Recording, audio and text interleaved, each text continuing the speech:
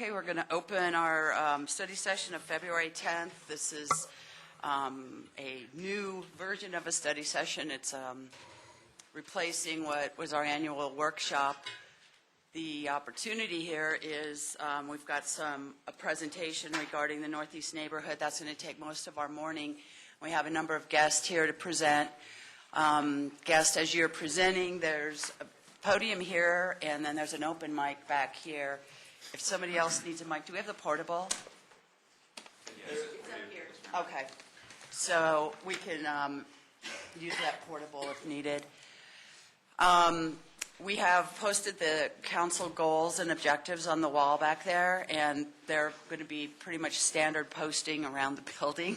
So we'll have memorization tests in a couple weeks. So we're going to go ahead and get started. Council, this will be a little bit more of an informal type of study session where we'll be more conversational. If we start to step on each other's words a little too much, we'll go back to raising hands and getting called on. But I think we can kind of keep it a little more conversational and ask questions when we need to ask questions. So I'm going to go ahead and, Mike, did you want to say anything at all? Okay. Turn it over to Chris Gibbons with presentation on the Northeast neighborhood. Does everybody have a copy of the PowerPoint presentation? It's got a place to make notes. Do we have extras right there? Yeah, right where Kirsten is.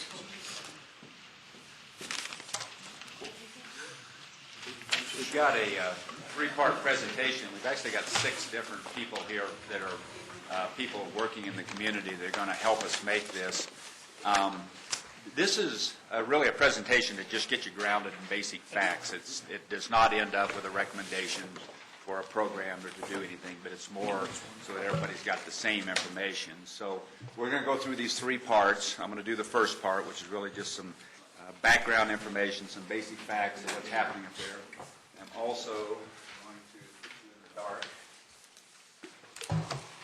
which is not the same as keeping you in the dark, I guess.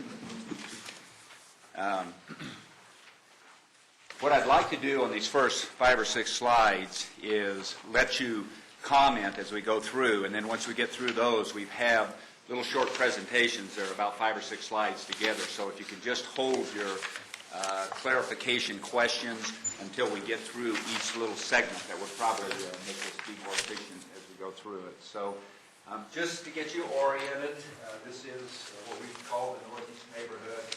So Littleton Boulevard, Broadway, as you know, our city limits kind of jumps around up on the Bellevue side and over at the railroad track. So this first one is median household income.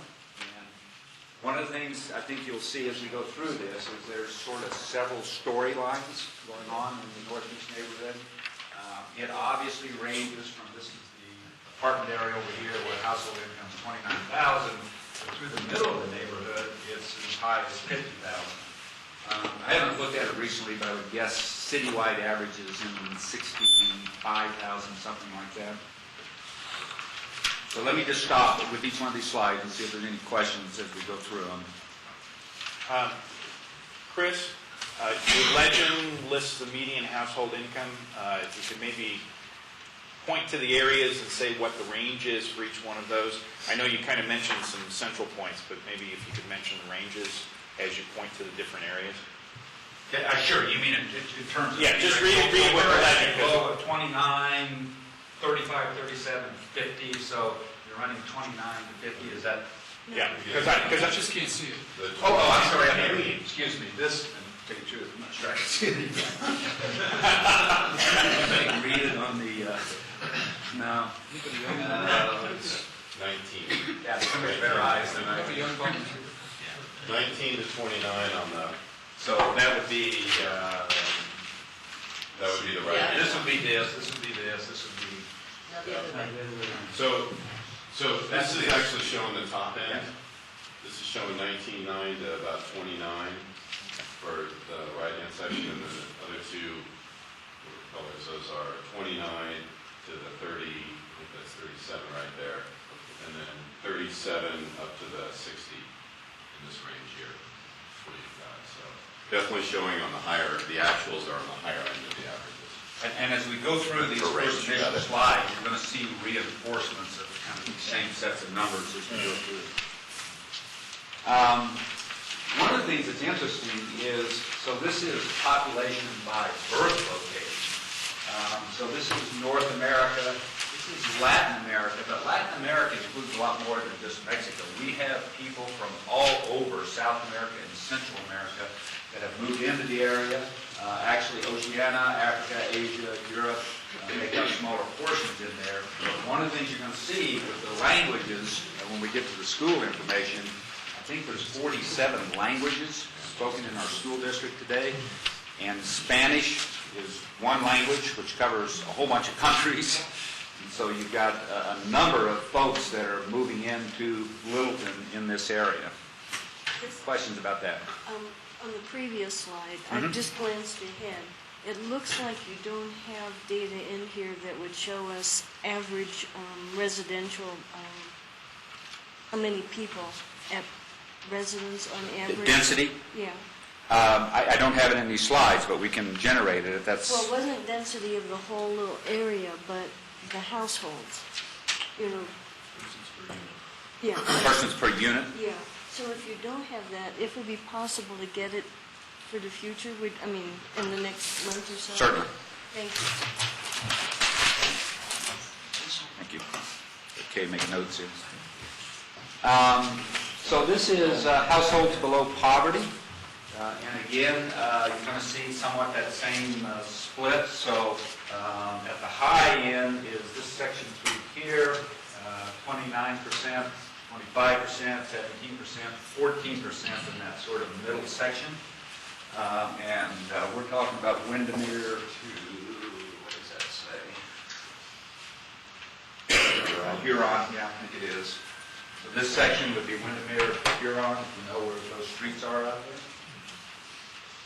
Chris? Yes? What's poverty level for this chart? That's been a floating term, I think. It's established by the U.S. Census, and as you know, it varies by the number of people that are in the household. So a household that has 2 people, the poverty level, the actual amount of money you make can be less than the poverty level if you have 4 people in the household. So this just combines all those various rates and says you're either above or below poverty level depending on You want us to get the numbers? I just don't know what the numbers are. we can get those rates for you. It's going to be a sliding scale. Now, there's a shape above some of the neighborhoods that you haven't classified or you haven't characterized, the part that's off This the area right here. Right.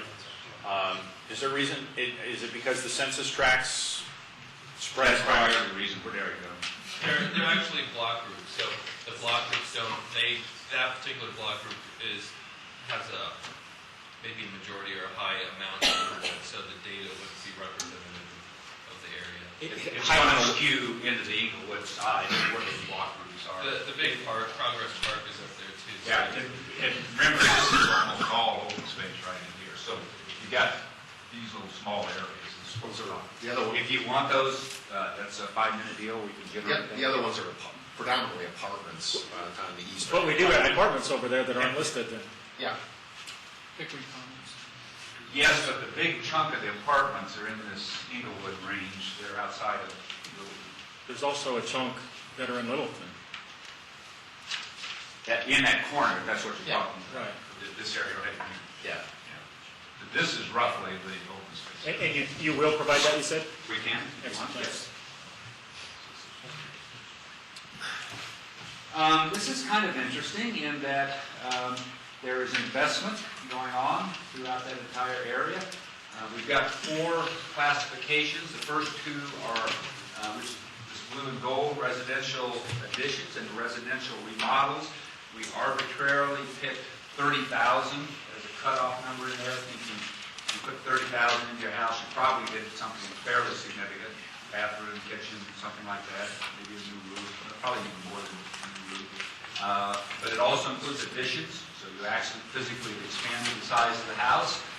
In addition to that, we have new residential construction, which is this greenish color going on in there. And then we have apartment remodeling. And you know, there's a lot of activity, and we'll talk about that as the morning goes on in that area. So it is an area that is having money put back into it.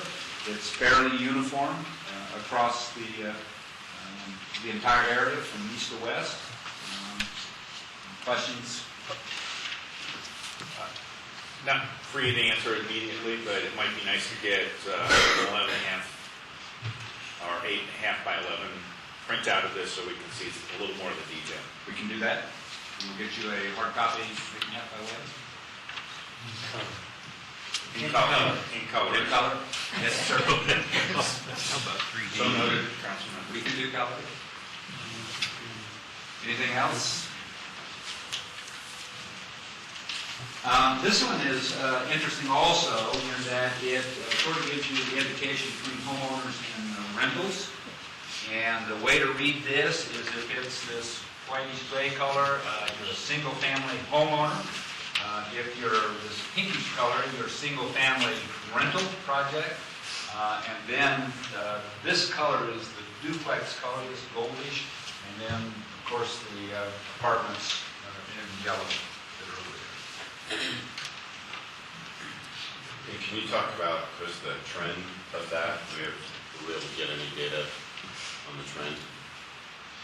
We haven't looked at it. It's fairly, Eric, if you were to take a guess, we did this about 5 years We ago. actually did with, but a different data source via the census, so it's less granular, but we can get you that one. Because I think one of the things the council has discussed is the trend of, are we seeing more shift to those rentals as opposed to home ownership in the north? And so we'll follow up.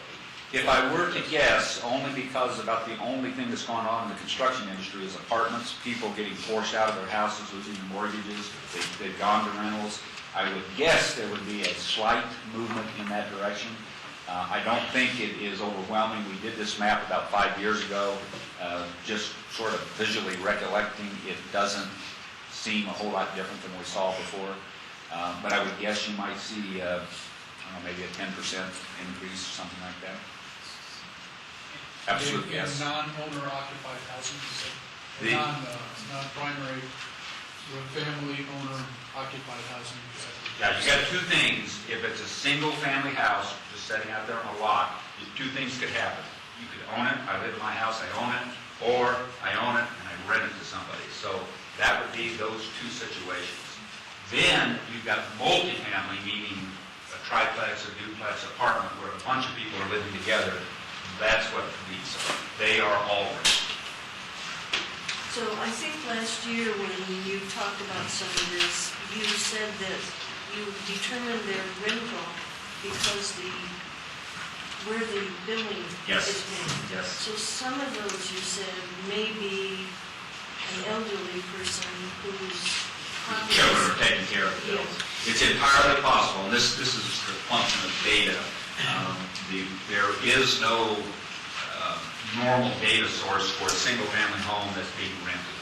So what we did, and what Eric did, was to go in and say, if the homeowners, if the address is different than where the sewer bill is going, there's an assumption that somebody else owns that and is paying that. But as Peggy said, it could be the children are paying it for an elderly person. So that's not a 100% accurate map. We're making some assumptions. This might be a good one to also include in the detail. You can do that. And for other folks, you may want to note the Nordgren and commercial side on Broadway. Yeah, this is Northern, sitting right here. This would be Broadway over here. These would be the shopping centers. Let me get oriented. This is going to be right here. It's where the Broadway shopping center is over there. Wells Fargo Bank. This is the 7-Eleven. You know that stretch of road through there. More importantly, the Chipotle. The Chipotle.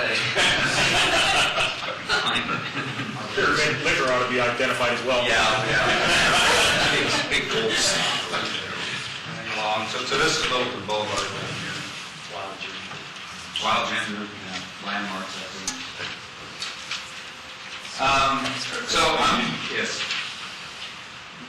What I'm thinking is, A couple issues. One is this doesn't happen in a vacuum. It's surrounded by Inglewood to the north and to that piece of the county on the other side of Broadway, which has housing and apartments also. And so I'm wondering if there's some benefit to just expanding the circle just a little bit to know what's happening on our borders. And then the second thing is, I'm still struggling with the trend or the change. And I understand the issue of trying to figure out who owns a house and who lives in a house. But I think that's ultimately information that's going to be of some value if it's reasonably achievable to get it. And that may require some footwork or something to figure out what is the circumstance with rentals or homes owned by people who are not there, because that is ultimately, in a lot of these neighborhoods, what is mattering. The person who's living in the house doesn't have a feeling of ownership for it or an accountability for it, and we don't have a handle on that, and that's the discomfort that the neighborhood is getting because of that circumstance. I just want to raise a lot of looking at this chart. Sure. We may have a little bit of difficulty going to Eaglewood and getting, this situation of where a single-family home rental is, but we will go look. We will see if we can generate. It will look a lot the same, I can already tell you that. Yeah, Chris, if you could also include on the other side of Broadway, because we have a section of apartments over there as well, over by Rick Ridge Park. You can show that as well. And I think what Bruce is suggesting is a good idea, to show those apartments to the north of Littleton there. The Inglewood pieces that are in here. Yes, it would show us where all these apartments are, just to give us good ideas. I mean, you can take a look, you don't have to go to records. And, maybe Jerry, this is what you were mentioning. On just the other side of Broadway, in addition to the dealership, there's the high school, but then there's also those apartments that are there. Yes, I wish I would have said that. So we're still talking there. We're team, that's right. Just in case. Garrett Morris for me. We will expand that and draw a bigger map. Thank you. I think equally important is the south side of Littleton Boulevard.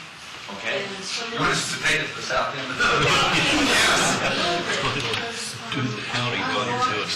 all of that south part, I didn't get as much in the north part, but I saw some kinds of things that maybe relate to this. And some of the other data that was on the previous slides, maybe getting that too, so we get that comparison, because they're not unique, separate, unaffecting each other. Absolutely, they are not, and we can expand that data to the south, and we will. Sure. So Peggy, you just asked to have the ones down there by King Soopers? Well, I'm thinking maybe down at least to Shepherd. Sure. Maybe a little That bit, would maybe a probably little catch further, those. but certainly at Yeah. least to Shepherd. It gives us a better view of the picture. Yeah, Yeah. yeah.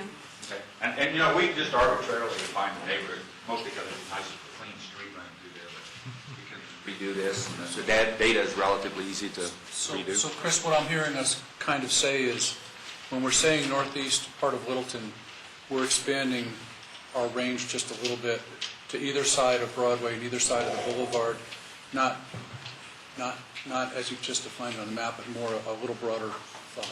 We'll expand that. Yeah, In my mind, that's still the northeast quadrant. Yeah, and keep in mind, what we're trying to do here is talk about, all the questions you guys are having around trends. As Chris mentioned, we picked an arbitrary place to start the conversation with.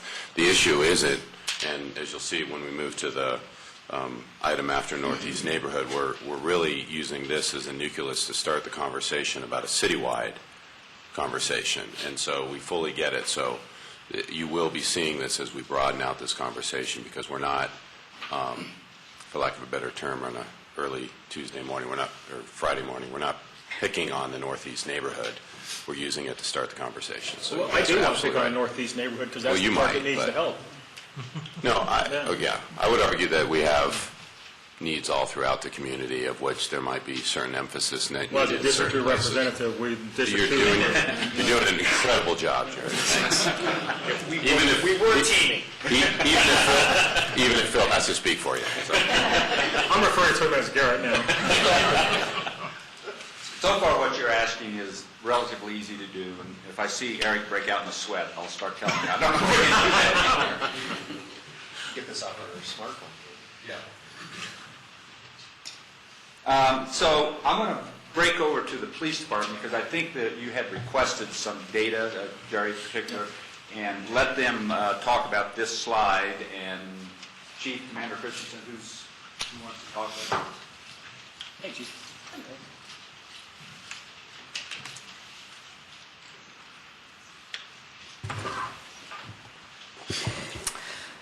All of you received this information in your packets before, and basically we pulled out the property crimes and the person crimes to look at those trends since 2007, and as you look at that, you'll see that the numbers generally have been coming down. The trends in that area have been coming down in terms of crime, in both sections. Just to kind of get ahead here, if you have a question about the burglaries under property crimes, what we have seen is a number of crimes over at the storage units off of Bellevue, and that made that number jump. But that is not indicative of what's actually going on in the neighborhoods where the people live. That's actually at the storage facilities. And then graffiti, which I think was included in your packets, it's not up there right now, is one that we changed the way that we keep the tracking. Every time it occurs, we now make a report, and that gets turned over to be cleaned up. And that number can be impacted by one person who goes down the street and hits 15 signs at a time. So that's kind of generally what we see here is an overall downward trend in the crime. You're saying if somebody does that, it's one incident, or is it 15? It's one. No, I'm sorry, it's 15. Oh. So each one gets marked, each one gets reported, because we have to determine whether or not it was the same individual who did all of those. And so that takes some time. And then Charlie's group goes in and cleans all of that up, and code cleans it up. Chief, one question. I mentioned this a few weeks ago, that the perception, right or wrong, is that crime is not going down. Whether it's being reported or not is a different story, but that the perception is definitely crime is not going down. When the judge was here a few weeks ago, too, he had said that the court cases are going down. But again, I don't see the feeling within the community that crime is being reduced. No fault of the police, of course, but is it not being reported and still going on and increasing? I don't believe that it's increasing, but I believe that the perception that it's not going down is something that we should always be very mindful of, because the safety of a community is based on its perception of what is going on in that community. One thing we've worked very hard on, and this is the immigrant issue, that no victim in a crime is looked at in terms of their immigrant status. We want to encourage victims to come forward at all times, especially see this in domestic violence cases. And that's handled by Arapahoe County. That was noted in your packets. We don't actually get involved in that, and they handle that through secure communities. Domestic violence or? The reporting of illegal immigrants. Thank you. And Go ahead. I was just going to say, Chief, the geographic base for these statistics is this Police District 3? Yes. B3 as we call it. Which doesn't quite match up, I think, with this boundaries, but it's pretty close. Was the special enforcement team, the SET team, operating during this entire time frame? The SET team, as we call it, Special Enforcement Team, has been operating, but we have had some lapses in having that fully staffed, and I see that as probably one of the solutions to deal with the perception, because due to staffing, we made some decisions over the last 2 years not to go with the pipelines. So whenever we're down in staffing or we have injuries, the first place we take from is traffic and SET, which then impacts those numbers that you see out of the court. But SET spends about 75% of their time in Beat 3, dealing with whatever happens up there. But as an example, I believe I have 5 officers injured right now. So that means they're not out there in those cars. So they have to come out of the SET and traffic units, because our number one priority is always to keep the streets staffed. What kind of injuries are they getting? Slip and falls, sprains. No morning fight, shooting himself? No, all of them are from training injuries, fell off the stairs in the snow with a prisoner, that kind of thing. back poles, different things with just the general things that happen. So these are people crimes. These are serious. There's obviously a lot more categories, and these are sort of property crimes. These are peeking down a little bit, as you can see. If you're out on the street, whether it's up to or down to, may not be entirely obvious to you. The big ones, obviously, are motor vehicle theft and theft. Pretty significant decreases.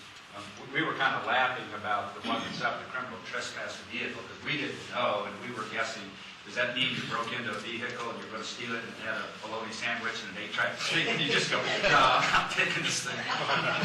But it's actually breaking into a vehicle, I think, isn't it? Yes, it is. Okay. You guys had implemented the equipment and the software to automatically scan license plates.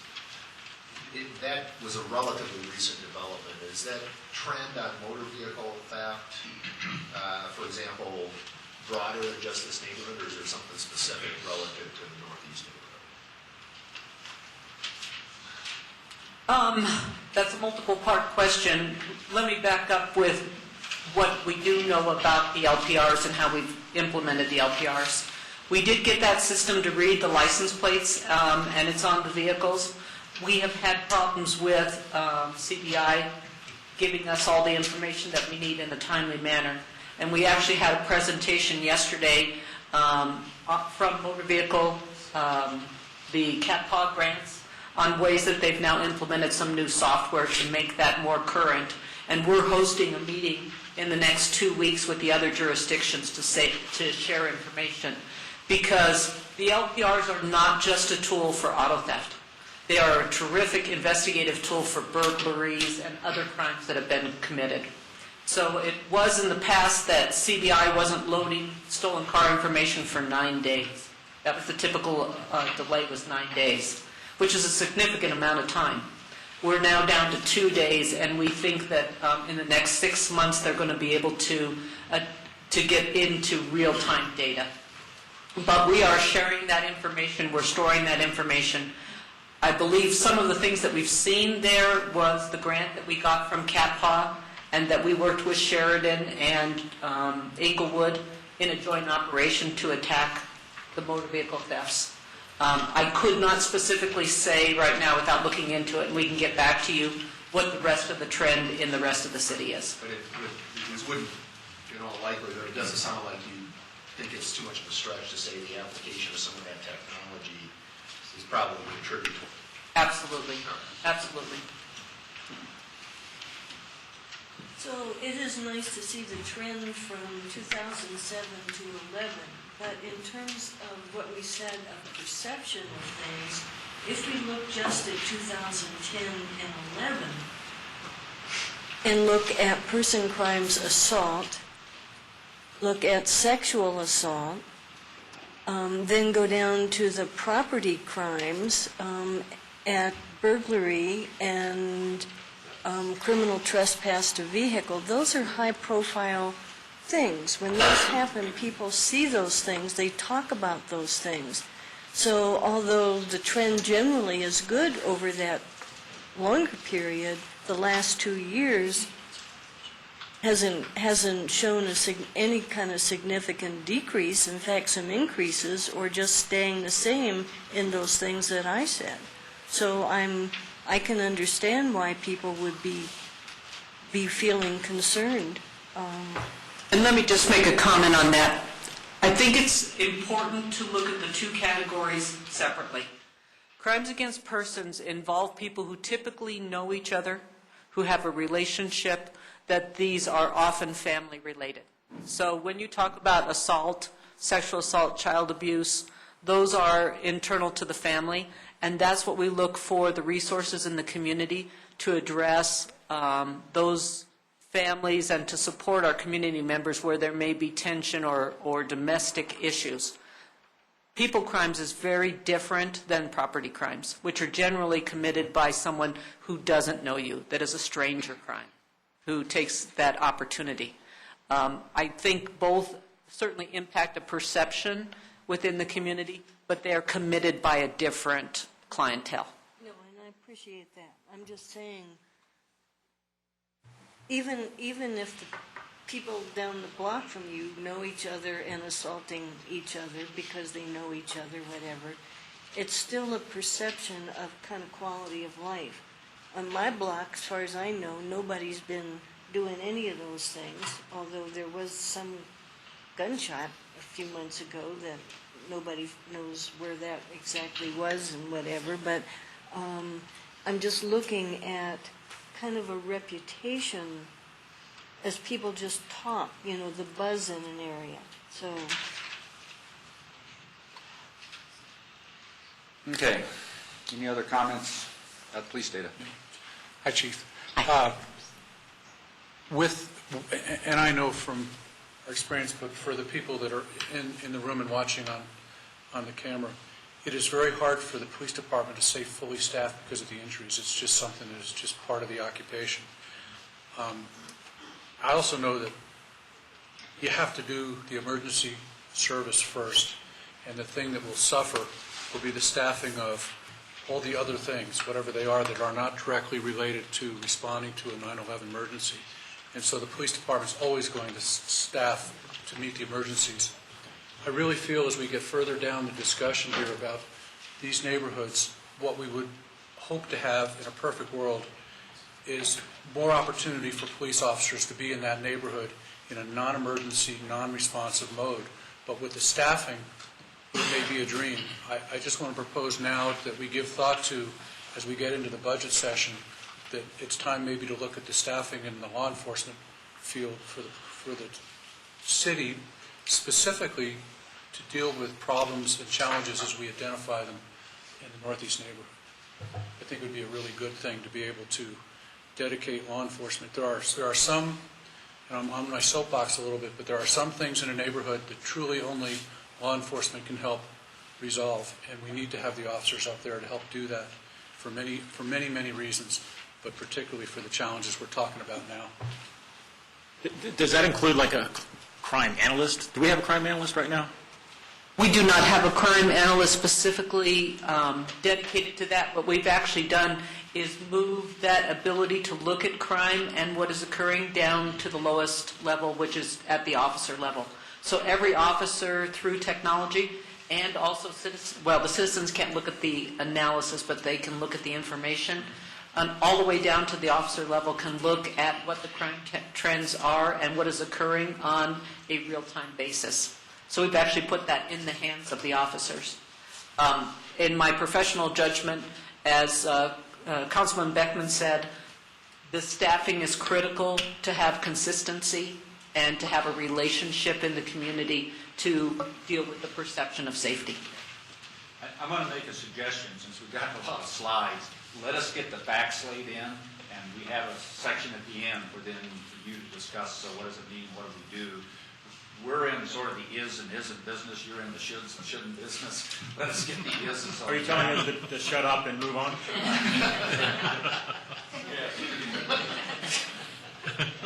And the chief may want to address this, but we put together a second slide, which this is just volume. The other one was sort of seriousness, those are property and personal, but if you just go in and look at absolute volume, so accident, non-injury, police do a lot of things besides serious crimes out there.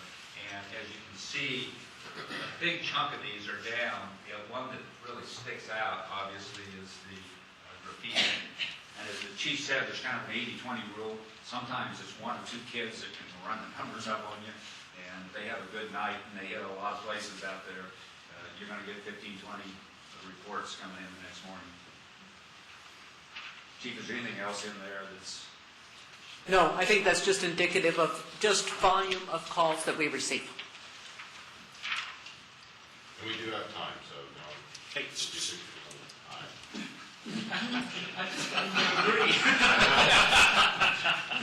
I'll follow the mayor saying it's more informal, so I'm just moving forward. Okay, we'd like to shift a little bit in terms of how we do this. First of all, I want to introduce Kay Welmersher. I think a lot of you know that Kay is our youth program person. She is half-time, actually, she is paid half-time. She kind of works full-time, but she does a lot of work up in that Northeast neighborhood. So we're going to go through, we've invited some folks in. They're kind of our partners. They're nonprofits, they're charities, there's other people doing work up there. And And we thought it would be worthwhile for you to hear from them as to all of the things that's going on up there, and then we'll talk about what the city's doing up there. So I'm going to let Kay introduce the folks, a little bit of background, and if the speaker's coming up, if you want us to run the slides, we're happy to do that. Good morning. Good morning. Come on, I know. See you. Use the hand, please. No, that's okay. This is fine. So we have a number of agencies and organizations that do a lot of work to help children in the Northeast neighborhood. And the first one I'd like to introduce is Maureen Walker, Executive Director of the North Littleton Promise. I'm going to sit here because I think I'll have that same problem if I stand behind that podium. So my name is Maureen Walker, and I have been the Executive Director of North Littleton Promise for 4.5 years. My daughter she attends Euclid Middle School and attended Field Elementary. So we've been in LPS for her 8 years, and almost 9 years.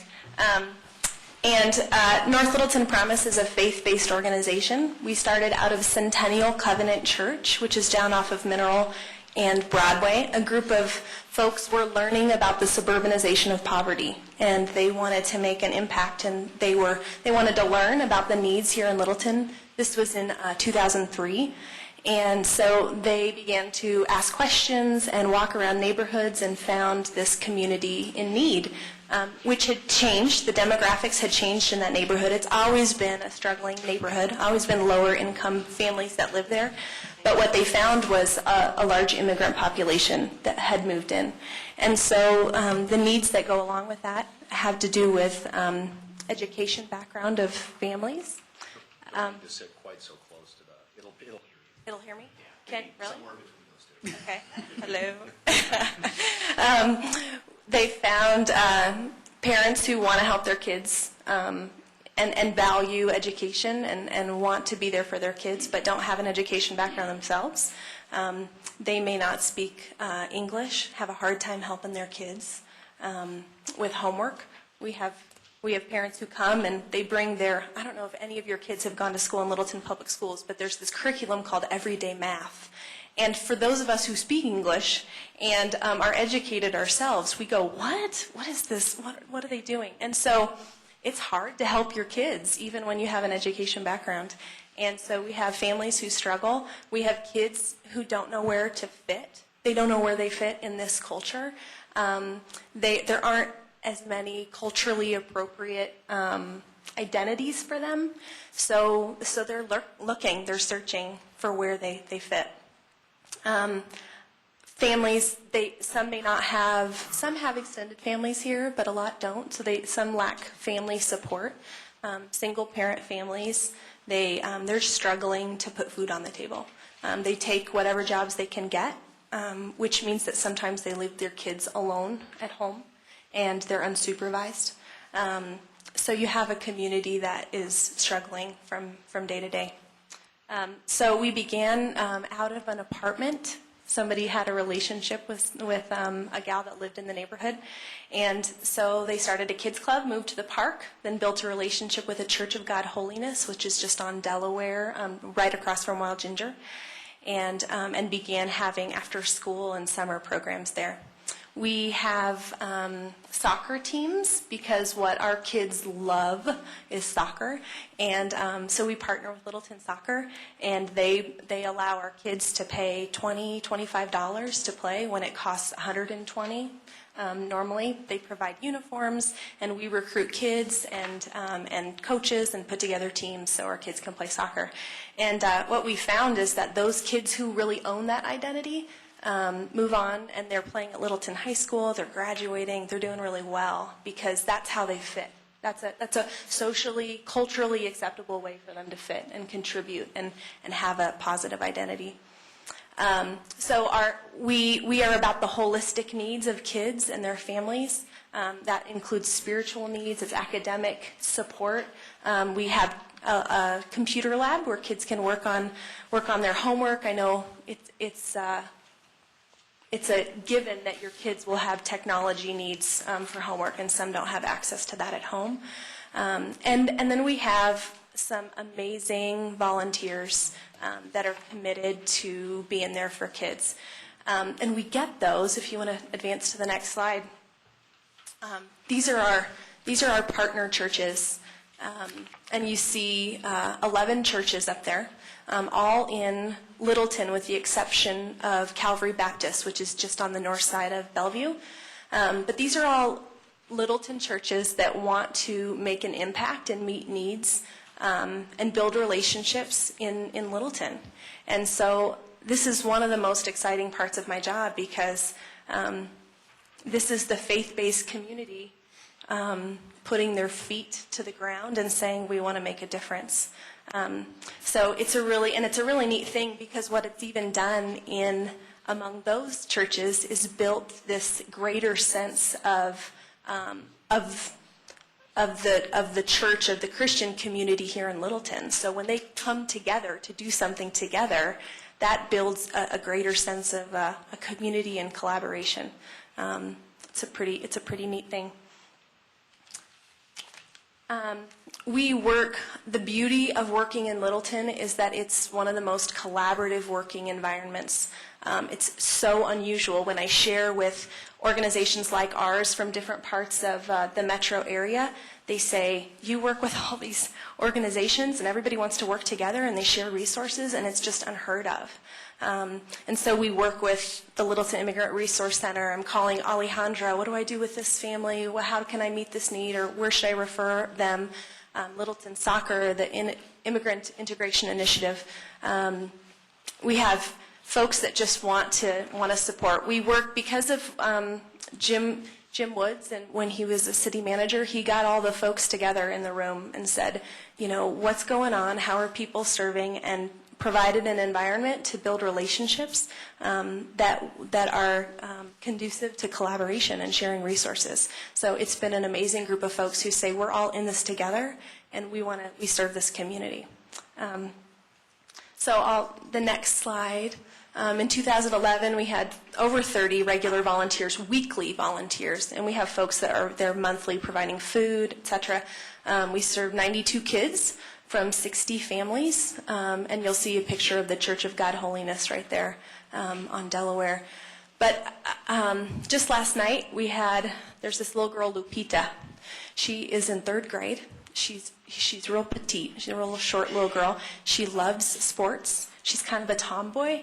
And so when we have these retired folks from Ascension Lutheran primarily on Thursdays last night, and these are folks, they're pastor, and all these retired people are like playing baseball in our parking lot, full of snow. And this little girl, anytime she can get somebody to pitch to her, she's like in heaven. And she's just a sweet little girl. Well, her story is that her father, she was living with her dad, and they moved in with another family.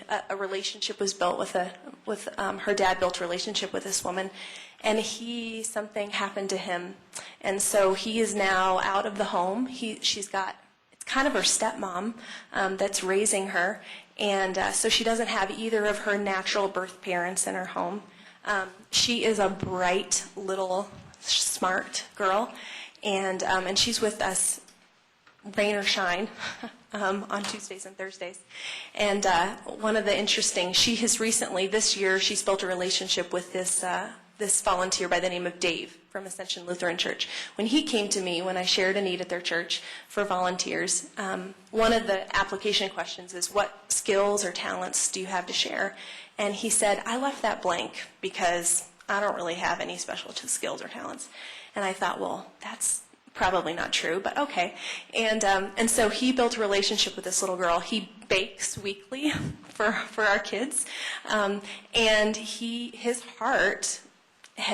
given his heart to this little girl. And so they sit together and they work on their everyday math homework, her everyday math homework, and they read together, and it is a beautiful thing. So what I found is that we have a community that struggles, but the beautiful thing is that it has brought out in Littleton a desire to serve, to be used, to love a community that needs to be loved, And it has been a blessing for us that get to do that with kids and for the greater Littleton community. So some might think this neighborhood is a problem. It's an area of concern, and I've seen the opposite. I've seen it bring out beautiful things in people. So there you go. Thank you, Maureen. Thank you. Thank you. Anyone have any questions?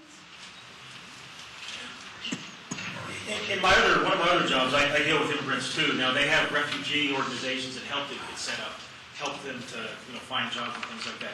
Are we talking, when we say immigrants, are we talking folks that are here legally, or are we combining it with folks that are here undocumented types? No, we're not in the undocumented business. We're people who are here illegally. Well, yeah, we can turn a blind eye, but we know whether they are or not. We don't. I don't think. First of all, her organization is not the city, and I have no idea whether they screen people. You answered my question. Thank you. Maureen, do you want to speak to your program and the question around? Sure.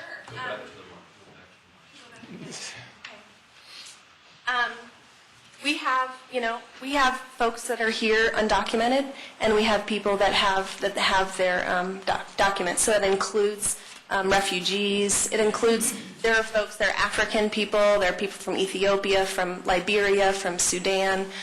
We have folks from Peru, Guatemala, Mexico. It runs the gamut, and there are undocumented. Yeah, and I'm not passing judgment. I'm just Parents. asking what is the mix. I think to ignore those would not be wise. It's hard to know the mix, and what you find is mixed status families. So you have parents, maybe one parent who's documented, one who might not be, or the parents are undocumented, and the kids have been born here. So you have a lot of mixed. And within the family, you have maybe the oldest kids are undocumented, but the younger kids were born here. So. Thank you. Appreciate it. Any other questions? Thank you, Maureen. I'd like to introduce Whitney Abraham. She's the Development Director at Doctors Care. That's right, I'm the development director. Usually I ask people for money, so maybe it's time to run. I work with Doctors Care, and we actually just moved to a new location. You can see a photo of our new building. We are right by Pyramid Liquors and by Wild Ginger, so it's a great location. We're actually in a health professional shortage area, which means that the demographic of the people in our immediate neighborhood are people who have health care needs, who have a shortage of coverage for health care. We, as a clinic, a Doctors Care clinic, we have an organization that serves our population 0 to 30, whether they are uninsured, whether they have Medicaid or CHP+. We partner also with 919 doctors in our community that serve our population of 30 and older. So if you are 30 and you don't have insurance, you can come on the Doctors Care program. We'll refer you to one of our 919 doctors of 87 specialties, and as well as primary care. And you'll be able to see them on a sliding fee scale program. That essentially means that we recognize that people who lack health care are not able to pay these bills, and so they join our sliding fee scale program. The most they'll ever pay is $40 for a visit, and we do rate that based on their level of poverty. We also partner with 5 local hospitals, Swedish and Skyridge, Porter Parker, and Littleton Adventist hospitals. They work together along with Doctors Care to provide over $16 million of charity care per year. Perfect. In 2011, we saw 5,000 patients, which had a total of 8,000 clinic visits. We saw 1,025 patients in our network of providers. So in our in-house clinic on Littleton Boulevard, we saw 5,000 patients, which came 8,000 times. And then our network of providers, that over 900 group, they saw about 1,000 people, and we also were able to expand our volunteer network this year. We have a recruitment person who works on reaching out to these doctors. It grew by 19 people this year, and we're anticipating to reach over 1,000 next year, which is wonderful. The 5,000 5,000 patients and 8,000 visits seems low number of visits per person. So are they not coming in when they need to? You know what, we're noticing that because of the demographic of people who are coming to Doctor's Care, because they can't afford health care and they may not know about Doctor's Care before, it's gotten to the point where they have to look for care. They're desperate, they're very sick individuals, and they've waited to the point that they need immediate care. And usually they'll come for their issue, and some people we'll see again, some people we won't, but we would love to be a well-care facility. Unfortunately, because of the demographic of patients we see, we're mostly a sick care facility. So they're not coming to get their checkup. We do have a few patients that they're not coming to get their 6-month. They're getting on our Doctor's Care program because they need specific care. And also, if you think about that 8,000, people could be coming to the Doctor's Care clinic. We realize that they need a specialist, and we'll send them on to one of our network providers that's a specialty care doctor. Does that answer your question? Yeah. Okay. So we run based, oh, I'm so sorry, did you have a question? No. We have 70 volunteers last year who gave over 29,000 hours of service. We have about 11 people that work full-time and 9 people that work part-time in all of our administration, our fundraising, and our clinic. So you can imagine that volunteer hours are really what help us keep our doors open. We just completed a move to our new electronic health record system. Just because we are a discounted clinic doesn't mean that we want to be behind the times on technology for providing the best possible care that we can. So we have just transitioned into electronic health records, and this is really going to make it easy for us to communicate with those specialty care doctors. Yeah. Question was, what's, when on the, maybe the previous slide or two, you had a comment about partnering with Swedish, Port, or so forth and so on. Sure. What is the partnership, how does the partnership manifest itself? Absolutely, a couple of ways. One way is the hospitals see people who come in through the emergency room, and these people don't have insurance. So they will get these individuals signed up on the Doctor's Care program so that they don't incur thousands and thousands of dollars worth of bills. So that's one way that a patient would come to Doctor's Care, is through the emergency room, and those hospitals get them signed up with our program. Or in the event that something terrible happens while they're on our program, they know that they can be treated at these hospitals and still pay their sliding fee scale payment as opposed to what they would pay without insurance. Does that answer your question? Okay. Yeah. And also, just a quick fact that for every dollar that we raise at Doctor's Care, $11 worth of service is provided to our community. We also believe in the treatment of the whole person, and we have worked to sort of provide an integrated healthcare approach. We have a behavioral health team which serves any of our patients who are interested and want to see a therapist, or anyone who may be on medication in order to stabilize. We offer services for anxiety, depression, and any other behavioral issue. And this was just started halfway through 2011, or really at the tail end of 2010. We saw 828 mental health visits in 2010. That's an 18% 2011. That's an 18% increase over the last year, and it is continuing to grow. You guys have a relationship with Arapahoe Douglas Mental Health? A strong one. Okay. They work really, really closely with us. If we see a patient that we feel we're not qualified to serve, then we refer them immediately to ADEMS, and they are on our sliding fee scale program. And our future goals, so obviously I mentioned to you that we moved to this new facility. It's beautiful, it's state-of-the-art. We did everything as sustainably and as low cost as we possibly could. We are a nonprofit. We anticipate a comfortable growth between 10 and 15% per year over the next 5 years. And because of the size of the building that we've purchased right now, we're renting the top floor and half of the second floor. We currently are occupying the bottom space and half of the second floor. All of our offices that we have just renovated are built out to become exam rooms so that we can just move up a floor and expand our exam rooms whenever that growth happens. So we are situated in the neighborhood. We're not going anywhere, and we have a great plan for growth. Because of this new building, we are in a capital campaign, which is slated to end in May of 2013. It's a $3.75 million campaign to pay for the purchase and renovation of the building. And as I mentioned to you before, one of our goals is to expand our provider network to over 1,000 doctors. I think that's it, yep. Any questions? Sure. Indigent maternity care. Sure. Do you do a lot of that? So that would be through our specialty care. We offer GYN services in our clinic, but if it's maternal or obstetrician, we refer them out to our specialists. We do have obstetrician care. Because of ladies beginning to have children at a later age, and you stop at age 30, if somebody comes in as 32, 33, needing the care, what do you do then?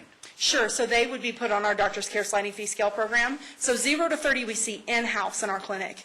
We still serve a population of 30 and above. We just refer them to primary care doctors or specialty doctors instead of seeing them because we're more of a pediatric facility. So we definitely have resources for someone who would potentially be 32 and have a child. We would just have them on our sliding fee scale program to see our specialists. Does that answer your question? Okay. Yeah. Thank you for what you do. You do incredible work.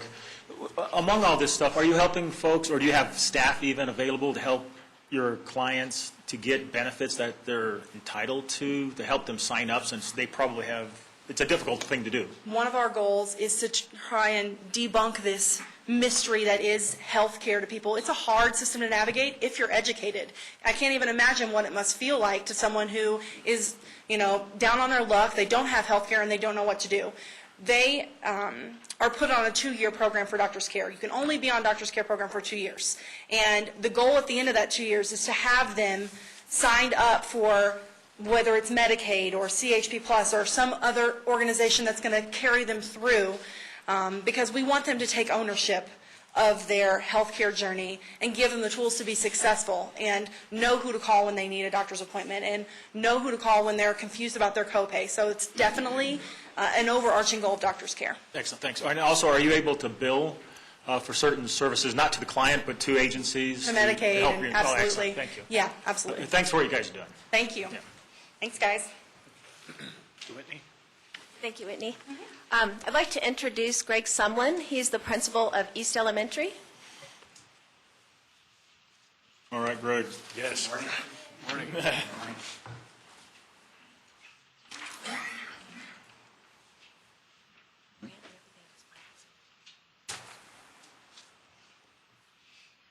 Oh, yes.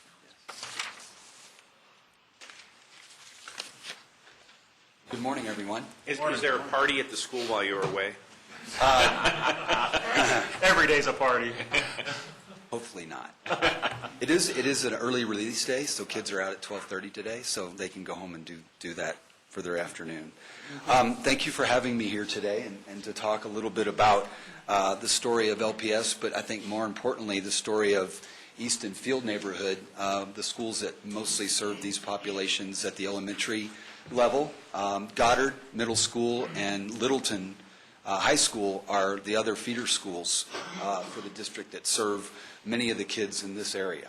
The first 3 slides that you're going to see, I'm going to do the very best that I can, but these first 3 slides that you're going to see are district slides. The 4 other slides that you'll see later here in a minute are more central to just Easton Field Elementaries. But this slide actually illustrates the changes and the trends, if you will, of what we're seeing in our district as a whole. And as our standards and accountability measures remain, we're actually dealing with a different demographic in terms of students. And I think if you look at the very bottom of that slide where you'll see the upward trend here just within the last 10 years of 2003, not last 10 years, but from 2003, there's been an increase just within the last year of a certain demographic. And I would say, again, I did not develop this slide. This was a slide that was developed at our district and introduced and talked about at one of our board meetings. But Kay felt, and I felt it was important for you to have a look at it, just so you could kind of see and get an illustration again of what the district is seeing in terms of the change of student demographic. Yeah. This one really relates more to, again, the whole district, but it relates more towards the population in terms of free and reduced lunch, more economical kinds of things that bring a different perspective of how to support the education of at-risk students.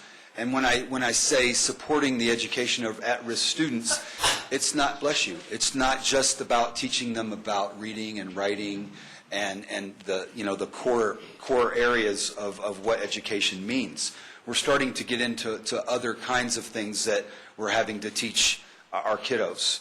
And one of the things, again, that I would lift up is you see the numbers of kids or students overall dropping, but the free and reduced lunch group going up.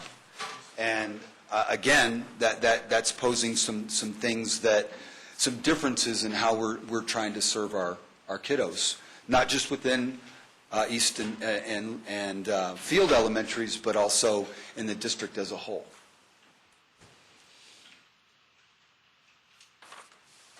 And as Chris spoke earlier about, this just gives you a little bit of an idea of the languages, the number of languages that we're having to serve. And this is, again, a district-wide idea, these are district-wide numbers. And what I would tell you from a principal aspect of serving students in our particular schools between Field and East is that everything that we teach is taught in an English immersion model. There are several different English as second language models that are used in the country. Denver uses a variety of models. Our district chooses to use the English immersion model. So everything that is taught, regardless of the content, is taught in English. So you would think that that's probably the best way, because when you're talking about kids that are coming that speak, let's say Spanish is our highest language that we do serve, but we have kids that speak lots of other different languages that we wouldn't be able to serve or afford even to have somebody teach a kiddo in Arabic or teach a kiddo in another language. So we really, I think, are proud of the English language or English immersion model, because there's a level of consistency not only in our school but in the district. So, like I said before at the very beginning, these next 4 slides deal directly with the 2 elementary schools. And again, what we see is a changing demographic regarding the ethnicities that we see, not only the second language, but just the at-risk population that we're dealing with. And the second bullet talks around, and the reason that's on there is it talks about No Child Left Behind. It talks about the federal accountability measures and the state accountability measures that are in place right now that we're working with. And when we say meeting needs of all children and families, that's what we try to do. And I think regarding that, you're also looking at how you're managing your budget and your resources to deal with that. It definitely changes your perspective of what schools might do in one area of the city as opposed to the area that we're talking about in the Northeast neighborhood. Our staffing looks different. Field and East are 2 of the 3 title buildings in our district, which means that we do receive federal dollars that help us meet the changing needs and the supports that need to be in place for these families. Greg? Yes. One of the things that tends to be, and I know Littleton Public Schools does it a little bit differently, but the perception of public schools is you can only deal with the students when they're at the school in the classroom. Correct. As you talk about meeting the needs of the families, maybe take some time to just give us the story of what you're doing to reach out to the families and do all the You took my bait. Yep. So, You can pay me later. yeah, you bet. Let me give you an idea of the budgets and resources and that kind of thing that we're talking about. First of all, I'm very fortunate to be a part of this district and part of the schools the school that I represent and what our schools try to do for our kids and our families. And I could be up here for days telling you stories about the above and beyond that goes on. We recently, I think, Mr. Valdez was at our school on Tuesday night. Valdez. Excuse me, I'm sorry, sir. And we had actually double booked where there was a caucus, and we also had our science fair there. And we had an awesome turnout, probably about 250 families, 250 kids, parents that came and attended our science fair. And the story that I would tell you from that is that you're constantly balancing the pressure that you put on kids to accomplish certain things. We want to hold them to high expectations. We want to ensure that they have help at the same time. We want to ensure them that they have support. But several of our staff members stayed after school, came on weekends to help kids complete these projects because they're not going to get them done at home. And so we're constantly balancing those kinds of things that we do for our families. In addition to that, and it talks about it in the other slides, is these are the ethnicities. I'm going to go back to the resources. We have our staff that does a lot of different things. We have a family liaison, for instance, a parent liaison that works full-time in our building. She's an hourly paid employee. And when you talk about managing budgets and resources, she's crucial in establishing and sustaining relationships with families that really tie them back and connect them back to what our overall plight is, and that's to educate their kiddo. And so that's a changing thing that our area is really trying to assume, is that role of keeping parents involved, keeping parents connected so that their kids can be successful in a system that holds them to a high expectation and constantly balancing that. So I, again, go on and give you a lot more stories. That one of those is, again, we have a Saturday Academy, and we have teachers that volunteer, along with myself, that show up on Saturday mornings, and we're helping kids to give them some extra tutoring and help them be more successful. So I know you had a question, and did you have something else, sir? I was just going to make one quick comment. Yes.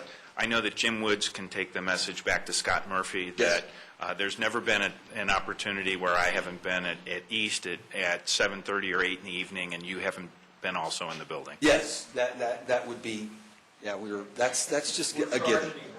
Yeah, that's a given. That's a given. There's a cot and everything in my office. So, did you have a question, ma'am? Yeah, I just wondered, the Greater Littleton Youth Initiative, you have some of those programs operating there?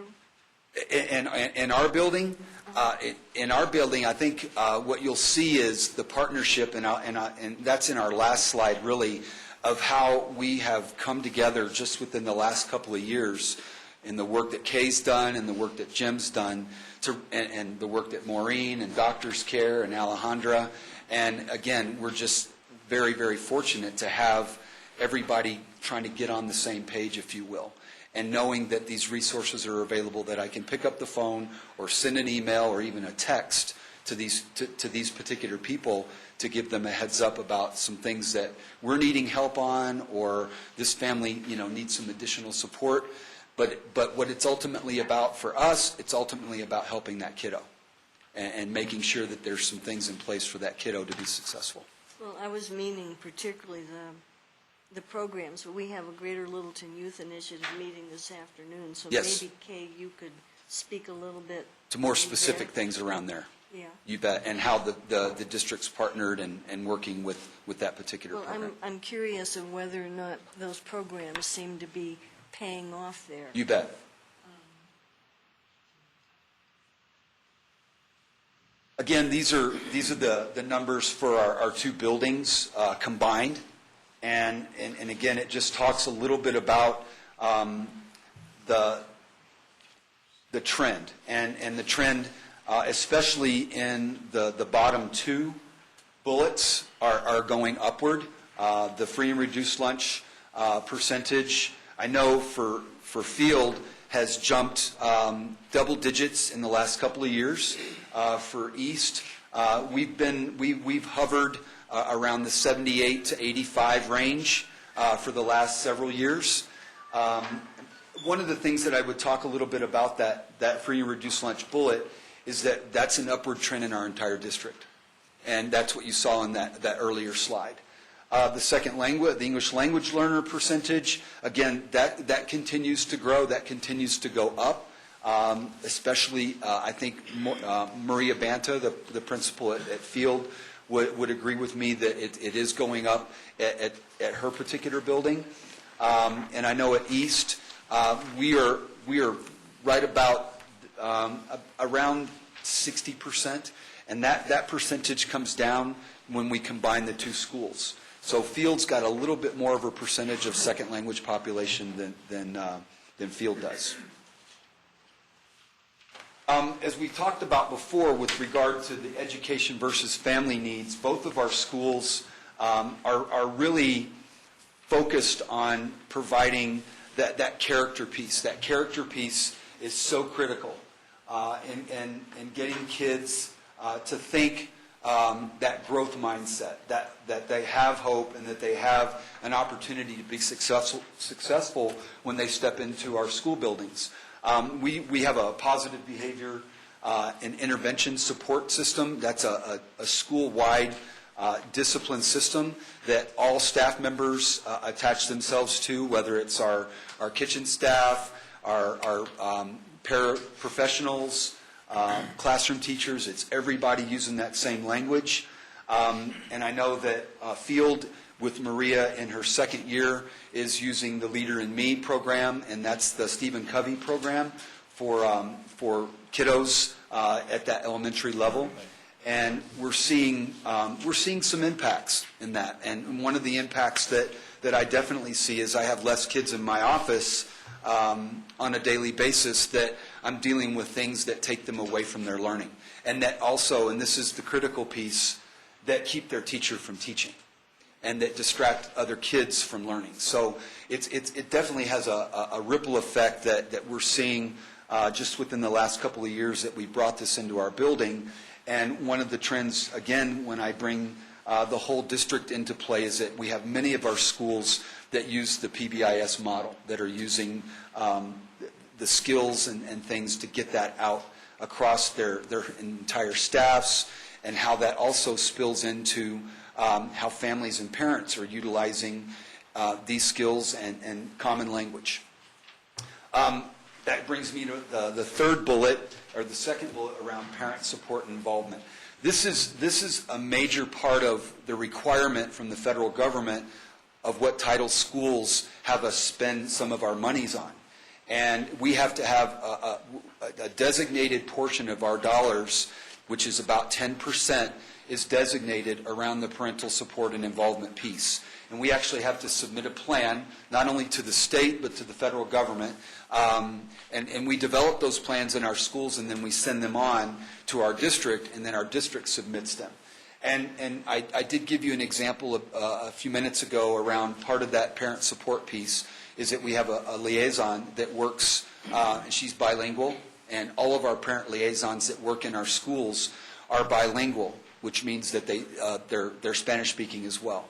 And not just Field and East, but Goddard has a liaison, Littleton High School has a liaison, and they work closely with families, a lot on the social service kind of level, but also on the level of education about a wealth of things, nutrition, wellness, which we spoke a little bit before about what we're trying to do for the whole kiddo. And that parent involvement and support piece, we're also talking about the assistance and the other kinds of hierarchical needs that are becoming more and more prevalent in our two buildings. Just within the last couple of years, through some grant help through CenturyLink, we were able to start our backpack program. That's a food program that a kiddo shows up in our office on Thursday, takes a backpack of food home, and brings it back on Monday morning. And that happens on a weekly basis. And so to sustain that, again, the previous slides on resources and that type of thing, it's definitely changed the way that we do business. And so it's definitely comprehensive. Yes, ma'am. So you have quite a few languages other than Spanish speaking. Yes, ma'am. So how do you reach out, let's say, to the Russians and the Polish and so forth? Fortunately, we have a lot of people that we contact.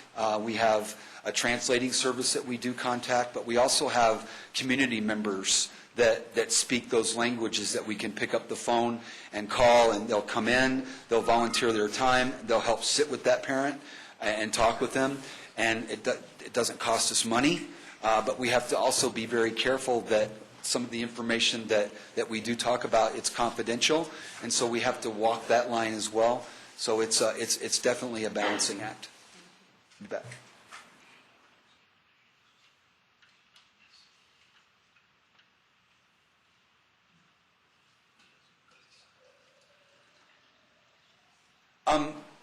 Let's see. I want to just go back to the assistance piece.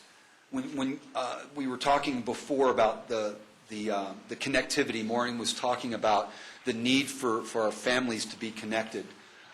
Again, I could stand up here all day and talk about some of the things that we're trying to do for our families, and ultimately one of the things that Kay mentioned is, Comcast is getting involved.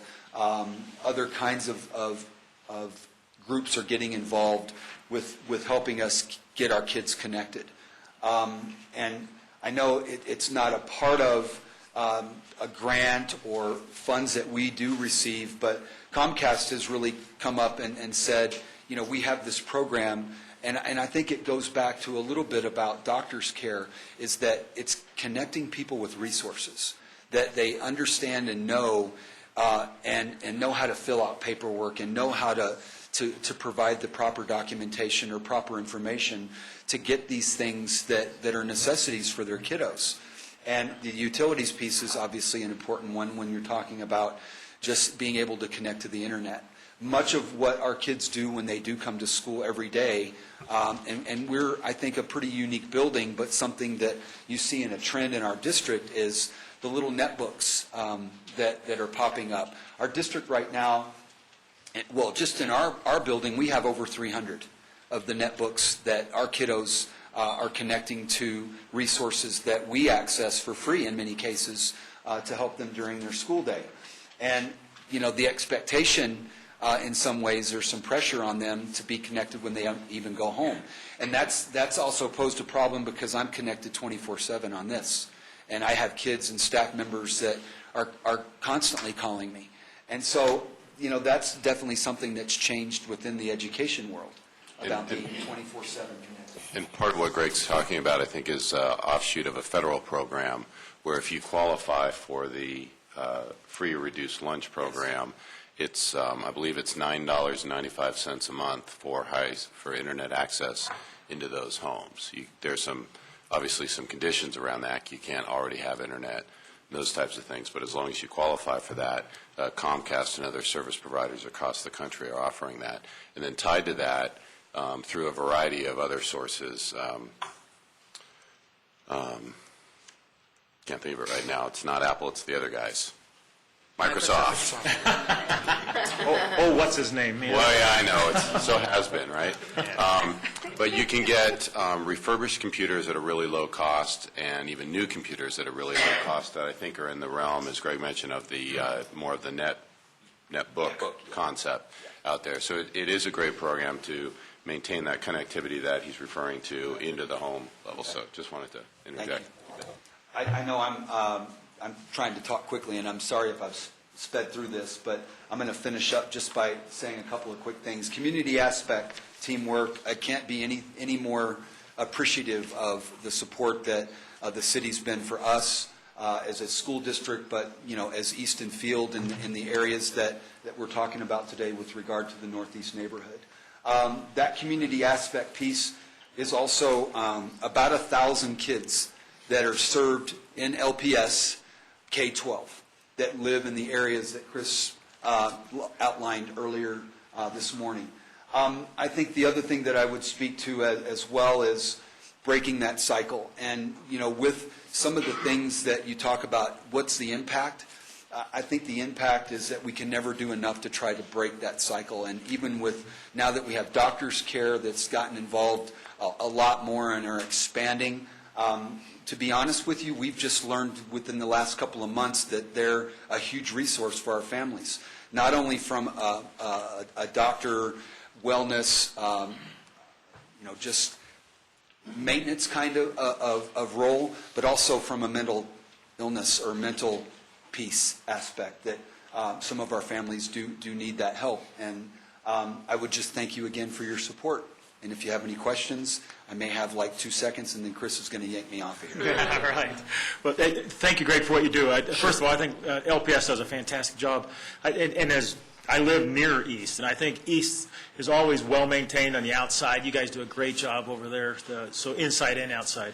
And I think that Greg does a fantastic job, and you can't do it without fantastic staff, obviously. Absolutely. So I appreciate it. And I do want to give kudos to Chris, and he's a volunteer out there, I know, in the mentor program, and many people throughout the city. But I think the city staff has a lot of volunteers for those who have never done the mentor program. That I have done it, and it was neat to be in there. And I don't know how you guys can do it with all those kids. They absolutely zap the energy out of me when I'm there. But I really appreciate what you're doing. You're doing a fantastic job. Thank you, sir. Yep. Thank you.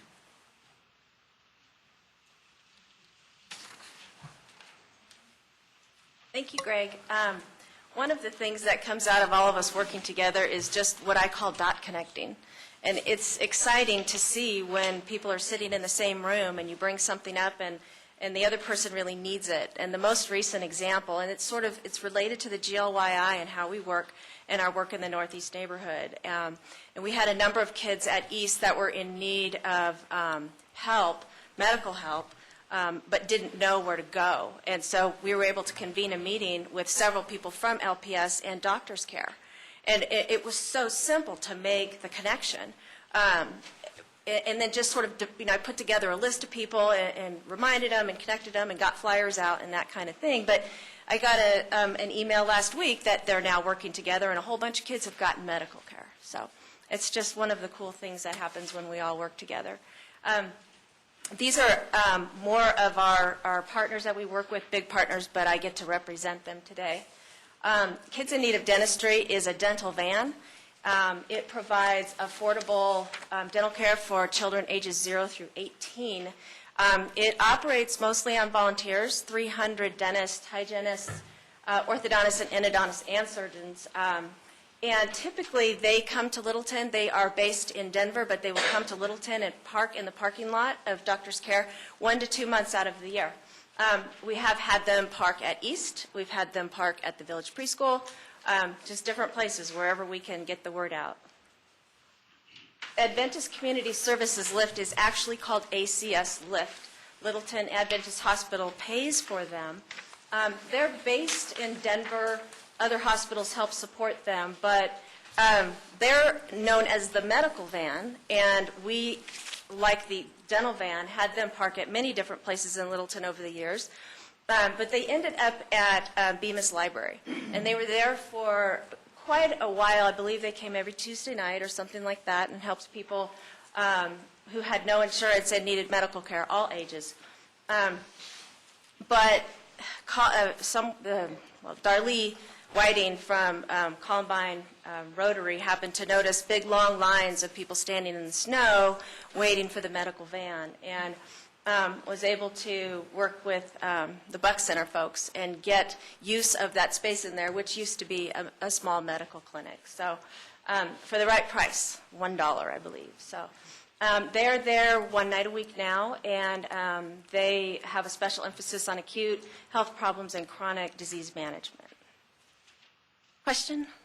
Just for proper identification, it's Littleton Rotary that Darlene part of. But I do want to tell you... Having been a past president of the Littleton Rotary, I'm sure you will. But we're troubled with that van right now. We're not sure how we're going to maintain that service. And it has to do with, there's some kind of insurance that needs to be provided in order to cover the folks that are providing the medical there. And it seems as though we may have hit a wall we can't get over with our funding. We need to partner with somebody that provides medical coverage for the docs service. Just so I'll you look know, into that. It's challenged. Okay. Thank you, Bruce. Whiz Kids Tutoring, wonderful group, nonprofit organization that provides tutoring for children ages 6 through 14. They work out of 42 different churches in the metro area, and a few of which are in the Northeast neighborhood. Have over 800 adult volunteers who work from these churches. Mission Hills Church, I'm sure everybody's seen the building in South Littleton. Started with about 1,200 members, and within about a year and a half got 3,000, and they're still growing. They're very committed to the community, and at the moment are providing food and clothing and financial assistance to a number of people in the Northeast neighborhood. They're also working with the Binning Foundation to support LPS, East End Field Elementary, with Maureen and her group to build a children's summer academy, which is a relatively new thing, and I think Greg could go into a lot of detail about that. Mission Hills would also like to build a community resource center in the Northeast neighborhood of Littleton to help folks get their GED, to help with job, skill building, and other community-type classes, budget, financial management, that kind of thing.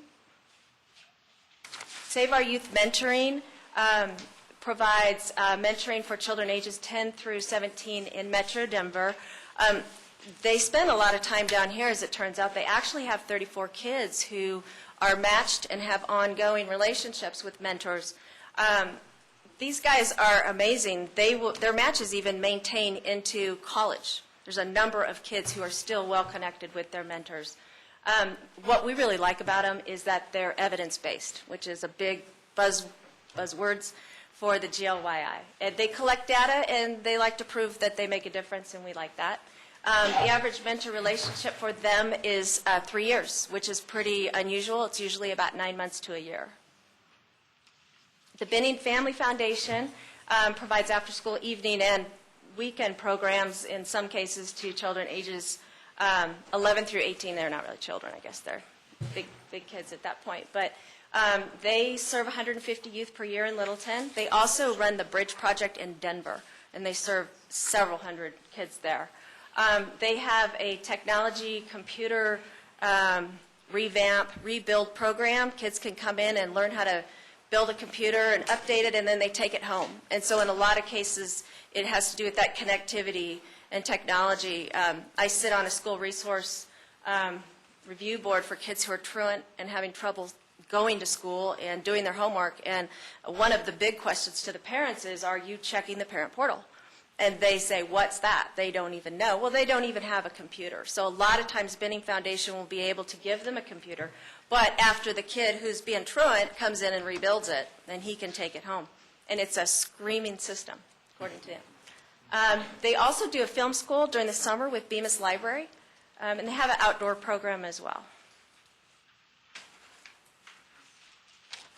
So the second part of this presentation is we have a lot of community partners out there. There are nonprofits and non-governmental organizations that are all working in that same area. They're doing a lot of good things. And it's kind of the story I want to give in front of you. This is a map of the players in the area. These are various things that are happening that we can locate in that immediate area immediately around us. This is everything else that's going on out there. These people, we have to make the map really wide to get all of these folks in here, but there are a lot of people, a lot of organizations, a lot of institutions that are very concerned about that area. Here's a list that just stunned us when we put it together, because we didn't realize it was this big. This is the number of food banks. This is food banks in Littleton. I mean, food is pretty darn serious. You're not, if you're not getting enough food, you've got maybe 30 days left on this earth. So this is a list of all of the food banks, and I think Greg doesn't East run the food bank. He does have one. Yeah, you go. I think East has a food bank within the school in and of itself. You'll see that a lot of these are churches. Some of them are some distance. Mission Hills, which is on the south end of town, is a very large food bank. I think that photo is Mission Hills, wasn't it? That's South Fellowship. The South Fellowship.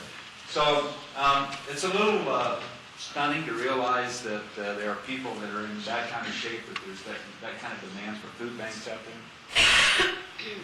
Third part of what we want to do, so we talked about the basic facts, talked about the players that are in that area, and then the city is also doing things up there, so we want to talk through some of these city investments that we're actually doing. Alejandra Hargith is running the Littleton Immigrant Resources Center over at the library. Do you want to come up or be down there, and I'll run your slides for you, either one? Hello, everyone. Good morning. Good morning. Howdy. Well, let's start out with 5 years ago, I actually came into the community, and I had no idea what I was getting myself into. I basically, when I was hired to do the job, what I knew was that I was an immigrant myself, and that I knew how to speak Spanish. That was it. So, with that said, we had an office, one of the study rooms at the Venus Library, and I had a computer, I had a phone, and I think a little grasshopper in the back end, that you could hear him because there was nothing going on at the office. So, this is actually something that, speaking of the collaboration between the city, just all the different organizations that are out there, and how strong they are, that's when I kind of said, okay, it's either I, kind of sit here and just wait for the phone to ring and wait for people to come in, or kind of go out and figure out what's in the community, what's out there. So I did, and little by little, I was connected with North Littleton Thomas. I was connected with Bethany Church. I was, just connected with a lot of different community resources that were out there. And little by little, we started getting more and more people coming into the office, asking questions about what we did. And one of the things, like I always like to present the program, is that we are a three-pronged organization. One of which is, as the name suggests, we are a resource center. So if you can just visualize yourself with a blindfold, and then just kind of put in a piece of land or an area where you don't know where you are, you don't know the language, you don't know where to go to, you don't know how the system works, and just kind of relate yourself that way in what some of these families are going through. So by having the resource center at the office, we literally are kind of like a clearinghouse.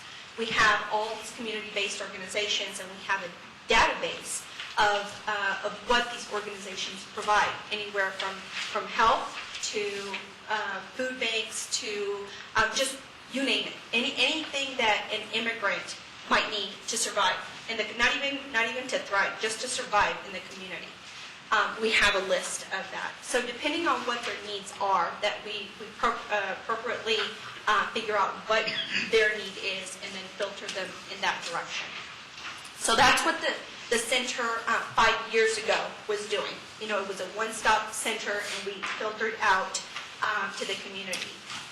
We had very big components and players, including Councilman Bruce Stallman here, that helped us with a lot of ARC vouchers to help some of the community members with some of the needs that they might have. So anyways, one of the other components that we discussed, having a board that was kind of overseeing what was called the LI3 before it became the city investment. We had a lot of support from Susan Thornton and Mr. Woods back here that kind of helped us figure out what we needed to do on paper. But we really needed to figure out what the immigrants' needs were. And we found out that the biggest component was that since the parents were having 2 or 3 jobs just to survive, they were leaving children at their house and having the older kids care for their younger kids, and so at times, for long periods of time, we figured that their biggest problem with having 2 or 3 jobs was the lack of communication in the language. So with that said, we started trying to figure out what it is that we could do to help them. So in conjunction with Littleton Public Schools, that they already had an ESL program there at the library, we kind of wanted to grow that because, again, people were having 2 or 3 different jobs, so they really couldn't focus on trying to get to the classes that were at a set schedule. They were, at a set time and set schedule. So we ended up figuring out a way to involve the community, the Littleton community, as much as we could, and trying to venture out to see if we could get volunteers to help us, because basically it was a program of 1 staff person, and that was it. So the volunteers actually felt like they could provide something to the community and help. And we had, little by little, tried to,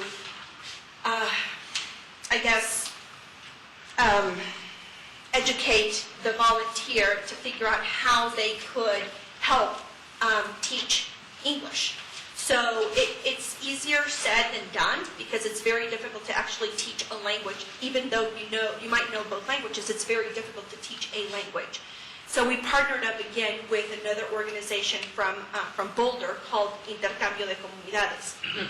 And basically what they did is they had books that were basically just very black and white. They taught you how to do, how to teach, how to say the letter A, and what that means, and the difference between A in Spanish and A in English. And the short vowel versus long vowel. Well, anyway, so I can go on and on about that. But it's very complicated. It's very complicated. And our volunteers were very gracefully open to the idea of helping the students, which were adult students, and help them empower themselves so they can go back. Ironically, 2 of the main components that we have asked our immigrant families what it is that they could do if they could speak English perfectly, what would it be? The first one was speak to their teachers, to their children's teachers, to be able to communicate with their children's teachers. And the second one is to get a better job. So we listened to that and tried to, again, form just a communication between us so we can help them achieve their goal. And let's see. And lastly, the last prong of our resource center is basically helping immigrants become citizens of the United States. And again, that is, both of these programs are based out of community volunteers, and it's a one-on-one mentoring. So they specifically cater towards the students' needs. Let's see. So what does the program do? Again, I've already touched on this a little bit. It actually encourages people to be invested in the city, and the people meaning the immigrants themselves. Because if they know that we're out there to help them better themselves and empower themselves so they can actually have a vote, then they feel like they're invested in the community. With that said, I think it would help people obtain better jobs and actually just basically grow their social economic status here in Littleton. And I think I've already talked about that too. Okay, so basically what does the program do? Okay, the program is actually, right now we have volunteers who are currently matched with 96 language partners student-client matches. So what that means is that at any given time we have students matched up with volunteers, and they study once to twice a week for about an hour and a half. And they help, depending on their English proficiency, that's where the students start, and then once they feel comfortable, they take a test, and then they move on to the next level of English. We also have what is called, let's see, I guess that's the Citizenship Completion Program. That is basically brand new to the city. We are now officially the first municipality nationwide to receive what's called Board of Immigration Appeals Certified, accredited and recognized and accredited, which means that I, or the person who is actually recognized by the Department of Justice, can actually fill out paperwork on behalf of the immigrants so they can become citizens of the United States. And basically what I do is we don't charge typically what an immigration attorney might charge. It range anywhere from $1,500 to $3,000 per application, and we basically work on a sliding scale. So last year alone, I was able to complete 74 applications, which that's quite a bit of people that became citizens last year. The office approximately has about 2,000 people that come through the office per year. I think, and that's just an approximation because sometimes it's from when I walk in to when I leave, it's just one person after the other, after the other, after the other. Meaning that they need help with resources or immigration or English, for that matter. Phone calls, exactly the same thing. The phone is ringing constantly off. Let's see. Yes, ma'am. And the phone calls. Are some of those the ones you get from other places in the country, or that's on top of those? Those phone calls vary anywhere from people locally to people nationally, trying to figure out how we accomplished what we did and how they can mimic what we're doing in different municipalities. So yes. I'm wanting you to toot your horn a little bit. Sorry. Because you told me you have tremendous interest in our program from other parts of the country. Yes, we do. We actually have received quite a bit of calls, and actually when we received this first recognition through the Department of Justice, about 3 months later, the city of Rochester, New York, applied and received their recognition.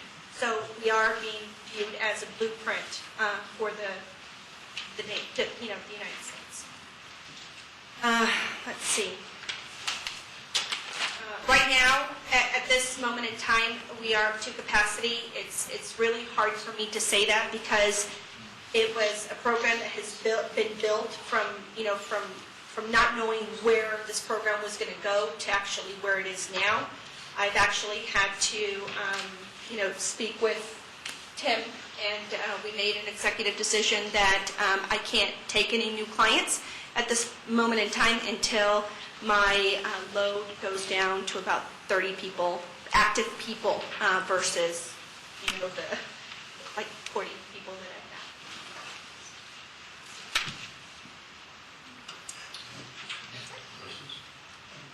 got. Alejandro, I know that possibly in helping with capacity, in the past you've been able to tap into interns from universities and that.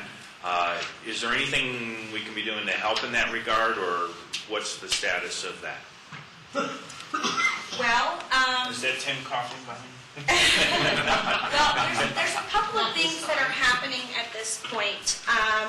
We do have volunteers that are coming in to the office that they do want to provide their services, but unfortunately, the majority of the people, I want to say about 30% of the volunteers that are coming in from the high schools. They're coming in from the high schools, and they're coming in because they have, they're in honors Spanish, and unfortunately, right now, at this time, we can't accept anybody from under the age of 18. So that has cut out a big section of volunteers that were coming in before. And then also, if a volunteer has not been in Colorado for more than 10 years, which includes myself, I haven't been in Colorado for 10 years, they would have to go through a national background check, which could take up to 9.5 weeks. So by that time, I mean, it's just a little bit, it's difficult. It's difficult. Thank you. We appreciate it. We've got about 10 more minutes in our slotted time here, so we'll try to pick up with our last two presentations. I think everybody knows Glenn, and he's going to talk about some of the things going on in community development. Based on the time restriction, does anybody have any questions? Nice try. Good presentation.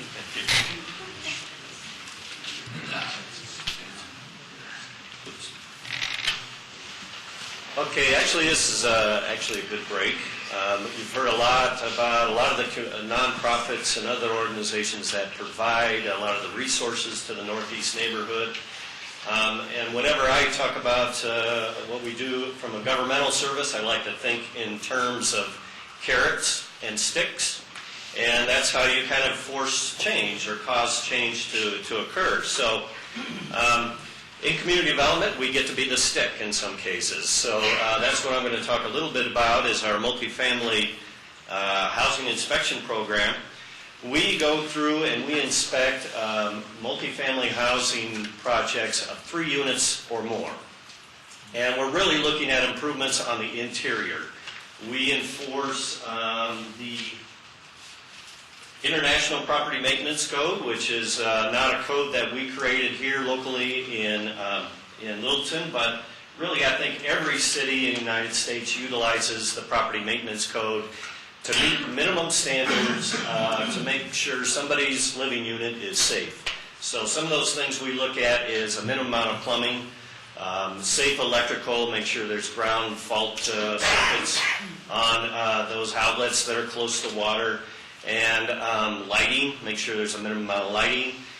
So really those basic needs, and of course here, I'm used to cooling, but heating is also extremely important and one of those must-haves in anybody's residential unit.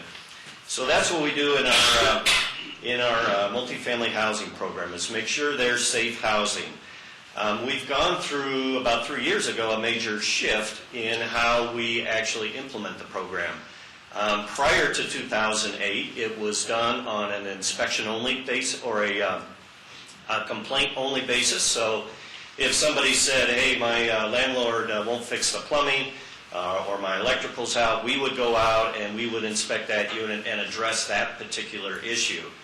But then we really had kind of a watershed year, I think in 2008. The economy was hitting the bottom, and what we were finding, I think, in Littleton, and not just Littleton, I think nationally, was a lot of landlords were really just on the margin as far as making it. So money was not going back into residential units, and also some units were falling into foreclosure, and banks would own them, and they would not put money back into them.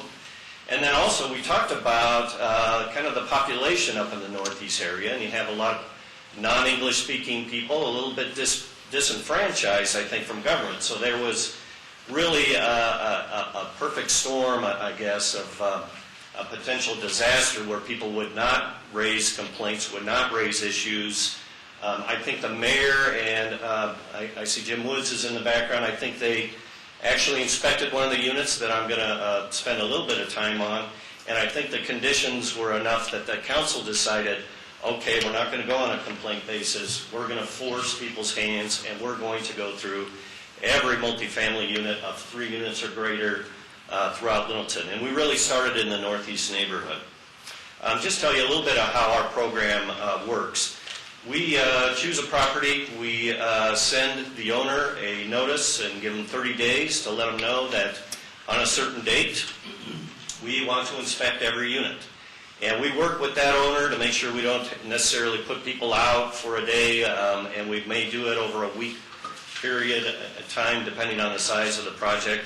We go through, we inspect for these minimum requirements. We give them an inspection report, and we tell them we're going to be back, I think, in another 30-day period to give them a chance to fix these problems. If they don't fix them, when we go back and re-inspect, there's a fee.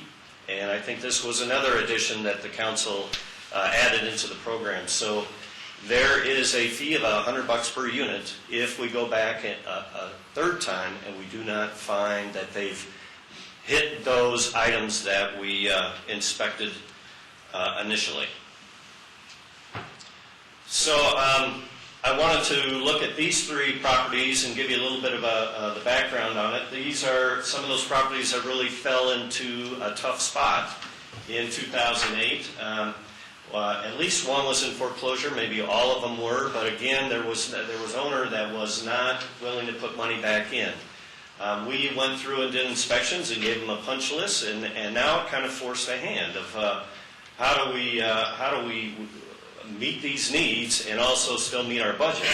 Well, we were lucky in these three cases. Actually, there's four, but I'm going to hit on these three, where we had they changed hands, and an owner by the name of Larry Page came in, saw the value in the Northeast neighborhood, and decided to invest up to $3 million in these units. I think there's a total of 100 units. And not only hit those minimums, but putting in new carpeting, cabinets, fixtures, and some improvements on the exterior as well. So this is the first case on 293 West Powers Place. And again, you won't see a big difference in the exterior because really the importance was making sure that these units were safe. And you can see the difference because the trees are green. So these are the initial before he actually got in and invested those funds. But this is the way it is today. I guess if you look at the details of the buildings, you see that there's new windows. The energy efficiency has bumped up quite a bit.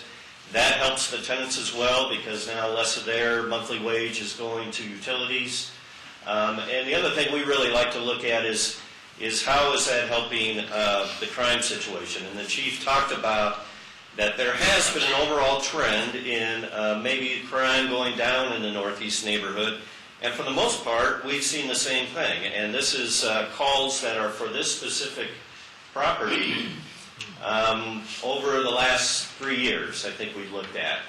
And there was a precipitous drop-off from between 2000 and 2009. However, I just got to tell you that's probably because the building was primarily vacant, and this was when the rehab work was going on. So, I'd like to say we found the silver bullet to reducing all crime, but it's much more complicated than that, and I'm sure the chief would attest to that. But if you look overall, we've seen a reduction in calls at this property, and I think there is a relation between the amount of investment that has gone back into the property. Here's another example of before and an after. Again, you don't see a real big difference in the exterior. One thing I do want to notice, I've been through the neighborhoods, and the one thing you really notice when you see these pictures is the amount of cars. And when I start talking a little bit later on about code enforcement issues and how much time we spend on dilapidated vehicles, that's kind of an issue. And I think if we look into the future of how we improve these properties, it maybe would be along the lines of what we do to the streetscape to kind of reduce the overpowering car culture look of this area. So again, a lot of exterior improvements as far as windows and energy efficiency. A lot of money went into the inside of the units. We didn't really see a reduction in crime in this particular unit.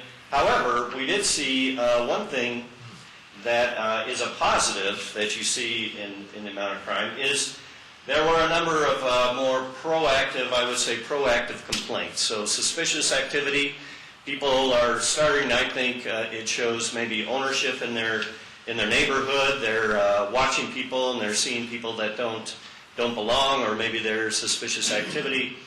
I'm hoping that's a lot of the reason of why we saw an increase, that perhaps it's a positive sign in this case. I think this is the property that the mayor, Jim Woods, went through, the New Yorker. Here you see a little bit more exterior. Larry Page took off the paint and brought it back to kind of more of the natural brick. It has kind of a nice warmer feel to it. Again, we saw quite a drop-off, a pretty good drop-off in the amount of crime. Again, all of these were built and rebuilt about the same time, so that first drop is really caused, I think, by a reduced occupancy. But as you look overall, there has been a drop-off in the number of calls for service. We're not always about being the bad guys and the sticks, I guess, out there. We do, Kate mentioned connecting the dots, and that's so important. And we sponsor the Rental Property Association of Littleton. We invite all the rental property owners in the city of Littleton.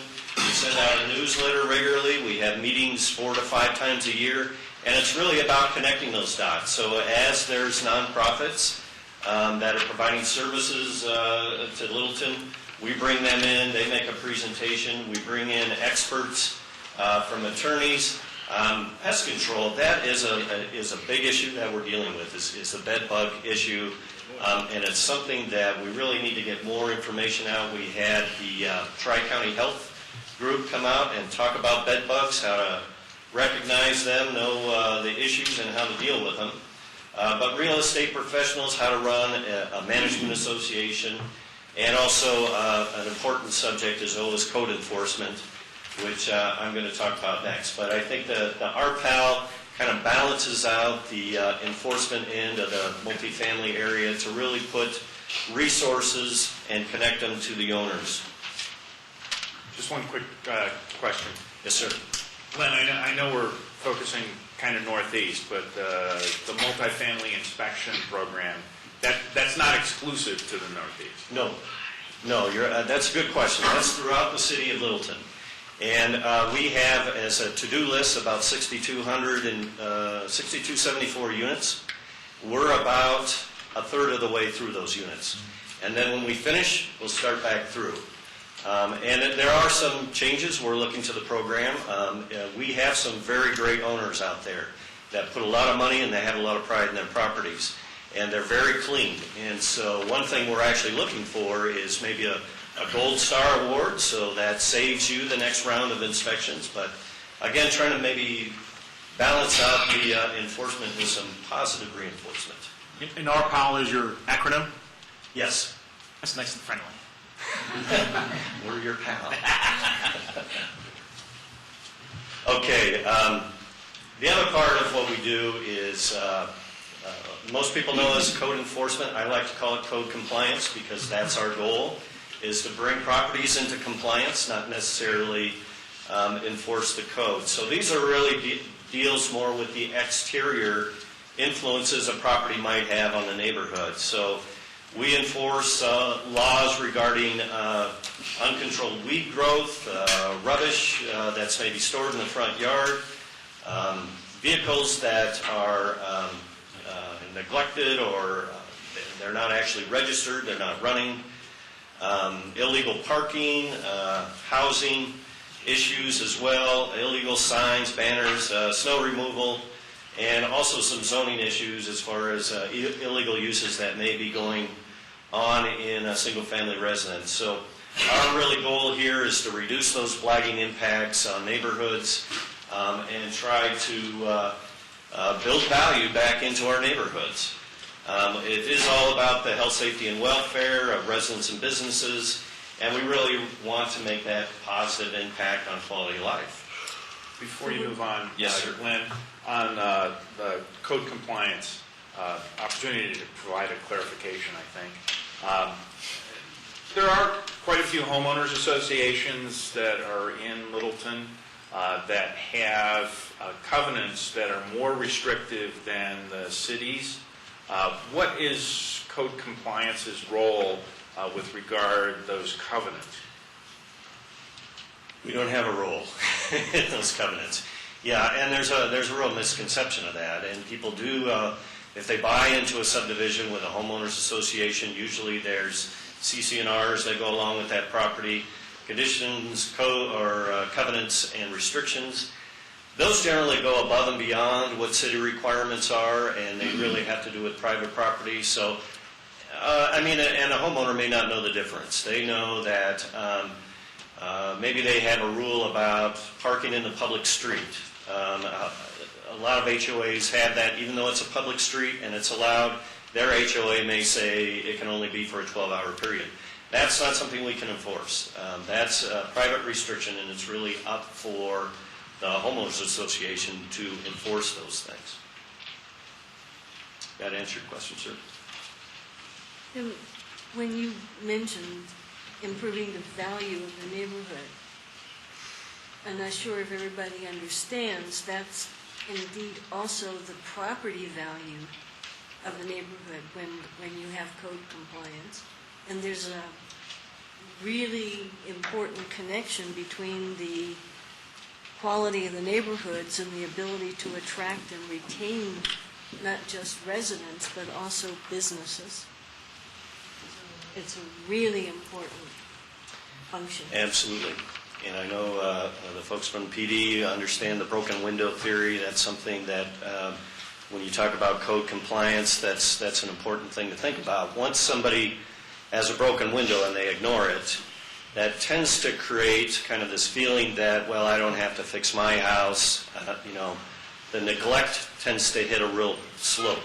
So that's, I think, what code enforcement is all about, or code compliance, is trying to make sure we don't hit that slope where now people don't have pride in their ownership and it just becomes infectious.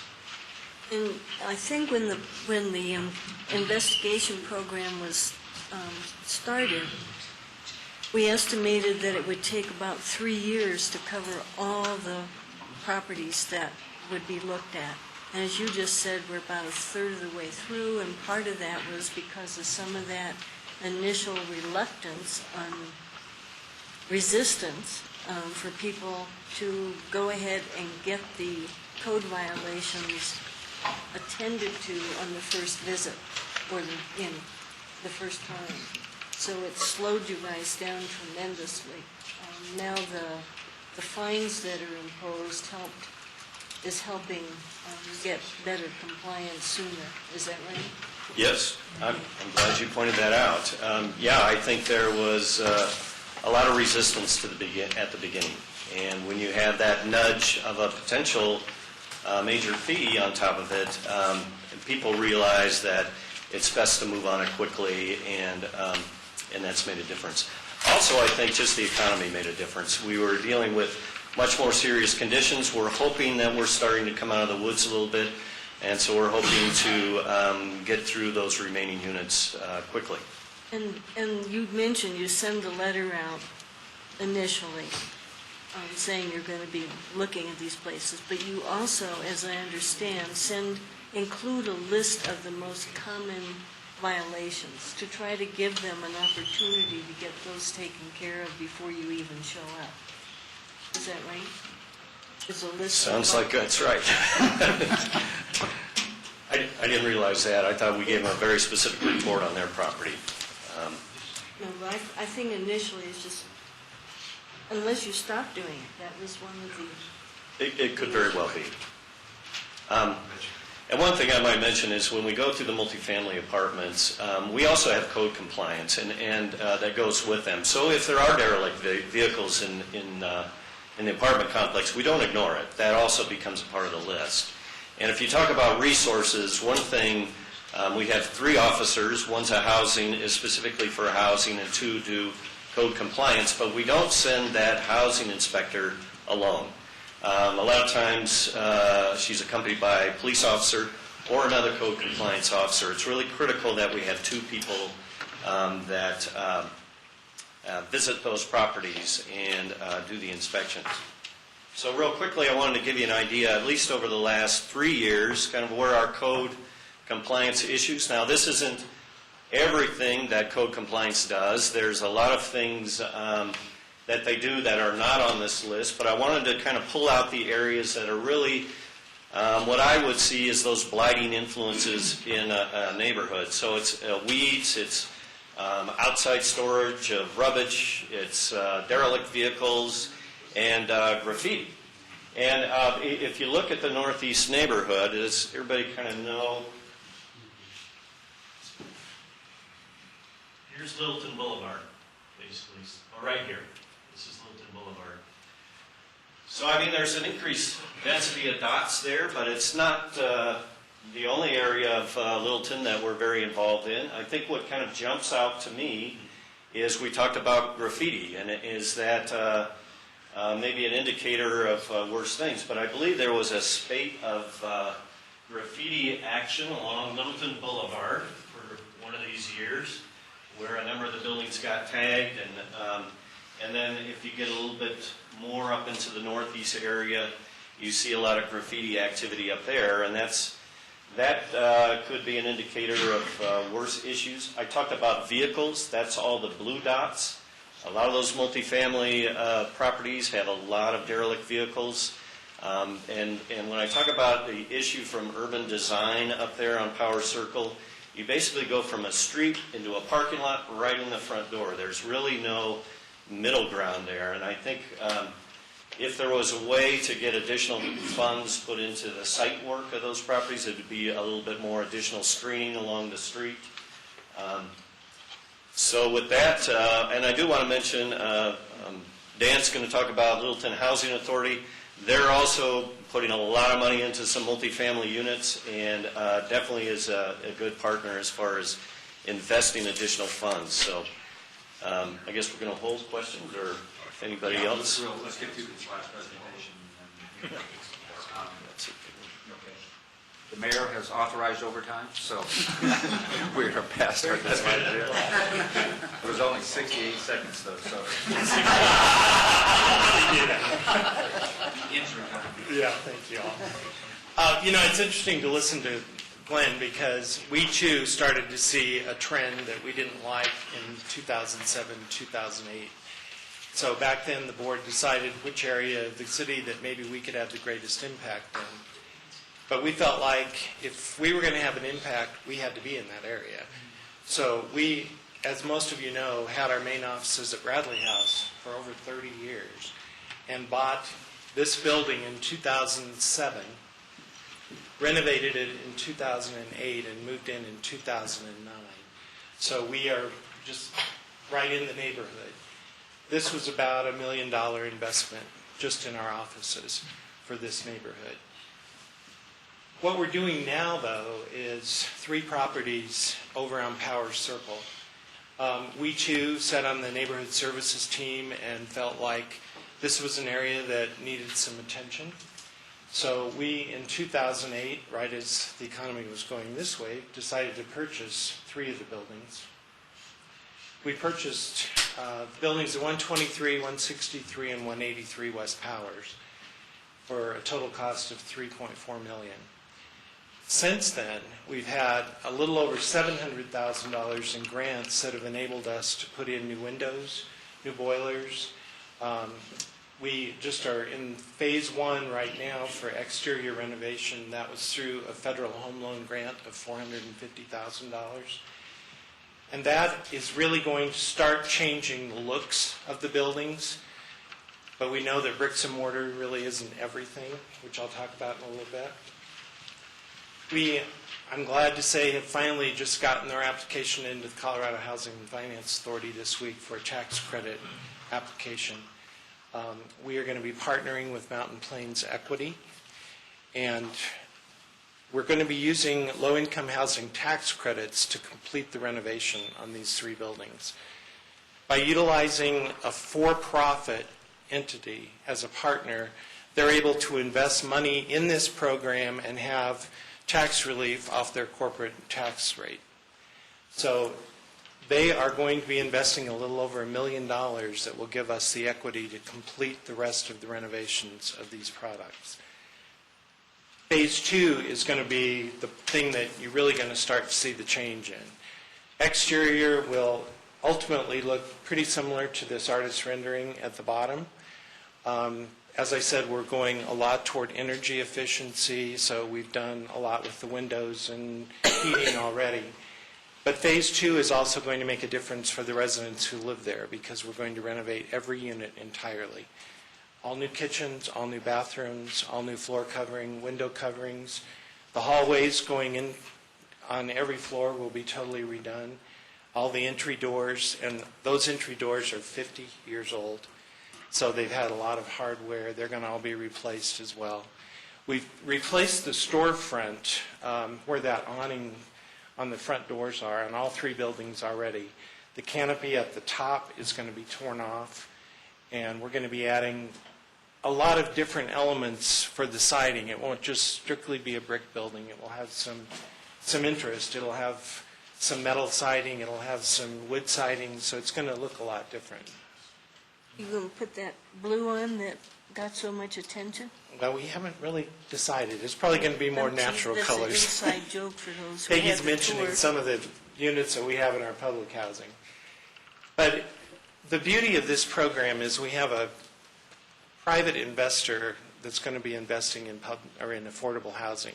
This is not public housing. It's not subsidized housing in any way. It's attainable workforce housing. And we're targeting people that are earning at 50 to 60% of median income. So I figured I'd have the question of what that is. So for a family of 3, they can earn up to $42,000 a year. And we figure a fair rent and the Federal Home Loan Bank and the tax credit programs figure 30%. So based on that, their rent would be about $1,100 a month. For the 2-bedroom units, we should be able to rent these for about $800 a month. So it'll be a savings of about $300 a month per unit. I think probably one of the more important things is the bricks and mortar, of course, is important, but the culture. And that's what we're really trying to change and be a presence in this neighborhood. One of the things that we do in all of our units, and Power Circle is certainly no exception, is a screening, 4-step screening program. We do criminal background checks. We do credit checks. We check with landlords for the last 5 years. And we do home visits for 100% of the people that live in our units.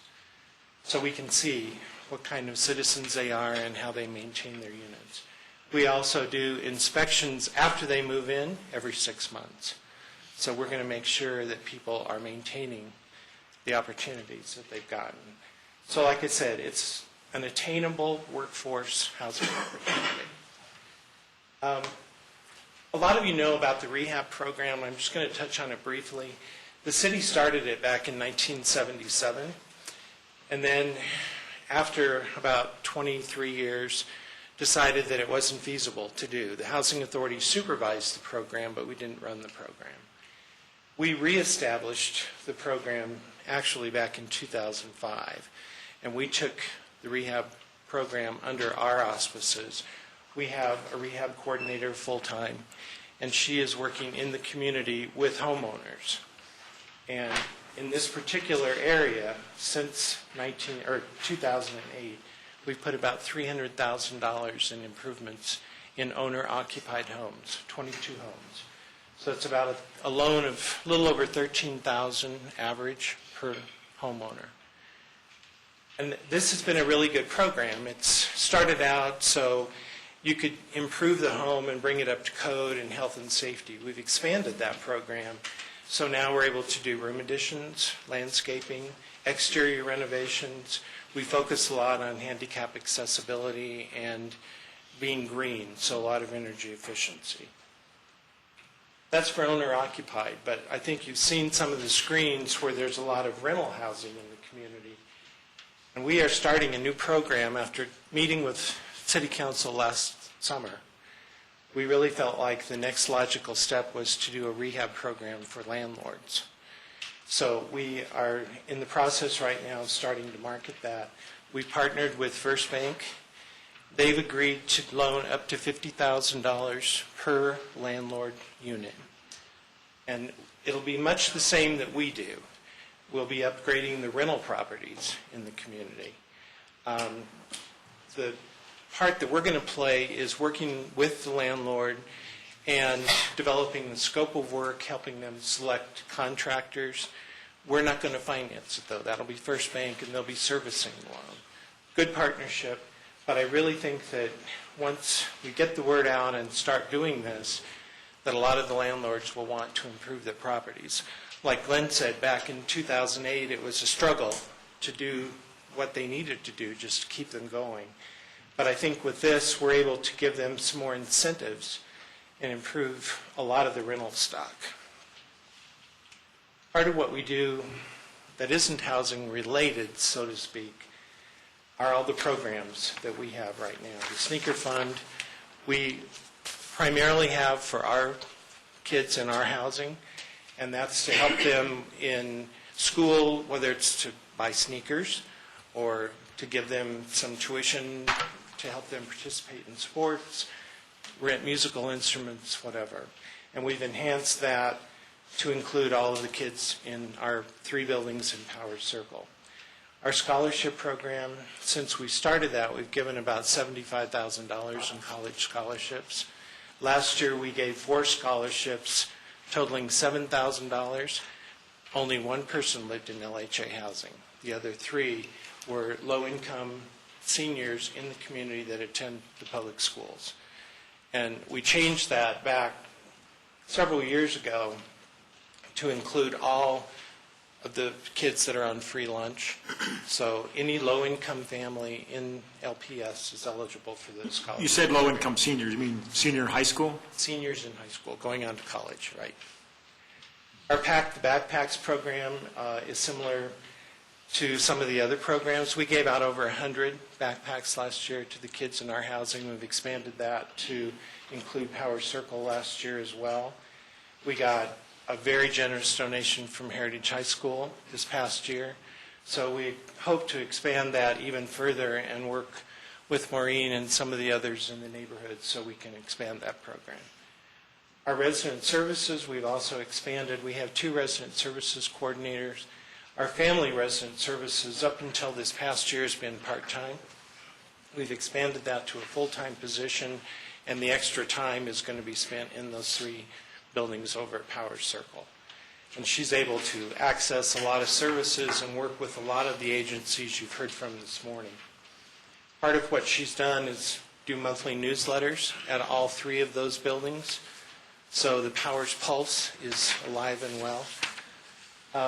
And then our adopted family, we've also expanded to include those 3 buildings.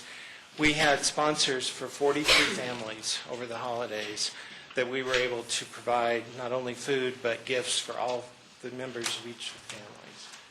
So I think, we are bricks and mortar and we are housing, but I don't think we're just a housing authority anymore. We do a lot of other things. So, anybody have any questions, Bruce?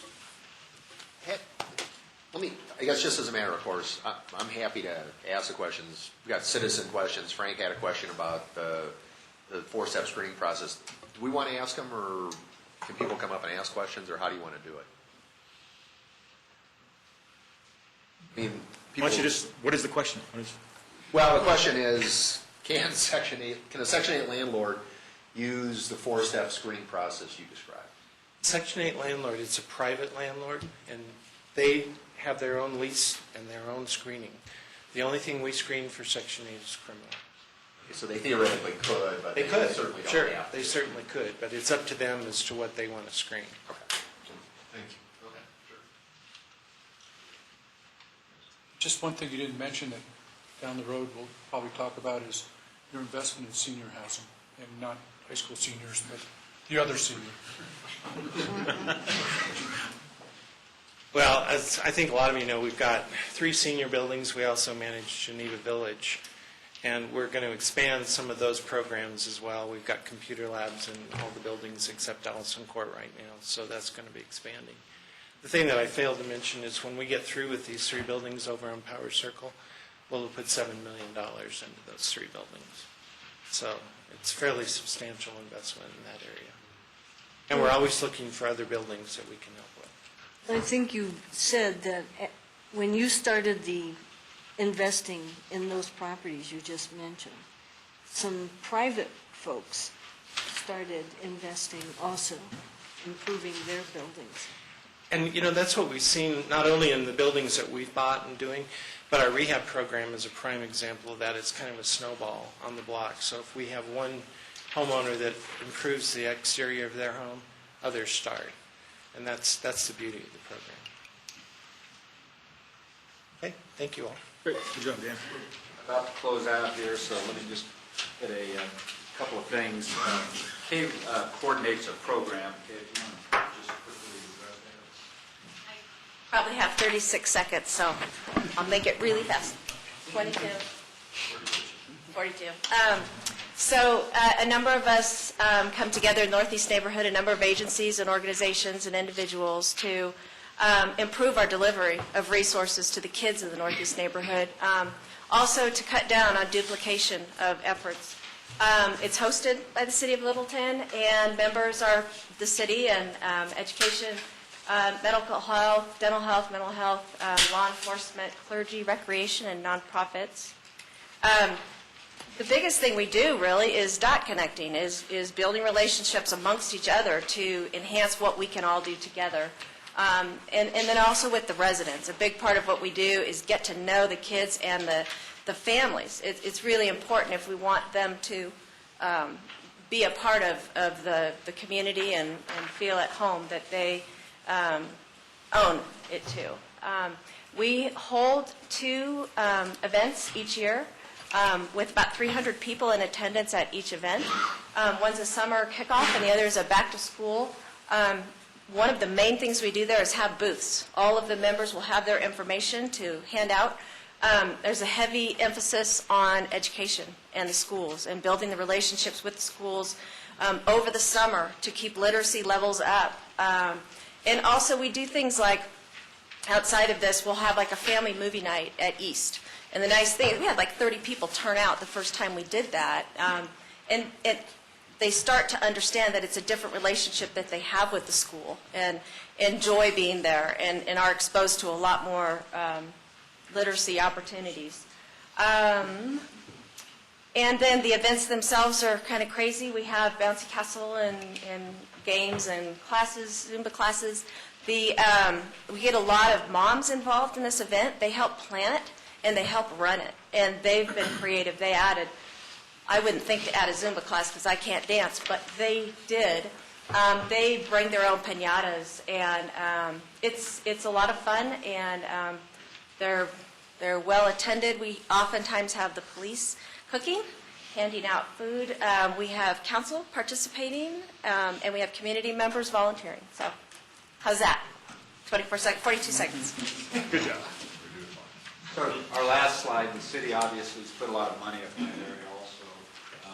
It's kind of funny, we were asking the engineers about, we need a slide for the streets, and we had this humongous picture of asphalt. It was sort of like, that was it. But the engineers get all excited about that. So, They were really proud of it. they were, because it was nice asphalt. But we put money in sewers and drainage and gardens, and South Suburban's also put money up in that area. So that's the end of the presentation. Just a quick summary. That neighborhood is changing a lot. You see all the partners, all the people that are putting the time and resources in there. The city is doing that. You see the outcomes. This is not something that happened today. This is a story that's been going on for 10, maybe 20 years. Jim Woods is here, and obviously a lot of these programs have started with him. So with that, we are through with the is portion of it. Madam Mayor, I don't know if you want to talk about the should portion of it or take a break. Well, do we have any questions? Council? No questions? Okay, 15-minute break. Be back. We'll start at 11:45. 42. Sounds good.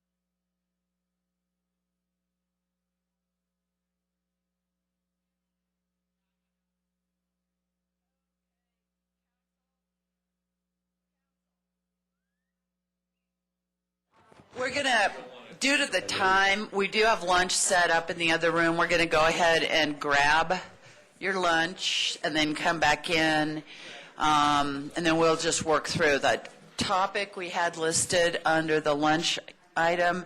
We're going to remove that and go to the 11:15, 11:45 discussion. We'll be replacing the lunch discussion. We'll move that one to another time, and then we'll just run through what's left on the agenda. So if you could quickly go grab sandwiches or whatever it is we've got over there, and then come back, and we'll just eat and talk.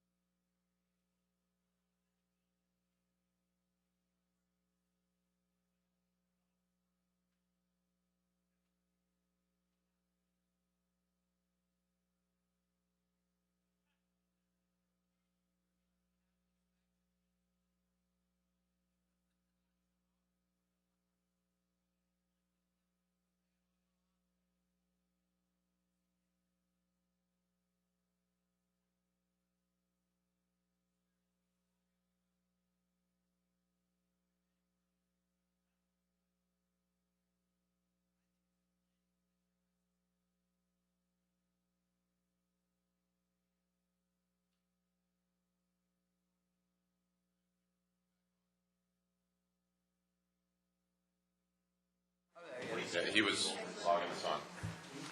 All right. Okay, we're back, and I'm going to turn it over to Michael. Thank you, Mayor. So the next several items we have, as I mentioned somewhere during the Northeast neighborhood discussion, the intent was to use that as part of the nucleus of the conversation, then expand it out from there. It was the most structured portion of the day. Glenn will have I believe, a short PowerPoint for the community plan update, but the rest of it is primarily, and I think we have a handout for a couple of them, but for the most part, we're going to just talk in more generalities at this point. And what I wanted to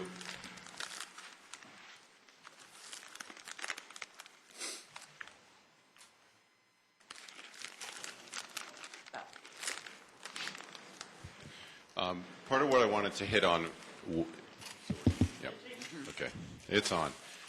So we talked about the Northeast neighborhood, and you obviously saw that there's great resources in the, primarily in the social side of the world there. The afternoon, or the rest of the early afternoon today, I want to talk more about the residential and commercial redevelopment opportunity, kind of the built environment on the city as a whole. And the Northeast neighborhood is what we've been using, and really all the way almost down to Ridge Road, I think, is what what we've been using as examples. So you've got some older housing stock in those areas. You've got some commercial redevelopment areas that are prime for redevelopment. And the question is really about sustainability from a community standpoint of, we've got a history of long-term residents, of people who come to Littleton. They love it. They love the character of it. They make it their home. Their kids make it their home. Family and friends move here. It's a great base on which to work. We've got an aging, as I said, an aging housing stock. We have an aging human demographic shift. And it seems to me we're now on the cusp of, what do we want to do about that? Other communities have new acreage where they can just go and build more Highlands Ranch, if you'll allow me, and they just continue to take that next acre of land and create the new, whatever the modern version of the American dream is, in both a commercial and a residential sense. And so a lot of what we've been talking about is, how do we now take what we have and try, primarily from a redevelopment standpoint, and re-energize our community so that people want to bring their business here, they want to move their families here, they want to have families here, whatever that example is. Essentially say, we, the City of Littleton, are open for business and all that that means. And so some of the examples that you've heard me use before are things like, and this is going to tie into some of what Glenn's going to talk to you about, is our land use and zoning code conducive to people turning that carport into a one-car garage, taking a one-car garage, turning it into a two-car garage, taking that 1,500 square foot bungalow that probably has two-bedroom, one bath, and adding that bathroom, adding another bedroom, popping the top, whatever it is, so that when we get the 20-something with or without Johnny driving through town and they want to buy their first home, do we have a place where they stop and they say, yes, we want to invest in this community because they've heard about what a great community is, their parents are here, their grandparents, their friends, et cetera. And so that question needs to be answered. The same issue is out there in the commercial world. One of the things Councilman Cernanek has talked to me about, and I think he's been fairly vocal about it, is looking at, within the District 2 arena in the South Park area, what do we need down there? What is it that those businesses that are there, what drew them there? What other like-type businesses would they like to see there? What opportunities do we have based upon the limited either green space for development that's there, or to do some infill in terms of existing buildings that are built? What types of tenants can we get in there? So this conversation is both on the commercial and the residential side of the world. That also ties into the comp plan update, because part of answering this question, I've drilled down a little bit in the sense of really looking at code amendments, but it's getting out there in the community, and it's talking from a comp plan up there to say, what does our community as a whole, what do we want to be in the next chapter of our lives? Because that is, I think, really what we're on the cusp of, is that next chapter. And so having that conversation out there, again, with the public is part of what Glenn's going to talk to you about. So I'm not going to spend a whole lot of time on the residential. I think it's probably worthy for Chris and I to talk on the commercial, because Glenn's going to be talking much more about the and hitting some of the pieces on the residential when he gets to his part of it. But the last thing I'd really hit is on this residential is I think we have a great opportunity with the recession coming out. You heard, one, you know that we're starting to see commercial redevelopment coming in. We had Health South at Councilman Cernando's presentation. They're building a 45,000 square foot facility. You saw on one of Chris's slides the new construction going on the north side of town, redevelopment that's going on. That's occurring in other places. I have been having some conversations with both banks and private businesses, and there is an interest in investing in that north part of our community. There is a desire to have Littleton Housing Authority partner with those banks and with those private businesses to take some of those units that are for sale out there on that north side and turn the carport into a garage, pop the top, make it a two-bedroom, two-bath, three-bedroom, two-bath, whatever that is, so that some of those are occurring. So as you drive through the community, the 20-something or 30-something drive through the community, they start to see the opportunity that's there. And rather than it's the pedal on the right, let's just keep going until we get to a place that matches our vision of the American dream, which they well could have left the boundaries of Littleton by then. But they say, hey, we've got an opportunity to buy a home that is in an established neighborhood, has mature trees, is quiet, et cetera, and will meet our future needs by allowing us, because we see the neighbor four doors down, we see Bruce walking out, and he's walking out of something that has a two-car garage, and we know that we can do that eventually. And so that's a lot of the work that Glenn is going to be doing within the community development arena. I'm just going to keep plowing on unless you guys jump in.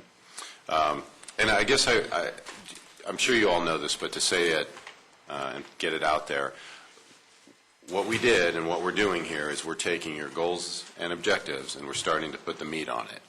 We didn't get quite as far as we wanted beyond the Northeast neighborhood just from a timing component of when they got adopted to now, which is why you saw that being as comprehensive a presentation as it was. But that's what this is we're hitting a lot of the goals that you guys have identified, and we're starting to put some actionable items on it. So we're intentionally connecting all these dots, if you will. So in the commercial area, we had a lot of projects, we being the Littleton community. Private sector projects were in redevelopment. A lot of folks were talking to the community development department, talking to business and industry affairs.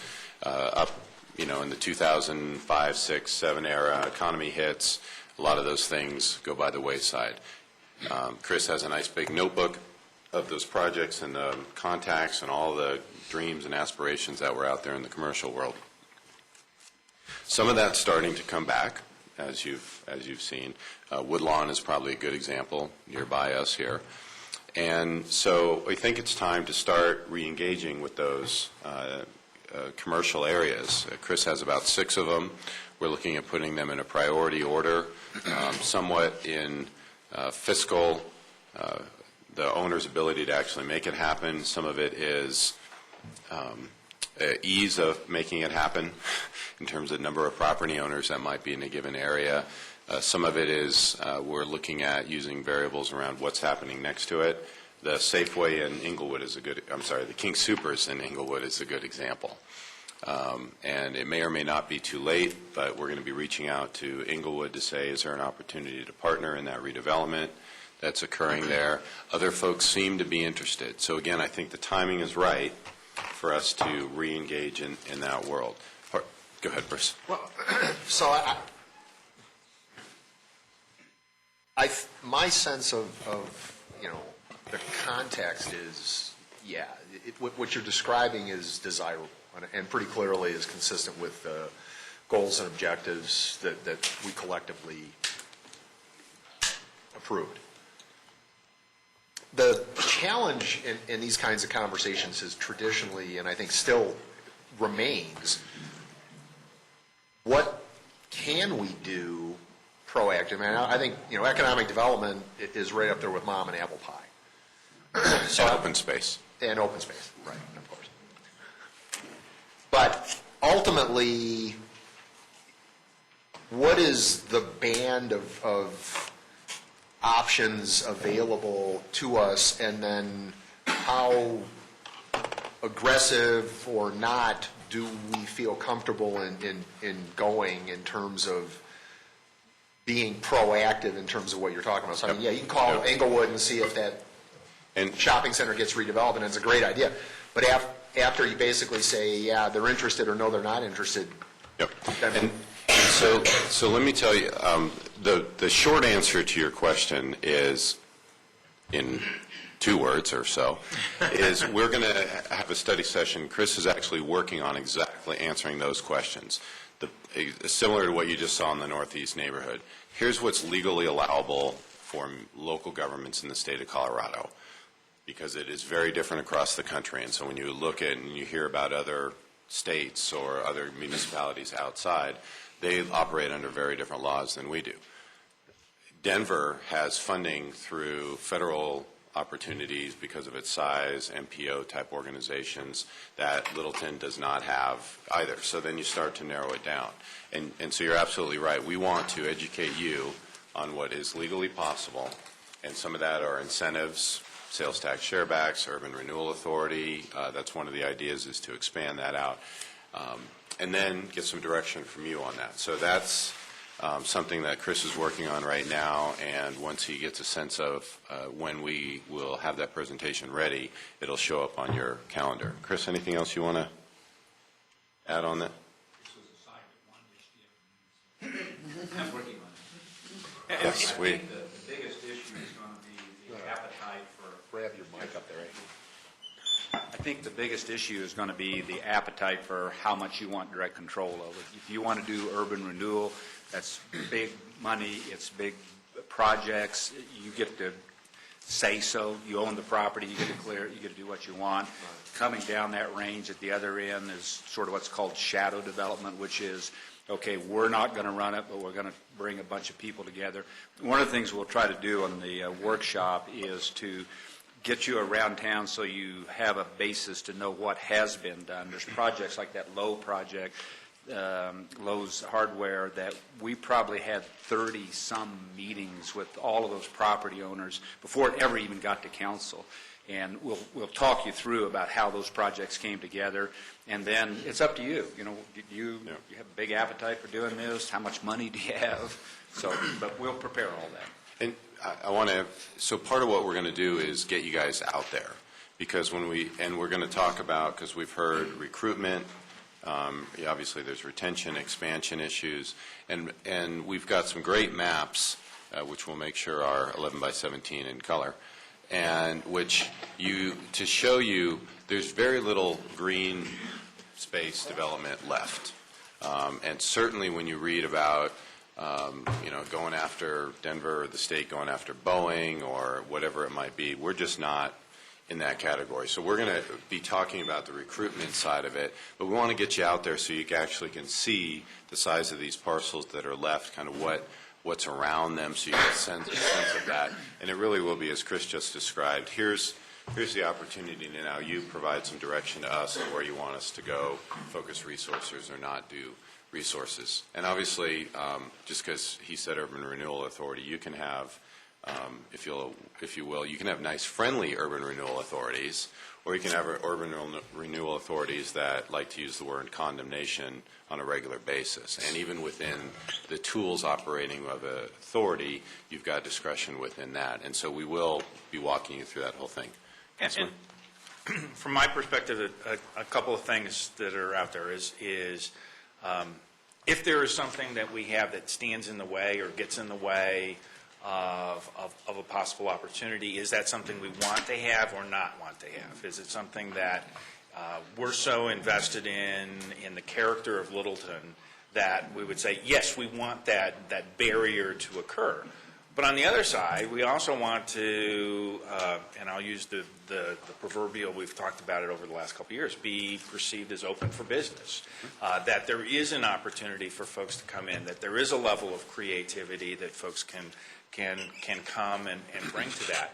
And I guess I might argue a little bit. We do have at least a couple of parcels that aren't tiny anyway.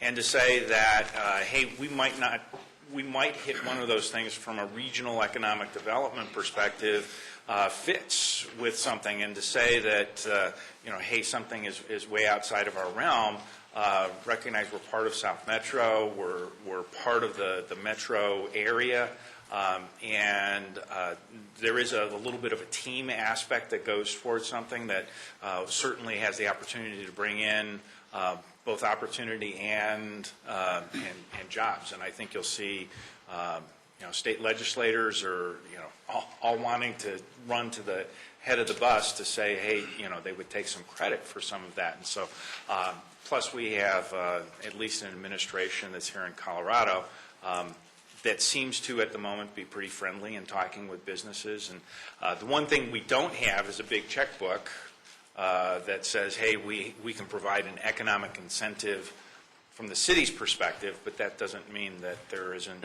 some opportunity to partner with others so that it can be attractive for folks. And Phil's hitting on a couple issues there. Obviously, Ensor and the Marathon property are large pieces of land. PDs on both of those.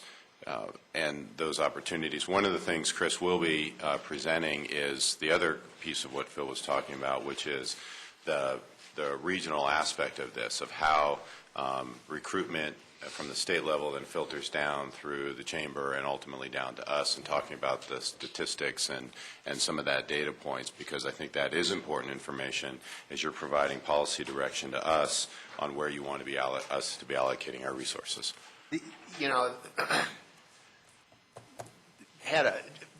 One of the things that we did talk about, and I think there's an excellent tie-in here, again, comes back to sort of the whole marketing arena.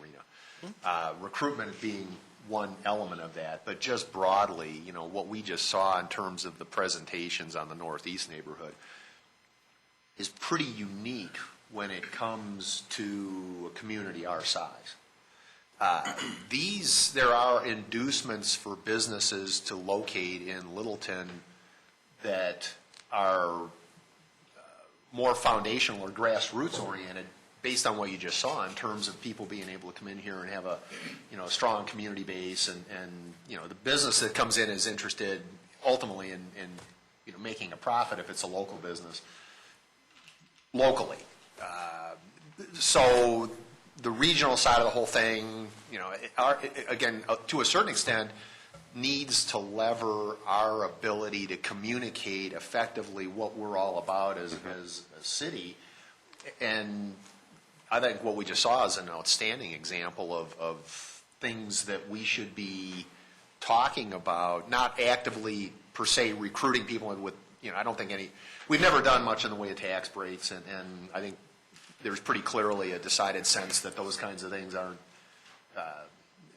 in the long run, they don't necessarily work to your advantage. But the economic gardenings of the world and that kind of an infrastructure and a presentation is strong value for someone who wants to locate a business and needs to be aware that we've got advantages in that regard. Yep. And so that's what you guys are talking about, is just confirmation for me that having these conversations and having this study session is an appropriate next step for that, because that is, and that's primarily the intention of what I wanted to do, is we're hitting it on the residential and the commercial side. The barriers that Phil spoke of, I think, are things we're looking at. Some of the awkwardness, and I'm going to use this as a transition, Glenn, so have you finished chewing? Is that is the update to the comp plan, so we can answer some of those community-wide questions about what is it that we want to. Are there barriers? Are they appropriate barriers? Are there barriers that we should be removing, enhancing, whatever it might be? So, and I'm sorry, Peggy? Yes, and I'm looking forward to our having that study session. In Yep. the meantime, it seems to me that there's some things we could do very, very easily to make the world aware that this is where it's happening. This is where we've got the best place to raise kids. This is where we're getting the new draft house, the Alamo, that's what it's called, right? Alamo Draft House. I mean, they took out something that wasn't making money. We didn't have to go get property. They took it out and they're bringing something here. And then we've got several up and coming, top 25, top 50 growing, whatever the number is, growing businesses in Colorado, whatever.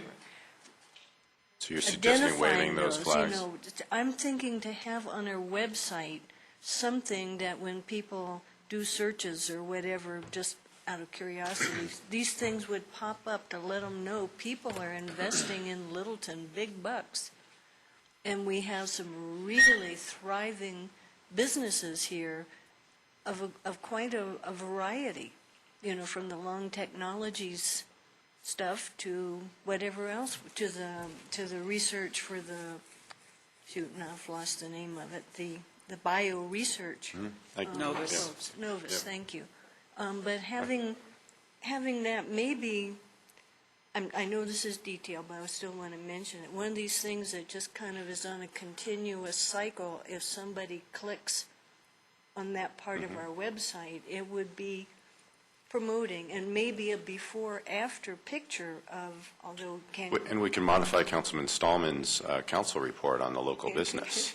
We could have it tied to growth. But you know, a before-after house that was popped, is Norm still here? Popped and expanded both, you know, to be a new place.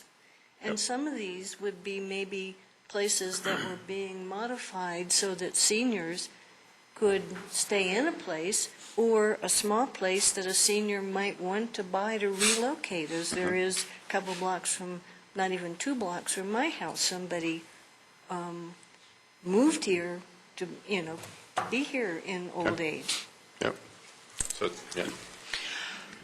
Oh, there's a couple things I'd like to see, at least a little, maybe we could get a little bit of background on, a little bit of education on. One of them is, how is it that how do businesses make decisions about where to go? Because it seems to me that there's levels of business. There's the mom and pop who may have a very unsophisticated, for lack of a better word, way of finding a location for their business, and then there's the mom and pop that has a more sophisticated way. We talked to EVOO, and they had done quite a bit of research, and everything they did, Littleton kept popping up in it for them, and it was enough of a message to them that they wanted to come look at it. Well, and then you've got bigger places like, DDR. I met with the DDR guys yesterday, who they're the owner of the Aspen Grove, and they have a completely different way of determining what to put where and analyzing what's around it. We've had some things that have happened over the last few years that are impacting the way people are looking at Littleton. Some of those are good and some of those are not so good. South Glen, I think we need to take a look at what is their impact on us, because it's close enough that it's competitive, but so those are the type. I'd like to see some more information on that. And then I can't remember the other one. Comes back to you. Yeah, I'm sitting close by. Okay. Thanks. Okay, so Rivers Point? No, it was another point I was going to make. Not to negotiate? Oh, no, I'm sorry. There's plenty of examples I was going of to say those out there. there are lessons learned. Yes, absolutely. So just the reason it was titled general discussion is just want council to know we're taking those as those larger goals and we're starting to formulate them down. And so the next big one in terms of the study session piece on this is going to be that commercial side of it. And then Glenn's going to really spend the next little bit of time talking about the comp plan and hit probably more on the residential component of it as it relates to the land use code update. So, And I have a question. Yes, absolutely. About 3 hours ago, there was mention that after the presentation on the Northeast neighborhood, we'd be able to offer thoughts on all that. Do you have, do you want to do that before it'll give Glenn Yeah. another minute? Well, I mean, I would, but maybe not everybody would, so. Sure. Go for it. Okay, some of these are little, but to me, they have important roots and impacts. When we do outreach, as we're doing in the Northeast neighborhood, we have the 2 summer events, but we focus on a particular population to attend those events. I want us to try to reach out to the other population in the area to try to get them to participate so that we get contact among the groups that don't necessarily know or feel comfortable with each other. And generally speaking, we haven't had those. I think I've been to both events the last 3 years, I think. So that to me is important. Okay. Peggy, what groups? The other ethnic groups you're talking about, Yeah, right? or we wouldn't even call them ethnic groups because they're sort of Other neighbors. The other neighbors, right? But Is your thought, Peggy, just the to ask? plain vanilla folks. The couple of events tends to be families with children.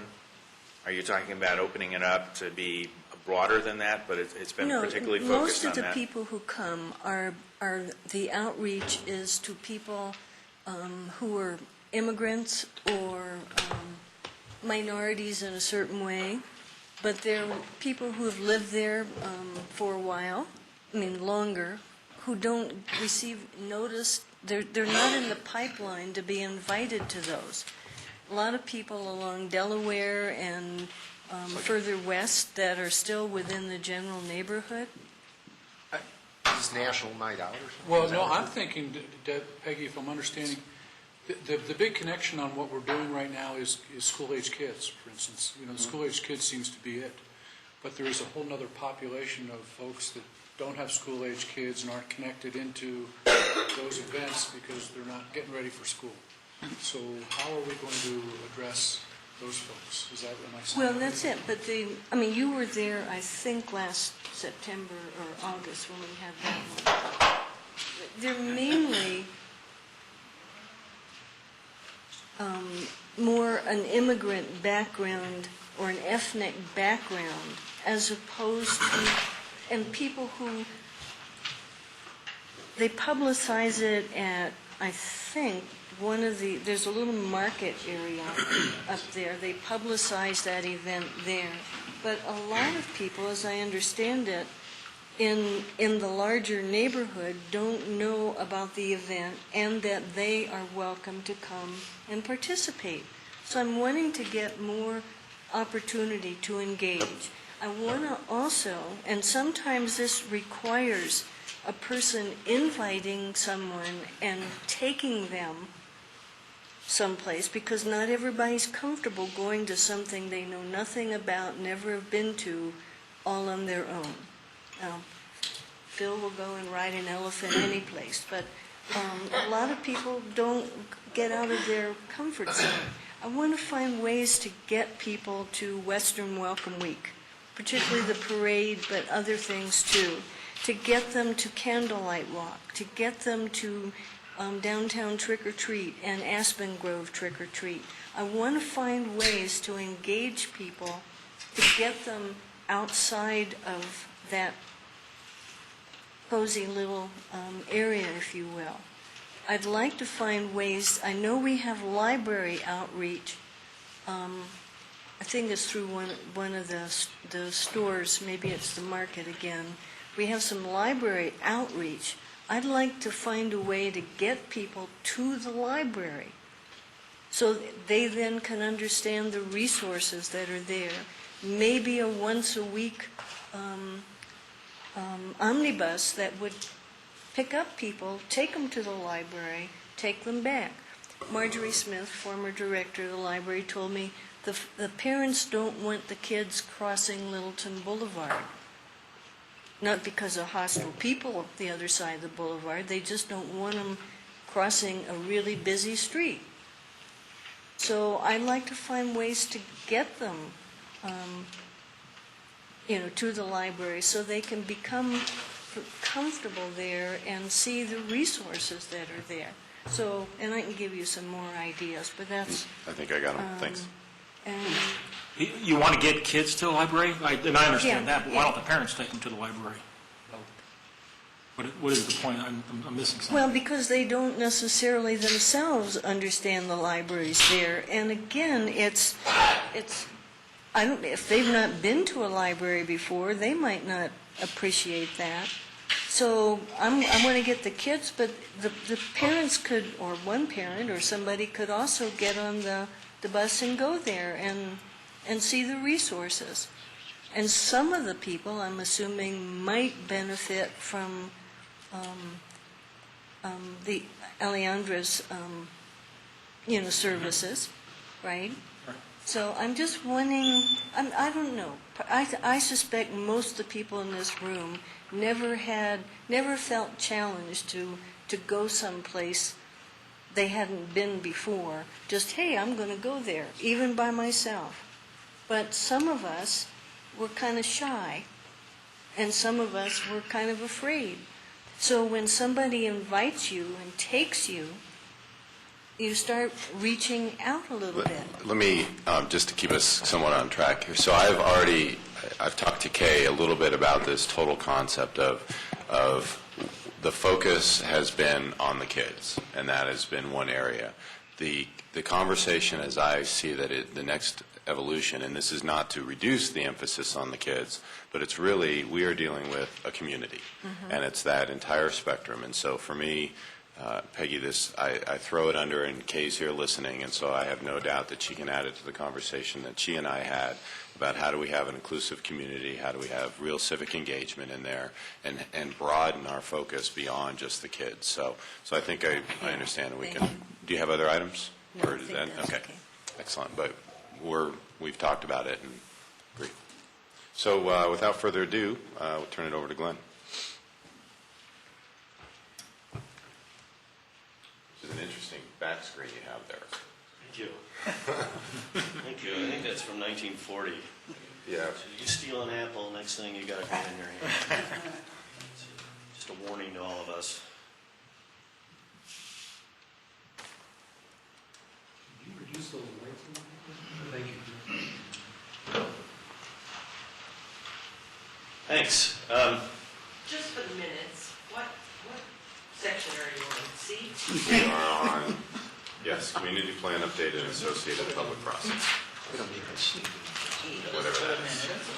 Excellent, thank you. Just to confuse you, I want to kind of tie this into also talking about some code amendments to kind of strengthen some of the roles of our boards and commission. And then also, I think the theme of open for business are some of the things I want to hit on as far as the subsequent code amendments. But first off, thank you, Council, for amend the 1981 comp plan on your goals of things to do.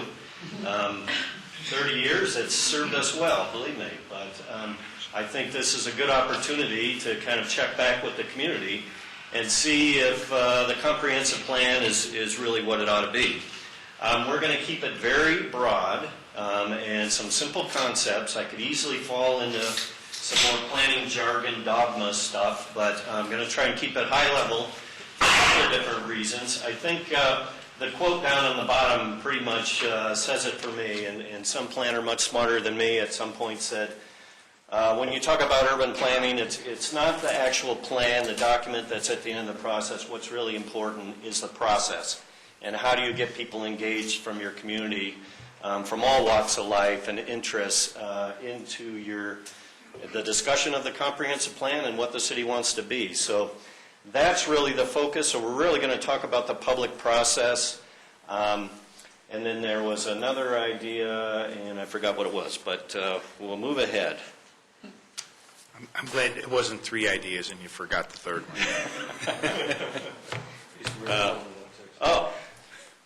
It's also very broad because we do want to keep the process kind of flexible and fluid and moving. We need to have the Planning Commission involved, so we are going to go back to the Planning Commission and really have them connect a lot of the dots in the process. So what I really wanted to present to Council is the idea of what we have to get the community engaged and how do we have fun doing it. It's just not always easy. So I broke it into like 4 different stages. The first is, and again, here's more of the dogma stuff down at the bottom, but the planning staff is really going to look at what changes have occurred in the community since 1981. And there's probably a couple. So we're going to kind of identify those and work with the Planning Commission as far as what kind of trends are coming about. So the questions are really going to be between now and May, where have we been and where are we going? And I'd just like to add on to the where are we going, it's if it's unimpeded. So we have a certain trend going a certain direction. If we don't take any action, where might it end up? So that's really the idea of this first part. And we're really gearing up for a kickoff meeting in May. Kelly has kind of outlined for you, I'll talk about it a little bit, but a number of activities over the summer to get people involved in the comprehensive plan. Ultimately, we see the process as identifying these trends, getting some feedback on that, identifying the strengths of the community, what do we like to brag about to our friends and neighbors, and then what do we want to be, and then that works into more of the day-to-day objectives of how we actually reach those aspirations. Lynn, this is silly, but who is we? Would you define we? The city of Littleton? Community. Yeah, but there's some people might brag about some things that some of us, the rest of us, don't want to brag about because we don't like it. But that's what's great about it. That's why, to Glenn's point earlier, we want to get all those diverse ideas and concepts in and make sure that we're getting the stakeholders. And it will be. You just said it, so stakeholders. Yeah, Okay. stakeholders. Yep. Okay. Hey, Glenn, Yes, sir. many years ago when I was on the Planning Commission, we addressed every one of those issues up there. And it might be good for the Planning Commission to not only address those or bring them back up, but also identify what did the city do or not do, and is it necessarily the city, but what needs to happen to implement it. Because I think we're great at putting all that stuff out there, we're maybe not so good at implementing it. Okay. If you take a look at that. All right. Kind of a check-in, a score sheet or Yeah, something? what have we done before, and are we doing the same thing again that'll only die in the vine? Good. Thank you. Was that, you said good, right? I said good. Okay, I just want to make sure that, okay, did you hear that, TV world? Yeah.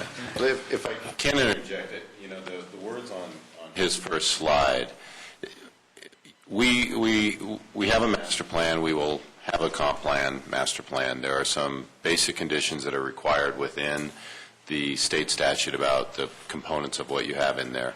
But really what you're going to hear and what you're going to see, and we want to make sure that you're comfortable with, is we want to have this be a process that is an inclusive process, and it's really more around the process than it is the end product.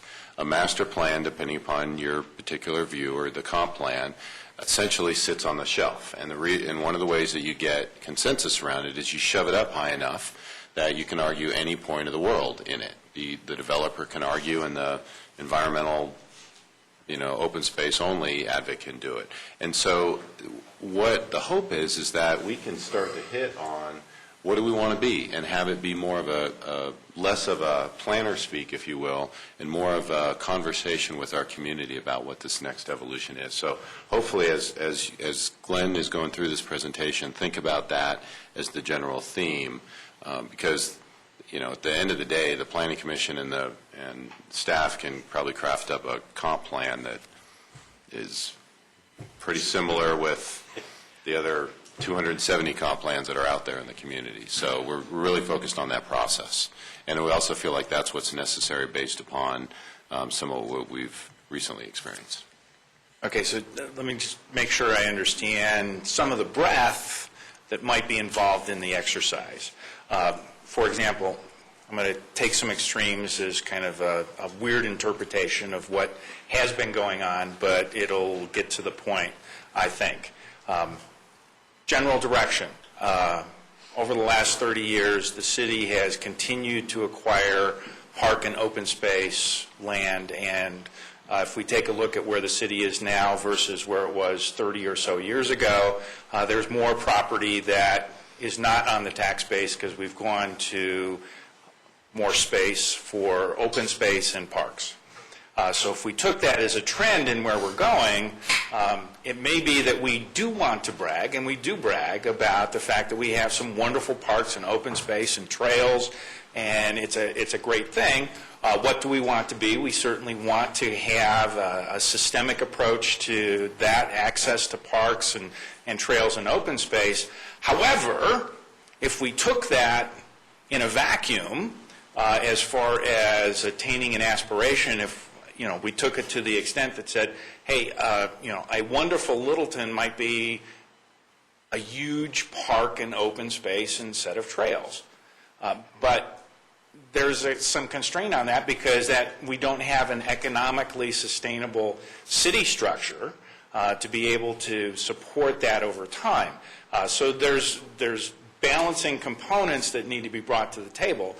For our aspiration, it may be some dream levels, but we also have some requirements or minimum thresholds that we need to have some level of economic viability as a city. So I'm kind of taking that and getting back to your first slide, the process of going through some of that and saying, okay, hey, we're going to have a great discussion. How do we balance some of this is where I see the process coming in. Is that right? Well, I agree, and that's your objective stage down there. That's where you really kind of test the truth, I guess, of what you come as far as aspirations. And maybe an objective is it must not hamper the development of the community or something, the acquisition of open space, or putting a dome over the city will not work to our total advantage. But that's where you kind of test those aspirations, is that in an objective stage. You mean that 16-foot wall with barbed wire on the city boundaries? I was thinking of blocking the snow. That's kind of where I'm coming from. You're already tired. It's pretty bad, huh? Yeah. Pretty bad. Plot of The Simpsons movie.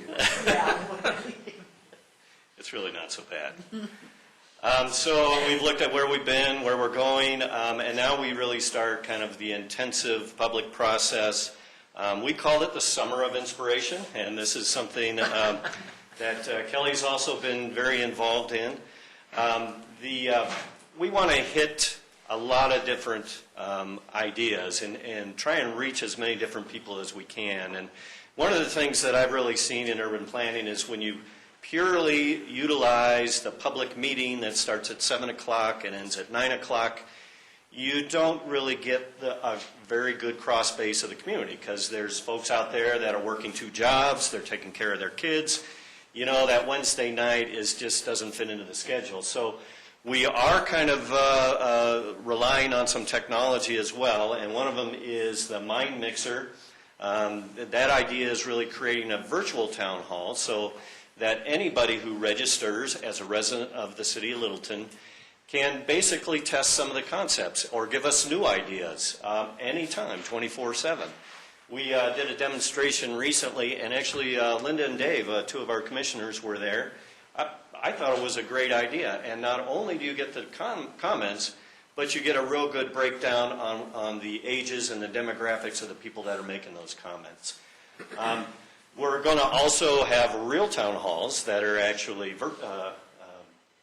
face-to-face, so we aren't going to skip the public meetings.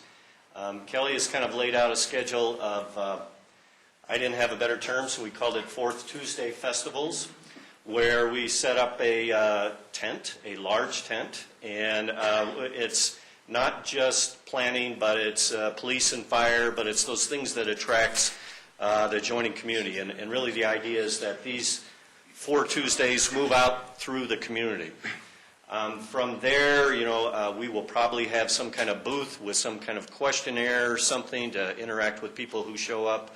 But then after that outside meeting, we move into a close venue inside where we have more of the traditional town hall and talk about planning concepts and take input from the folks. And another piece of technology that we're talk about using in this process is a audience response system. And I've got a picture, I've used this in the past. It's an idea where you have kind of these static public meetings, but it's an opportunity for folks to actually weigh in on some of the concepts you're discussing in real time. And then we actually show those answers in the room. So immediately everybody gets kind of the feel for the room, and we get a good idea of kind of the consensus of the room as well as we start talking about some of the concepts that we're going to identify through the process. Also, what I've noticed, which is really fun coming to Littleton, I'm used to summers just shutting down, and this place just comes alive. And it seems like every weekend we've got some kind of activity. So it's really going to be our goal to be out there as much as possible at any of these events. And then we're kind of leaving it open for other ways of engaging the community. I just met with somebody recently at Blueberries, and there's a lot of folks that go to those meetings. It'd be good to just maybe sit down and maybe do a quick video of somebody about what they love about the community, and then get that up. But one thing I did want to mention about my conversation is, and which led us a little bit towards this direction is, and this person's a planner. I'm not going to tell you who he is, but he's very burned out, kind of on the normal general plan. You look at, here's population, and then we address population. Here's housing, and we address housing. Here's transportation, and here's the issues, and we address that. And his inspiration to me was, what if we just look at it as we're doing an advertisement in the Denver Post on our community? What are those things that we want to highlight, that we want to advertise? And that's, I think, ultimately what we want to get at through this process. So here's a picture of the audience response system. These folks all have little clickers. And in this case, we're using it for more of a urban design to get people's view of what kind of densities. I mean, certain densities look like certain types of buildings, and this was kind of to get their idea on physical features of the community and what they liked and what they didn't like. Yeah, Michael had mentioned that we were going to engage folks so they were going to have fun. Not sure the folks in that picture look like they're having fun. Oh, they're really paying attention. One additional mechanism is the city and park system in Minneapolis used a few years ago in developing their strategic view of where they wanted to go, was community gatherings where folks may walk in with people that they know, but they're assigned to different groups. So they have to get to know different groups, and then the challenge ahead of time on the staff work is to pose then in these smaller groups questions. And the groups would then have to actually not just answer the question with a few bullet points, but actually draw a picture. And it allows for some visceral participation, and because we're all very accomplished artists, it does involve some fun and some engaging activity, and I'll offer that for consideration. That's a great idea. Yeah, and any ideas like that, I'd love to hear them. And one of the things we had discussed was essentially that same approach, having the environment, because we do know some of the key players, so you have the developer have to play the environmental role, and you have the environmental role have to do it, because there are, the reason that it had that other ideas down there is some of these rooms, where you have the different tables and you have them go work on that challenge about that development application or whatever it might be. So, yeah, absolutely. It's a great idea. Yeah, I mean, there's other examples of role-playing. Deal with a particular development issue or something and put people in roles that maybe they're not normally would fall into. It's kind of just a good exercise in seeing the other side of things. Yeah, Historic Preservation Board did something similar with the old True Grit, presentations, but they also, the secret sauce there was they had an external individual come in who led the meeting, which gave it a sort of a different feel, a different flavor. It wasn't staff or the board saying, here's what we want to do, and try to get everybody on board. It changed, I thought it changed the tenor of the meeting by virtue of the fact that there was a neutral individual who was leading the discussion and keeping things on track, if you will. Yeah, that's a good point. In fact, we met with somebody yesterday from a community, and they used a guest speaker in their town hall meetings. It's kind of an introduction to whatever the subject was. But sometimes, yes, those outside people tend to be more inspiring, perhaps, than staff that they may hear all the time. Certainly, council would be an inspirational speaker, I'm sure. Sort of goes with yeah, that's a good point. Well, we did do something like that with the Citizens Advisory Committee years ago, and we brought in outside people, but those outside people were kind of taking them down a particular road, and that was met with a lot of resistance by a lot of folks.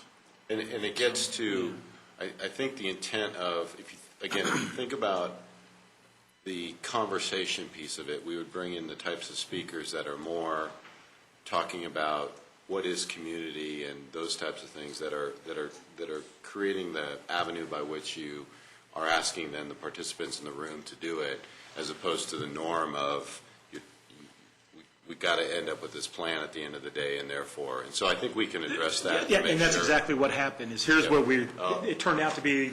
You don't know if this is where we're leading you. Yes. Yeah. Definitely a challenge with consultants in the normal sense of it. Yeah. Would it be more like a facilitator? No, again, we're going to work with the Planning Commission to finalize, but the concept is more, and I may be getting ahead of Glenn here a little bit, but part of in some of these, the festival pieces is, and he alluded to it, is taking the camera and putting it up into Jerry's face and saying, tell us why you love living in Littleton. And doing that and getting a whole bunch of those different ideas and having it be, again, this conversation about community. And so you bring in speakers who talk about what it means to live in a vibrant community or something like that. So they're just a speaker. And then staff or the Planning Commission, depending on who's facilitating that, is ensuring that we really do have a productive outcome of that meeting. And there's the culmination of whatever, if it's the role-playing that we've been kind of talking about, that you take those outcomes and you take the feedback of, it was interesting to have to play because Bruce is normally the developer and I'm the environmentalist. I had to play developer, he had to play environmentalist, and that feedback of, I start to understand the challenges there and what we've overcome. So it's a little more esoteric, a little more big picture than just transportation section 1.05. Here's the 5 things we want to accomplish in that. I think that's not, we want to raise that bar a little bit more. Hopefully that helped somewhat. I'm not seeing the facial on that. Never mind. And when you were talking about trying to identify the identity of the community, had you thought about using a SWOT process of any kind? Yeah, I'm sorry. Are you talking about the sticky? Yeah, yes, and using that matrix and using it with many audiences to try to find commonality. Yeah, that is a good process, and I've used it a lot. And when you have 18 different ideas, it really helps you hone in on what's really most important to the community. And I think in some of these festival situations, we may do, as much as Michael loves it, we may do that in a few cases. Well, it's kind of fun. It is fun. Back to the fun. It could be fun to, as a member of the community, be able to say, get your point of view out. This is what I like, and this is what I don't like, and this is what I see coming, and this is why I stay here. Put Charlie at the head table for that. But then that's real quick and easy, and you get a lot of input. Yes, and that's why Glenn also said the intent here, and not just for today, but the intent in the entire process is being able to be flexible and responsive. Because if we said we're going to have 6 public meetings, we're going to have one that's a SWAT, we're going to have the green voting stickers, we're going to have this, we're going to have that. Government has now led you down the path, and hopefully you fit into that on Wednesday, 7 to 9. It's really, here's the general framework we want to develop, because everything you guys have thrown on the table, are all the types of things we want to be able to do. And so you have that first meeting, and then staff and planning commission debrief, and they go, okay, let's tweak it and go a little bit to the left. Let's go a little bit to the right. So SWAT may be something that fits in. The voting piece, obviously, yes, no is where that works well. And so you got to be cautious on when and how you use that. The mind mixer has a different tool. So that flexibility and ability to get through that process and have it be fun and everything we've talked about. You could give new life to the Littleton report too, as far as using that as some part of feedback. Yep. Survey. Yeah, and survey is going to be one of the things in there. Getting the closure of the meeting, the summary of the meeting on the web immediately the next day, tied to the mind mixer, so that people who weren't there can read about it, put in their 2 cents in it. Again, I mean, if you look around this room, we don't have, and not that this environment is what this is for, but we have 43,000 people who live in the community. So with all respect to the 24 people who are actively involved, that's not who we're trying to reach in a community plan update. We want to hit the person who doesn't even know where City Hall is, because they're out there living their lives, doing their thing. And I think that's why Glenn is really trying to do a different public outreach approach to this. I think it's really about humanizing the process. Yes.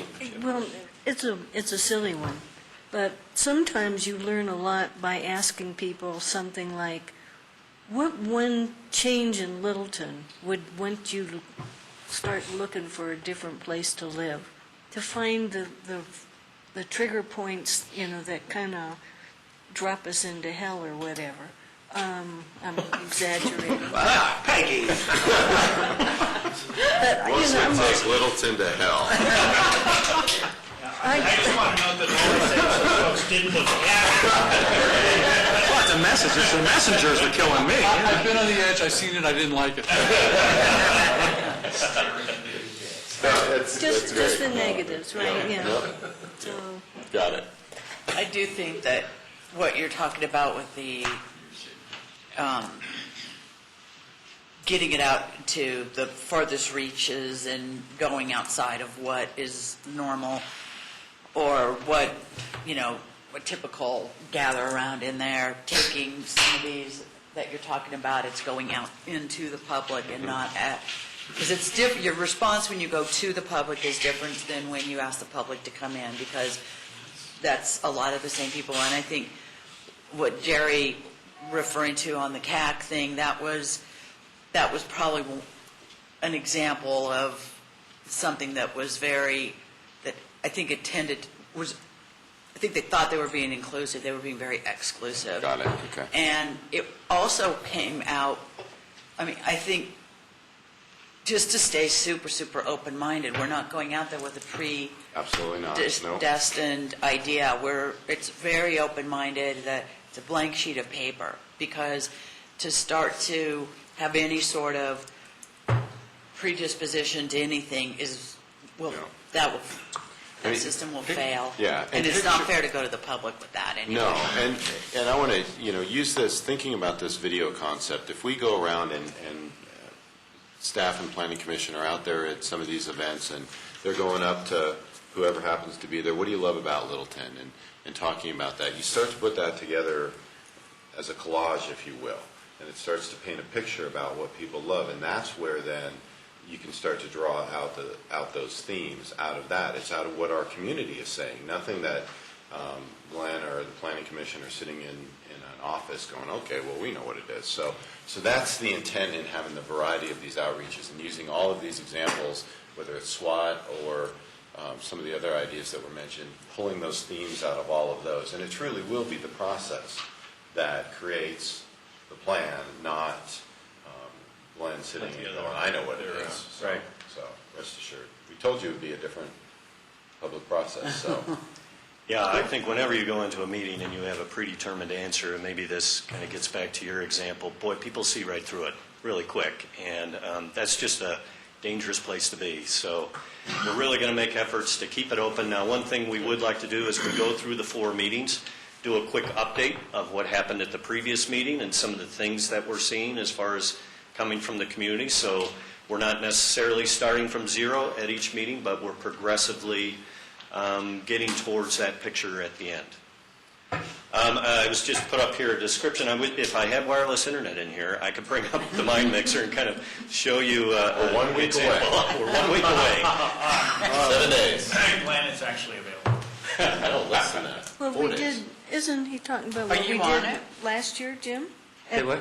Isn't he talking about the little gizmos we used at your Yeah, district clickers. meeting? We've done that. Dr. Cog has done this in the past? Well, we did it here in one of my citizen forums, council meeting citizen. Okay, great. Yeah, it's fun. I think that's fun. Being a data kind of guy, I love that stuff. Sorry, I got distracted with Wi-Fi. Apologize. Wait, yeah, I didn't hear what you were saying.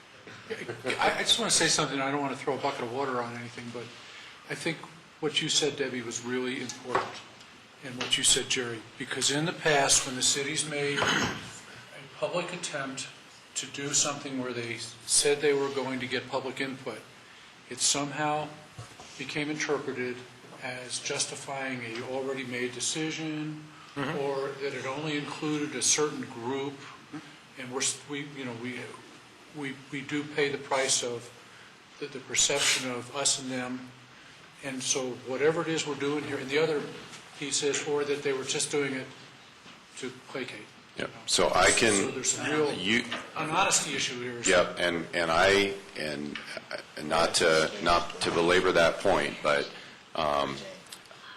I think even if you go back, and you weren't on the interview panel, but the council was very concerned about this going into the interview process on picking a new manager, and one of my commitments, and not to you and to the community, and I know Glenn supports this 100%, is we're going to break that mold, and we're going to break that perception, and we're going to use this. It's a major undertaking because we're talking about updating the comp plan, but what better piece of public outreach to do than on our comprehensive plan? What do we want to be?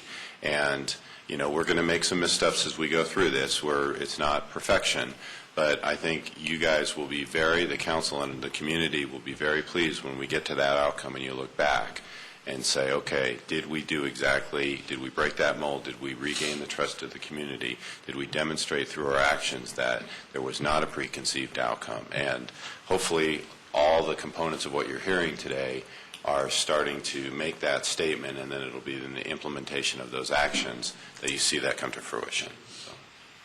I would, though,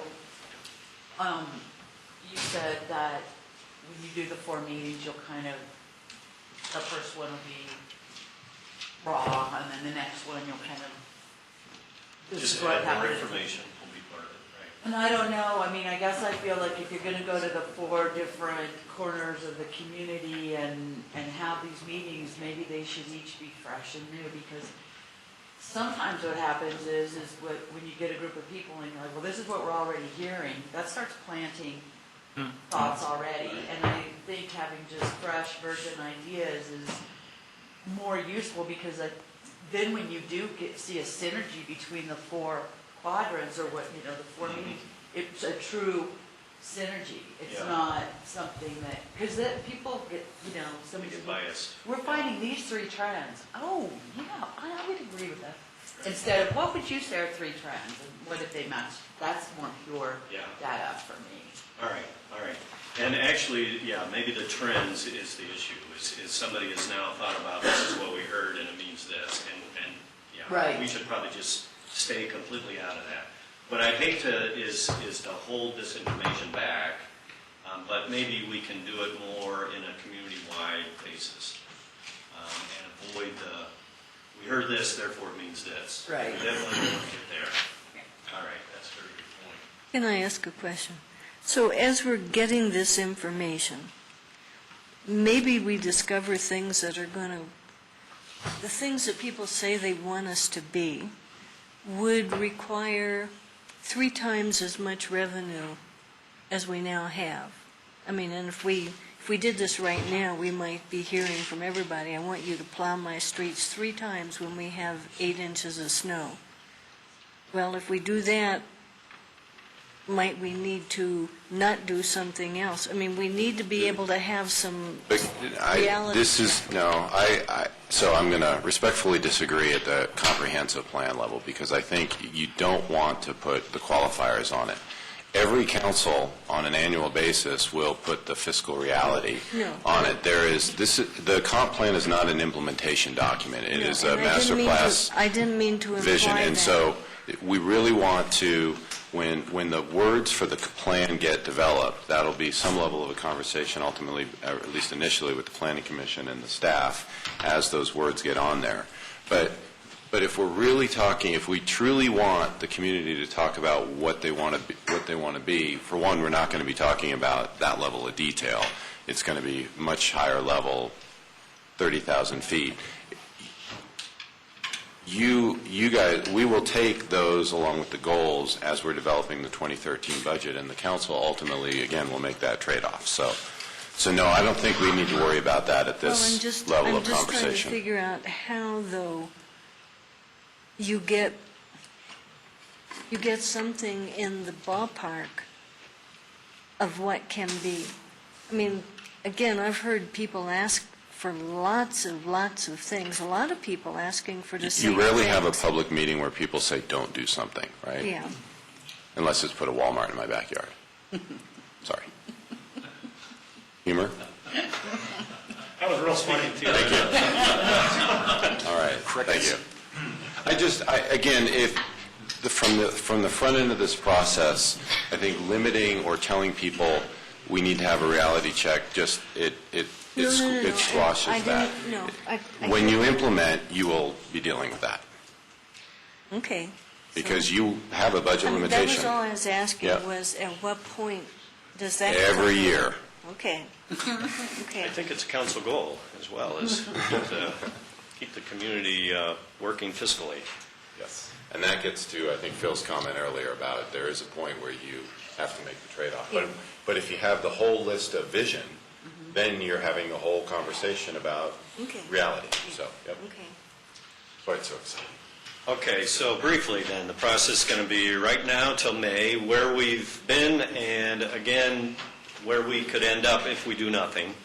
Then we're going to be bragging about ourselves and learning about what people brag about in the community and what we want to be. And then it's going to be, we get into the objectives of exactly what Phil mentioned, and you did as well, Peggy, is how do we get there? And then we get into the public hearing process, which is kind of the cold water, I guess, in the process. And that's hopefully when we get a recommendation from the Planning Commission and adoption by the City Council. Yeah. And we're talking about roughly a year from now. Substitute boring for exciting, because it will be exciting. It could be very exciting. Yeah. Oh, yeah. I'm getting pumped up already. Sorry, it's too exciting. Especially when we want exciting. Depends on which chair you're sitting in. Yeah, just get this stuff right here. Is there any questions in general? And again, we're going to be huddling back up with the Planning Commission and putting more of the details on the process, but we wanted to give you a high-level view of what we think it ought to be. If you're not ready to talk about this, that's fine, but are you going to look at it from that neighborhood plan perspective, or are you going to change that? That's a good question.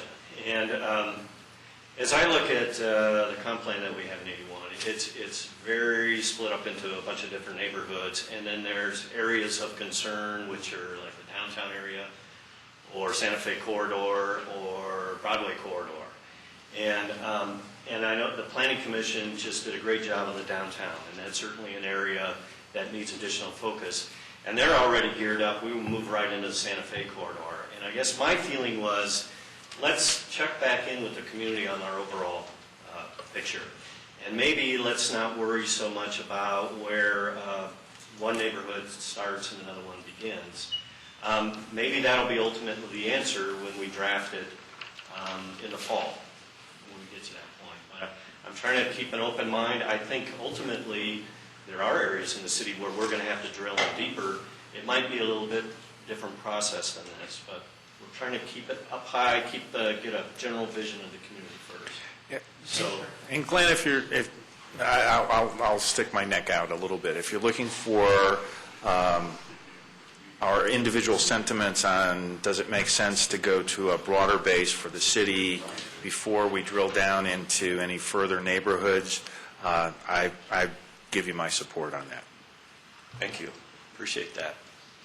Well, we just spent the morning talking about the Northeast neighborhood. So, in some cases, too, we might want to think about another planning process, which is more of a strategic plan, very quick-acting plan for an area that is going through rough times, that really focuses on what we do in the next 2 years, and not spend a 9-month, 1-year process on that. But okay, You're going to have the plan done in a year? You're going to have the plan done in a year? No, it looks like it's getting ready. We're talking about setting goals here, Mayor. We're on record, right? That's definitely our goal, and there's a good reason for that, and the whole thing is about getting public participation. When it gets beyond a year, people drop away, and so that's kind of the disservice you do to the community if it gets too long. So that's definitely our goal. That will be what we shoot for. So are we ready to talk about code amendments? Let me just,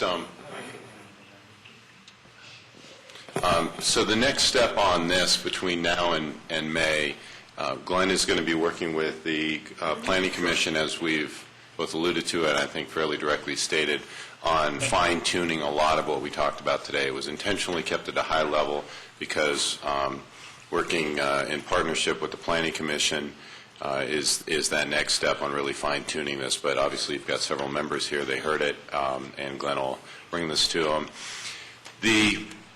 I just want to hit a couple other fairly high levels. There will be an ongoing feedback loop, both obviously with staff, the Planning Commission, and ultimately the council. It is my hope that what comes from the final process will be one by which the planning commissioners are playing very strong roles in those meetings. Maybe they're the ones who are standing behind the booth. Maybe they're the ones with the camera. Again, I don't know exactly what that is. But what I would envision happening is that the council, as citizens, are also made aware, invited, and choose to attend all of these items that are out here as silent listeners, if you will, because you guys are cognizant that when you speak, you talk about preconceived outcomes or influencing it. But to go and hear and listen and make and hear what those trends are, hear what the conversations are, and using that as one of the tie-ins to ensure that you all are hearing it, and thereby having that connection between the the plan process update and the council to ensure that we have that connection in there, because that is one of the things I think that we want to strengthen. What's been done historically is the council connection. And obviously you guys are citizens, so you should be participating in the comp plan update. So, all right, and with that, codes. Well, as you know, one of the principal ways we implement a general plan is through the zoning code and our development codes. And I wanted to talk to you, there's really a long list of things that need to be changed. And it's not unusual for a community like Littleton that's, had spurts of growth and then slowed down, that as you got kind of a small staff, we make little piecemeal changes, and then as that kind of builds, we end up with a process that's very difficult. So one of the first things I want to talk about is boards and commissions' roles and duties. We've talked about Historic Preservation Board, so I'm not going to get into the details there. And I'll talk a little bit later about one of the things we noticed is Historic Preservation has certain design guidelines for those facades of contributing buildings, and believe me, I don't want to get into this whole discussion again, but just to remind you, and then also it's an appeals question of where you appeal an issue if you're a property owner from Historic Preservation. Board of Adjustment recently, actually, Michael, I think was brand new, and somebody was concerned about the fees they paid. I think it was a wastewater fee. We found the Board of Adjustment is actually responsible for hearing appeals. And the Board of Adjustment really needs a very narrow, specific focus, and that's somebody who has an issue meeting the zoning code for a very specific reason. And usually it has to do with something unique about their property that they can't meet a setback, and therefore they can't build a garage or they can't build a house that they should. The Board of Adjustment is a quasi-judicial board that hears those appeals and approves them or denies them.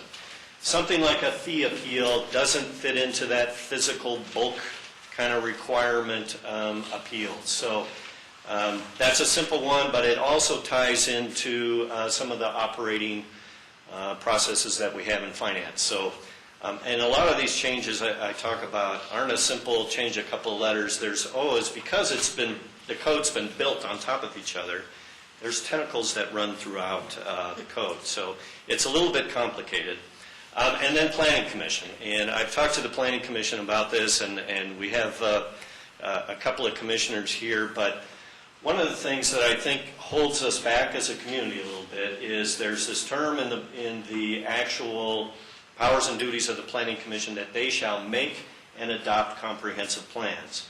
To me, I guess I see a little bit of a conflict there, but what's, I think, a bigger concern is it takes the Planning Commission out of that high-level advisory role, which is really absolutely needed in the community, and the council really needs that. They need to hear that unbiased view of how this affects the community.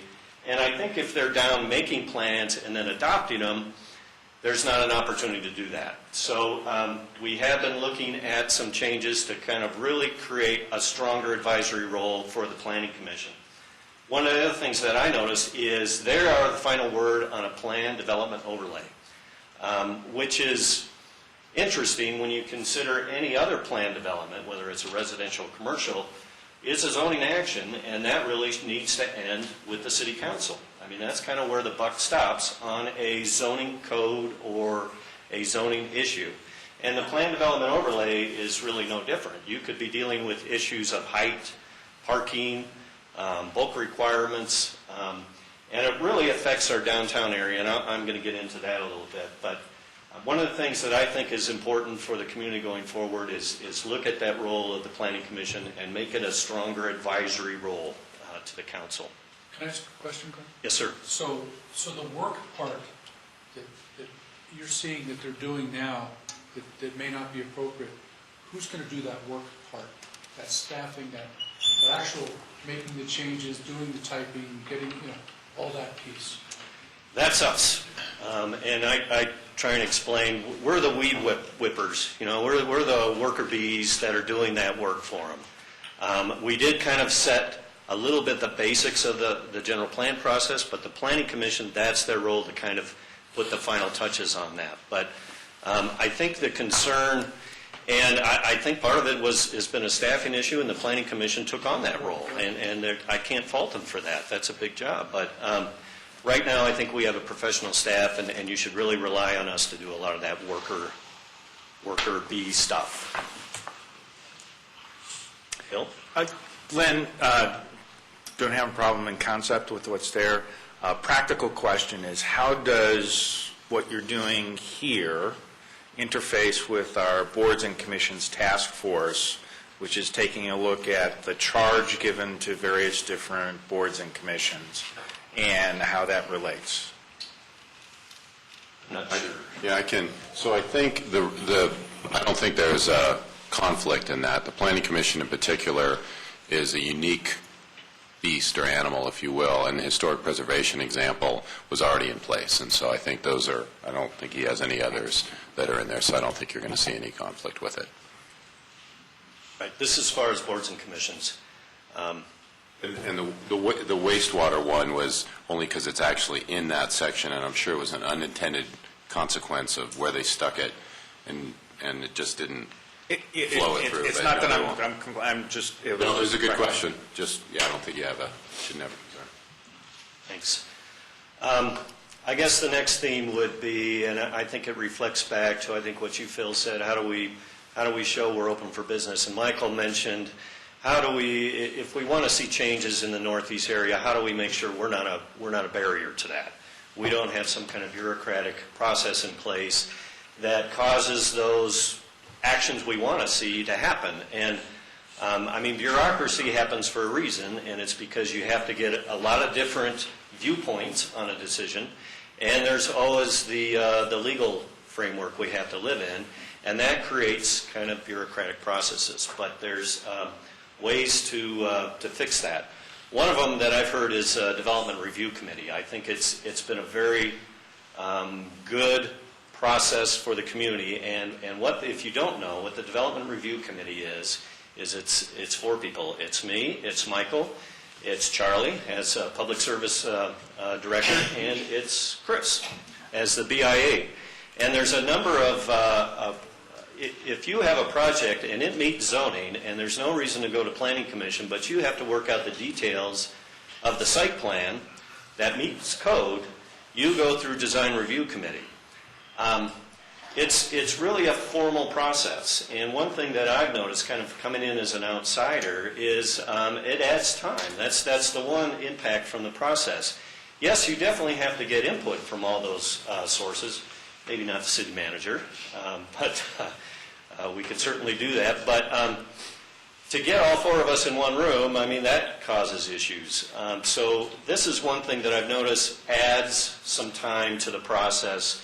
It's very formal. I think we can do it informally. And again, these are typically decisions that meet the code, and there's no reason to open it into a public process. Now, there may be some decisions in there that should go up to Planning Commission or Board of Adjustment. We're not really into it that much to actually decide, hey, maybe this should be more of a public process. But I think where I saw the biggest problem is it just adds kind of an automatic delay to the development process. But while you're on that, yes, sir. Let me tell you, in the last 10 years I've been on this council, that has created more negative publicity for the city than any other aspect, even the police giving tickets for speeding. I get more complaints about this process than any other thing. And whatever we can do to try to solve that problem will help us move forward for the future. Okay. And as I've told you, and as Glenn, I think, stated, I'll say it a different way, he's looking at what should be the appropriate approval levels. And so for me, the staff level is equal to community development. So what is a staff level decision? Single lot subdivision, duplex, house, whatever it might be. What is an appropriate planning level and what should come up to council? I think that you can rest assured the old way that it's been. I know that Chris and I have felt virtually no need to be in there. There certainly is a public works component to all of those project processes. So from my view, the one-stop shop component of having a place where we bring fire and we bring drainage and et cetera in with an applicant, that's the positive side of it. That's early on, you have a question about what's the feasibility, what are the issues I'm going to face if I'm going to go buy this or do this development. That part of it probably A, doesn't need to be codified, but B, we want to make sure either is retained or enhanced. And then beyond that, once you actually got an application in the process, as Glenn's indicating, how do we get it through the system as quickly as possible so the person can have their deck and be drinking their cocktail and living their dream? In a month instead of 6 months. Exactly, yes, as quickly as possible. And they're sitting there not talking about what an awful process it was. But they're not even thinking about us because they're looking at a beautiful sunset. I would agree with Jim. It's been a nightmare. Visuals. And when I sit down and I meet with the people at Aspen Grove, we are one of the most painful groups in that regard. And it's just small things they're trying to do, and we make them so much big and so much more ridiculous. And also to look at this subjective opinion about what is architecturally appropriate. You know, that whole world is, you know... It's like her. Yeah, like Farley. I mean, I'm not really sure about whether that needs to keep happening either. So, I mean, I'm all for gutting that thing and coming up with a new way of handling. Mayor's discussing Dick Farley, maybe you know, who's our design consultant. And nice guy, but... He is, and I'll say this from a positive standpoint. I'm rather have Dick Farley's viewpoints on it than Charlie's viewpoints on it. Oh, I don't even know why Charlie's in there, honestly. It's, it has served us well, I think, but we will look at that. And the other, Sorry, go ahead. Well, I was just going to say a footnote to both the comp plan review and taking a look at the development review committee is some recognition that indeed the city's moved towards more infill redevelopment with some of the complexities that occur in that environment, and we have some processes and components that are kind of based more in history with more greenfield activities. So I agree in this one. The ability to come in and get an informal review that says, here's some possible landmines you're going to be going in, here's where you need to make sure you're doing your homework.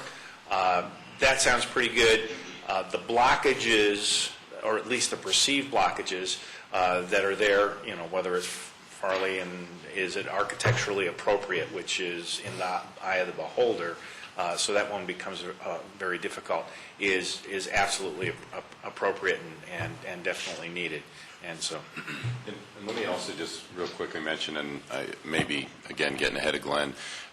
Glenn and I are really looking at the entire review process, and so one of the things we're doing is doing some feedback loops with building permit folks, and we'll be looking at that process as well, because that obviously, it's not just the land use side of it and getting your development approval. It's also how long does it take for me to get that actual deck permit or that building permit or whatever it is. Or fire inspection. Or fire inspection. Are you talking to end users, or are you going to talk Yes. to? Yep. And get, okay. Yep.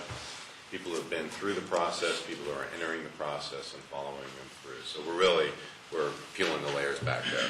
We're also putting in place some measures of where were we, and we're going to make some changes and then get some additional feedback of it benefit you. And in fact, I think we're on board to talk to the council about that in April. So yeah, that's another part outside the code of just how we do business that we do want to talk to you about. In my first 2 years on council, I attended, I think, all the design review committee things, unless it was an issue that was going to be coming to council. And I would tell you that several times I was witness to some really positive influences on projects that were developed. Things that somebody didn't have to change, but the feedback that I heard given, and then they bring the developer, whoever the project, would come back with some changes. Some of that was really good. Some was with the project, whichever way I'm pointing here, to the Alexon property. Some really nice, subtle kinds of things that improve that appearance and so forth. And with the Hampton Inn, some other things. So as this gets simplified, I would hope we wouldn't lose Absolutely not. some of that. That's what should be left from those meetings, and that's that one that Phil was talking about, is when you're coming in at that sketch plan level and you're wanting feedback. That's what should come from it. Right, yeah, and that's absolutely vital. We couldn't do it without Charlie's group in there talking about public infrastructure and the issues, but the way it's set up is so formal. You have to approve and then come back in another 8 weeks, whatever it is, and we look at it again and again, and that loop kind I of just wanted to repeats, but emphasize that part, so. communication still is going to be part of the process. Yes, sir. Part of this, looking at it from the end user point of view, it's when they start to put their money into it, and then you put the delays on, that it really impacts them. If they could get all this input before they put their money into it, they're going to be a whole lot happier in the outcome. And I just think, as has been mentioned, this has been such an issue that to do a press release today that said the city is looking at this would have great benefits. She's gone. No press releases. Actually, she's probably watching. I'll write it. Oh, there you go. Didn't hear that. And I just want to add, though, that yes, there have been problems and there have been issues, and we certainly hear about the burr under the saddle things, but there are also, quite a few contractors that have done business in the city that think Littleton is wonderful to work with, particularly in comparison to places like Denver. So, Low bar that I just wanted to say, we may not be where we want to be, but we're definitely not. Moving in the right direction. Yeah. All right. I did want to mention, because Phil mentioned we've changed from a greenfield to a redevelopment community, and that really speaks to the subdivision code. And the subdivision code is really geared towards residential subdivisions. What we found, I think, is as you get into commercial redevelopment, such as the CarMax project, some of the things in that subdivision code that we're trying to apply to a commercial redevelopment just doesn't make sense. So we are going to look at that. One of the things that is kind of unique right now is if you, there's a series of technical requirements, and it's hard to actually say in all cases the technical requirement should be X. So sometimes because you don't have enough right-of-way, there may be, and for instance, you saw a sidewalk issue, I think not too long ago, again with CarMax. That's been my example that I've worked with. Rather than that be more of a technical issue that we work out, part of staff, it forces the applicant into another subdivision process. So whereas it only had to be a minor subdivision, now it becomes a major subdivision, and now that forces it to Planning Commission, which is all well and good, though the code does not allow the Planning Commission to really technically weigh in and vote on that change in the code requirement. So it's a kind of an interesting process, and a lot of the requirements are geared towards the guy who's buying a house in a new subdivision, and make sure all that infrastructure goes into place before he moves in, or to keep him from buying a house that's inaccessible if the developer goes under. And when you're talking about redevelopment in a commercial standpoint, that just doesn't make sense. So the subdivision code, I think, when you talk about open for business, that's kind of a target. You mentioned site development plans. Right now, we don't have the simple site development plan where you can come in with a sketch if you're just adding additional parking spaces on your site. You're kind of forced again into a more technical site development plan process, and again, you're into DRC and going through that mode. So even if you want to help the community by putting in additional parking spaces, you're not building a building, but you're meeting all the codes. That's something I think we can do a little bit quicker at a code level with the addition of a simple sketch plan approval process. I'm still trying to figure out development in downtown, and it's a unique animal, and I think we have a lot of different processes that cross each other and really create this web that's impenetrable. Absolutely true. Yeah, and part of that is we have a transit impact zone, which just arbitrarily goes out, I think, half a mile, so it's a mile in diameter, and it includes most of the downtown, but it also includes some of the residential neighborhoods. And that says, no matter what you do a planned development overlay. So now you're into a zoning process.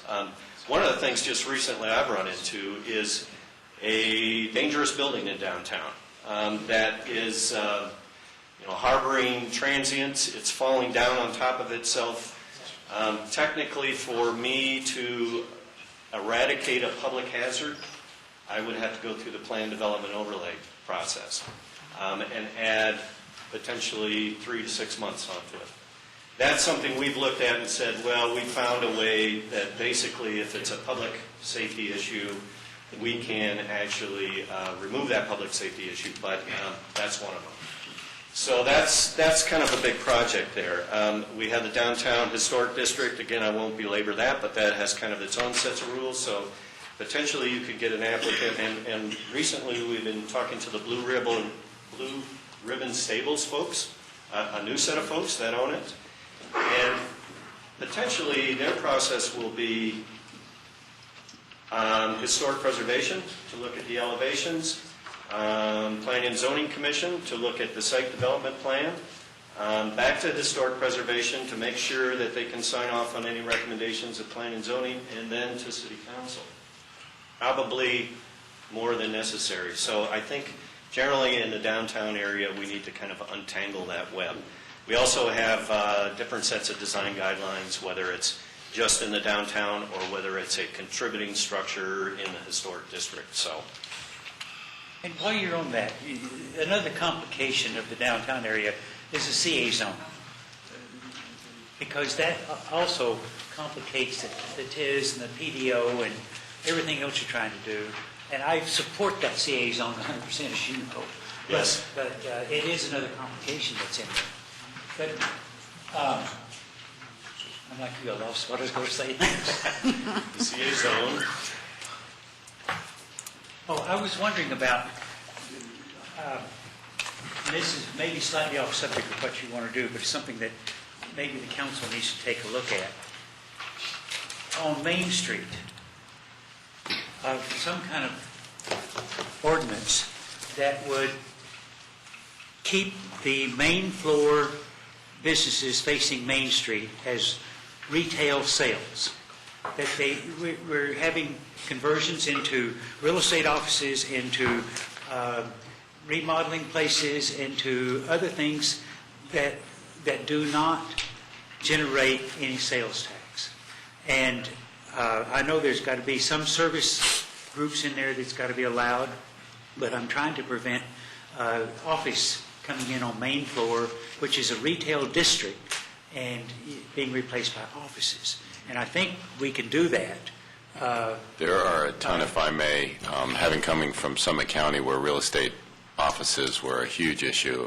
Most of the resort communities have gone through that, and there's plenty of both case law and examples of ordinances that we could put together for you of some very unique and interesting ways that you ensure that private property rights are retained, but you can manage how that works. And so if there's an interest by council, we could certainly do a quick study session update on the methods by which you do it and how successful communities have been doing it, because it's been, a couple of them have had it for probably 5 or 10 years in place. A lot of them politically have gotten killed along the ways, but plenty of examples. Yeah, and that's the goal of the downtown plan as well. is to Renters look at versus that. owners. As well as some other things like the R5 district downtown. So that, believe me, that's not off the list, but I wanted to show you kind of what our immediate emphasis is going to be. Okay, that's it. Any other questions I could answer for you? Thank you. Thanks. Nice job. Last item. Last Look at that. item. Only 4 minutes behind schedule. And Okay, you have how many- 26 minutes. could we have a 4-minute break? 4 minute break. Okay, 4-minute break. We'll be back. You have 22 minutes when we come back, Bruce. I'll try and take We're on less. schedule, but on the other hand, we skipped 2 major items there to get What's us that? on schedule. What else did we skip? We skipped one. Oh, we only skipped one? Yeah. One. And that was a fill-in anyway, trying to, since we all had. We were trying to squeeze it in. We were trying to squeeze it in. It wasn't in the original agenda, so. That's right.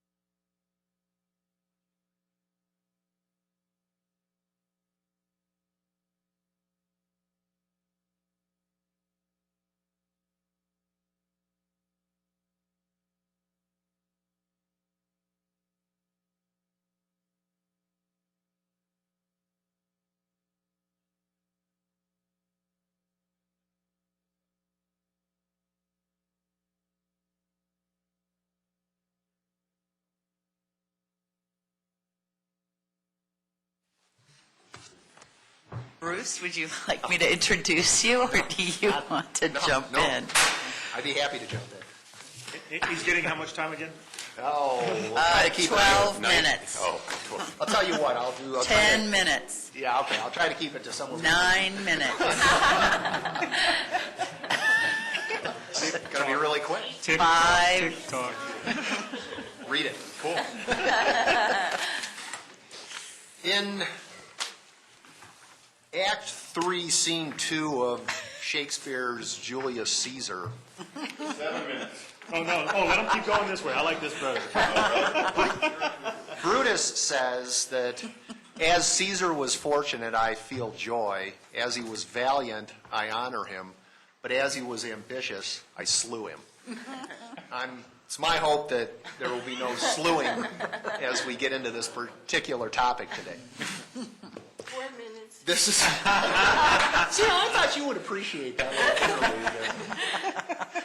This is a bit of a holdover, truth be told. What, to a certain respect, as far as the prior administration was concerned, typically, in the way we're operating nowadays, this would probably be more of a staff presentation. What ended up happening was, quite some time ago, I had started working on some of these attributes on both of the topics we're going to talk about here, and had gotten some staff involvement from BIA as well as Phil Cortez on the solar stuff.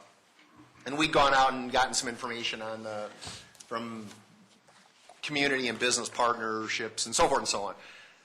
So in deference to the broader topic that did make it onto the goals and objectives, what I did was put some information together, some of which had been put together previously, but some of which was new. I wouldn't expect that this would be something we'd continue to want to do, and Michael was gracious enough to more or less let me throw this on here, just given the work that had been done.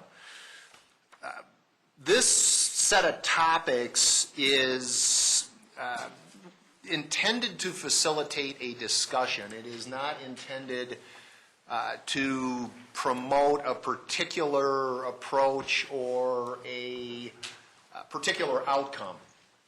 These topics, from the standpoint of environmental sustainability, tend to can be evocative in terms of various, how people look at them. But what really was trying to be done here broadly was from a perspective of, is there an alignment of interests between stakeholders on multiple sides of these particular issues? So, for example, citizens who are enthusiastic about green issues, business interests, the city's desire to foster potentially a higher level of environmental sustainability. And so part of what was being done with these two projects was to see if there was a way to connect the dots between green-related issues and economic issues that affect the business community and or citizens. I'm going to spend a little bit of time, if you'll indulge me, on the memo that talks about the plastic bag fee. And then we'll talk just briefly about the solar garden concept as two examples of things that council may consider in terms of proactive involvement in environmental issues that have benefits to multiple stakeholders. I'm going to say straight out, there are multiple issues as well as multiple stakeholders, and I don't believe that there's a clear-cut, easy answer to any of this stuff. And I think, therefore, it's incumbent upon council, as broadly representing the interests of citizens and businesses, to consider all issues that float in here. The plastic bag fee is basically something. Plastic bags, generally speaking, are things that have been addressed by multiple jurisdictions in multiple countries around the globe by virtue of the fact that they do cost money, they do involve energy consumption, and they do involve waste and recycle issues. One of the handouts that Wendy provided, I think, talks about broadly countries and states and municipalities around the world that have addressed this issue or have taken this issue up as an issue worthy of consideration. This concept was intended to basically say this. You can put, for the sake of an argument, a fee on the usage of plastic bags, or you can ban plastic bags broadly. And if you do so, you will have some sort of an impact on the environmental utilization of plastic bags or the environmental cost of plastic bags. So, for example, we spend an awful lot of money on open space in the city of Littleton.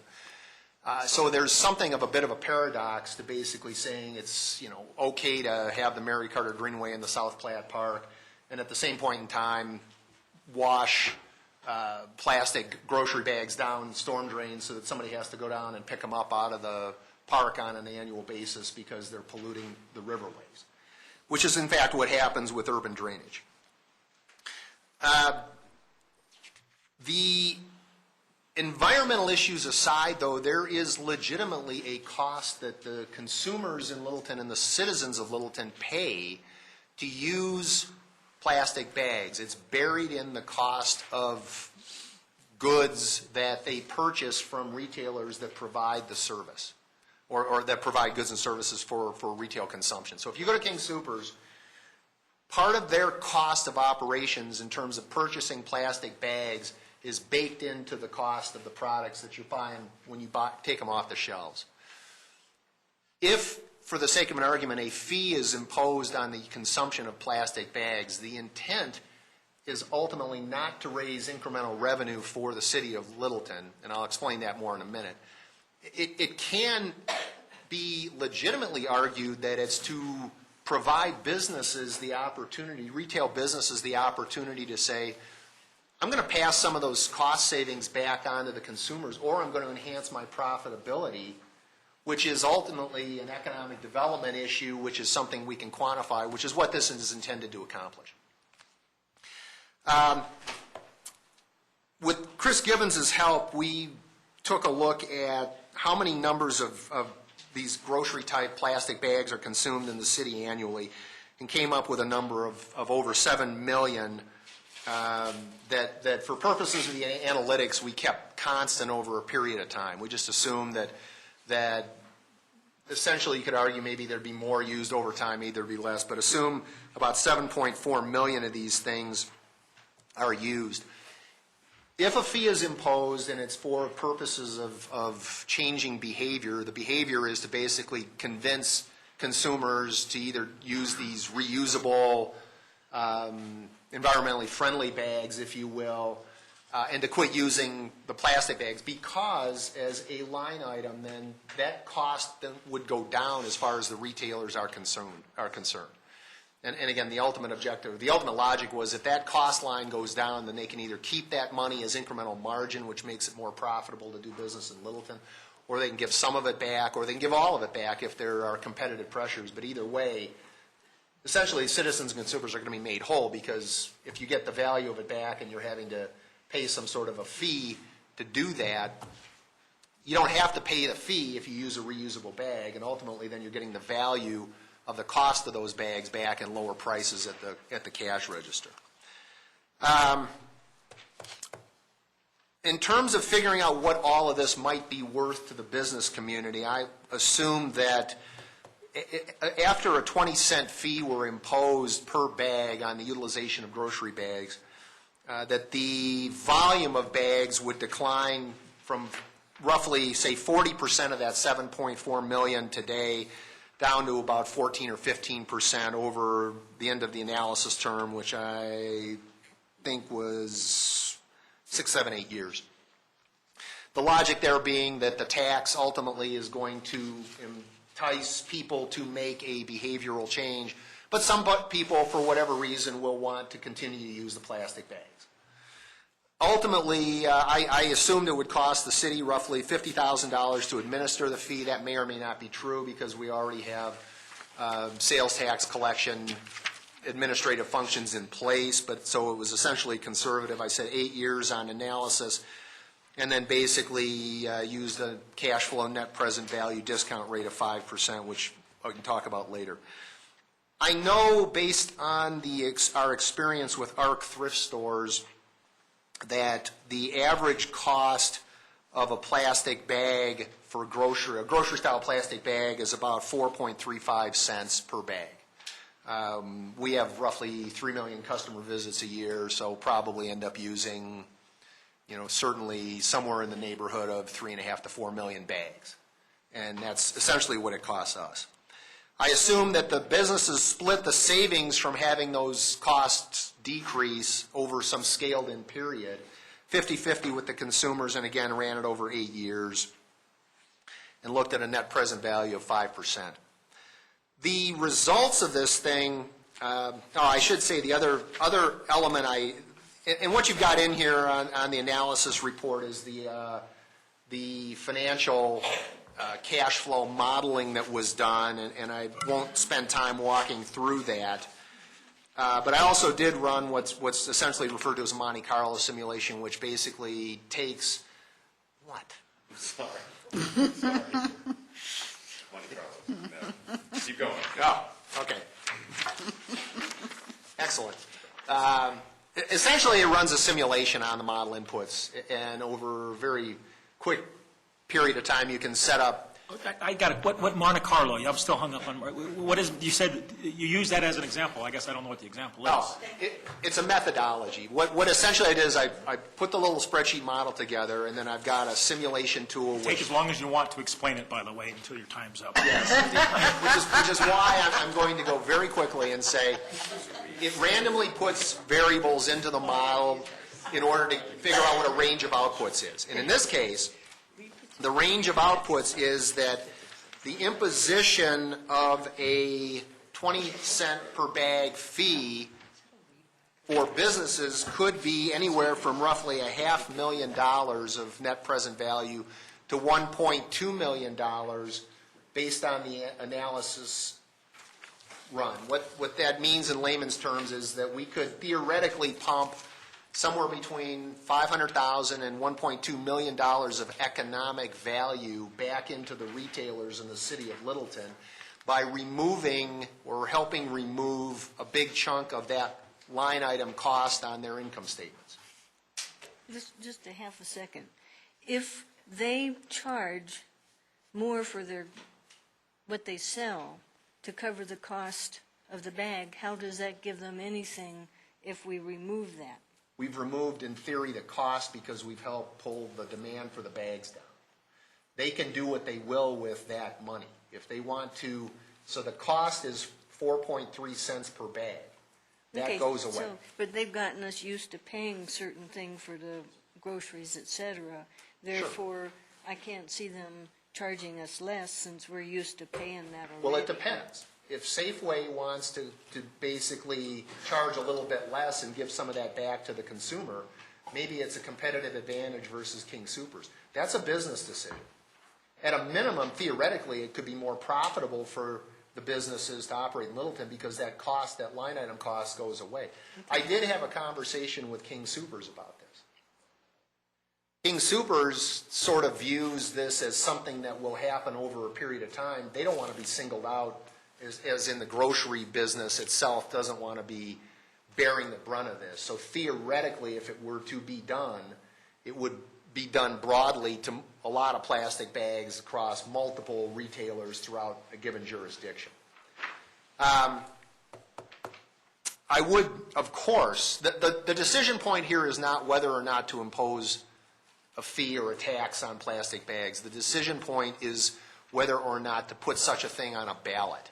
Because obviously, given the requirements of Tabor, we cannot impose a tax. What we could theoretically do is ask the citizens if it's something they want to see done. And that's really the conversation we're talking about having. Yo. I would actually even raise it higher because I think that, and Bruce and I have discussed this a little bit, because the council has a goal of environmental sustainability and actions that are in service of that, hence it being a very appropriate and valid conversation. The memo that the city attorney's office had put together, the 3 or 4 pages that are there, I think outline the variety of options that are before you, because you could do the exact same thing. You would need a little bit more definition, but you actually could do it as a fee. You can do it as a tax. You can have carrots. You can have sticks approach. And so I would raise the bar, propose raising the bar a little bit higher and say, is the council interested in reducing plastic bag impacts in the city of Littleton? If the answer collectively is yes, what I would propose that we as staff do is then go outline some of the different, delve into a greater level of what other communities have done that have done it, of which are a tax is an absolutely valid approach, and Councilman Stallman has identified the key component on a tax, which is you end up at a vote of the people. But you could do it as a fee. You can, some communities have done some voluntary incentives through joint partnerships of public-private. There's different alternatives.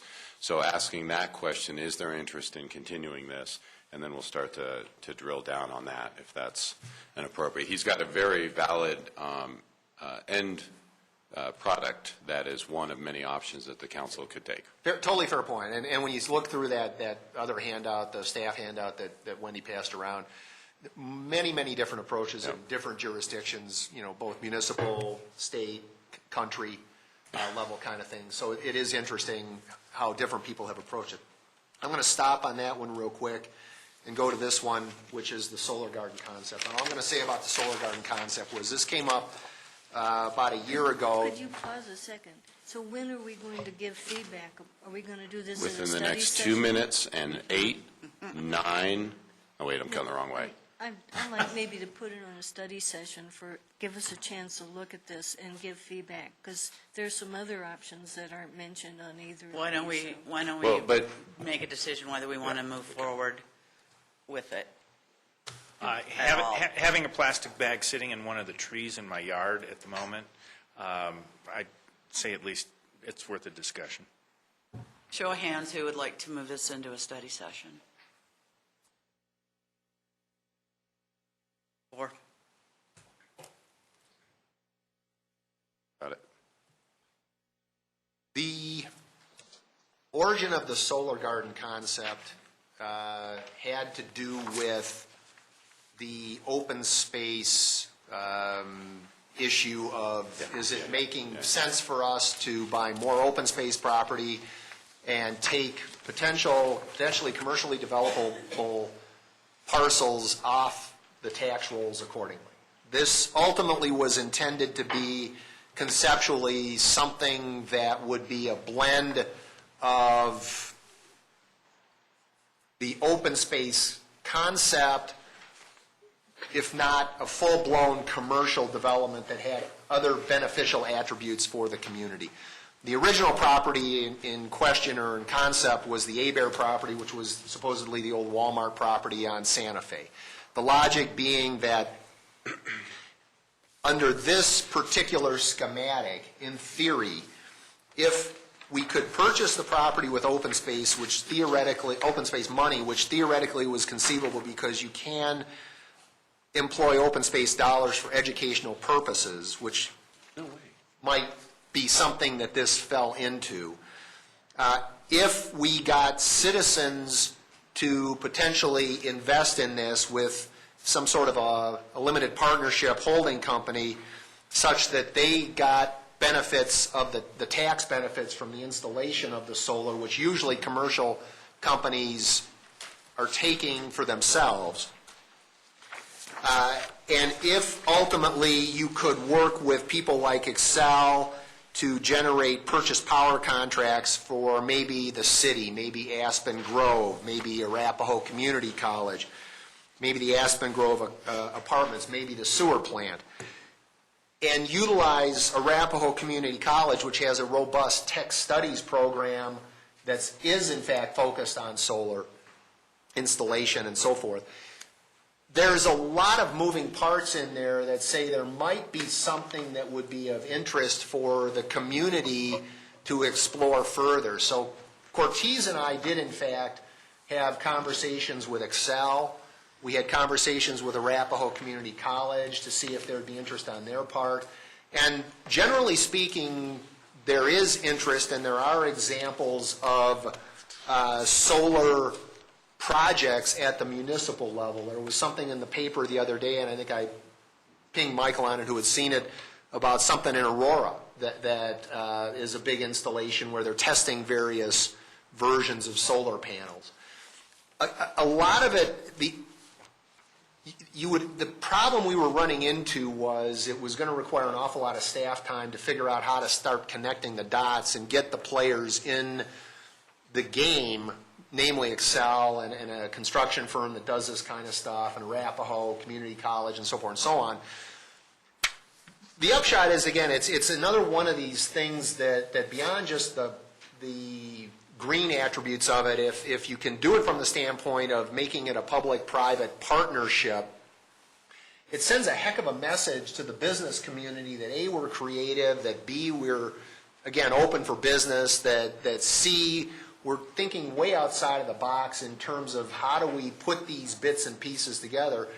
And it could really serve, again, as another bit of a model or a test bed for putting Littleton ahead of other communities that we compete with, whether it's, South Metro, whether it's Front Range, whether it's national, so forth and so on. So the concept, this was sort of fleshing out the concept, but it really couldn't go a whole lot further absent somebody's interest and involvement. I should say, absent the council's interest in really deciding, again, if this is another one that's worthy of further consideration in terms of, is there any there? The other piece of this, I think the other attachment here was last April. This was a Dr. Cog presentation, and Councilmember Taylor and I went, this was the one in Lakewood, I think, that attended this. And again, there's a lot of these issues, and you guys can flip through there, and I won't take any more time on it. There's a lot of other things that go into promoting sustainability and promoting environmental enhancements within the community that may or may not take funding or a lot of overt promotion.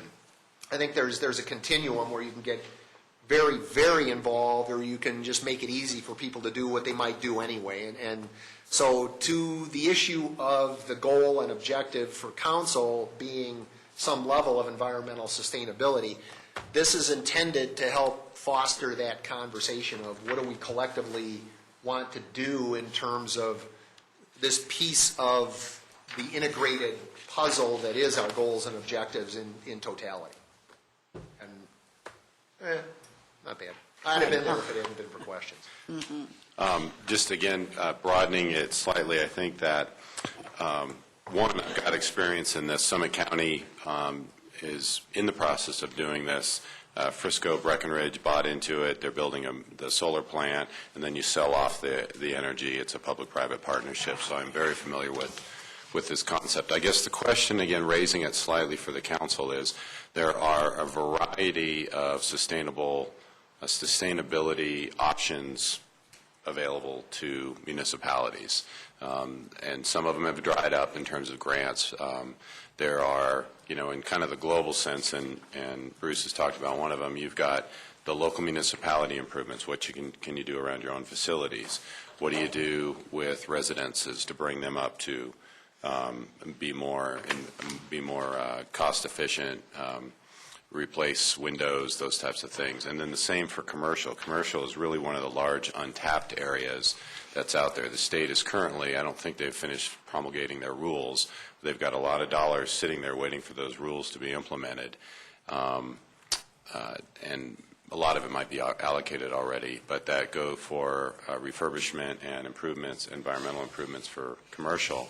And then you start to hit what I think Bruce, an example that Bruce is using in terms of the solar garden concept, that both businesses, residential, and municipalities can all tie into that deal with energy. And so raising the conversation slightly would be, does council want us to work on solar gardening as the area of interest, or would it be beneficial for staff to go and do some work around what are the multitude of opportunities that are still available? Because some of what people are walking around with from a factual standpoint are grants or incentives that dried up 3, 5, 10 years ago. And so CML actually has done a fair amount of work on this, and there's some other organizations that probably have more kind of what's still out there. And then from that list of options that are out there, this obviously I know is one of them. You pick one of those or several of those for us to go to work on. Or just pick this one and say, do this and do the other two, or don't do any of it, or whatever you want us to do. Jim?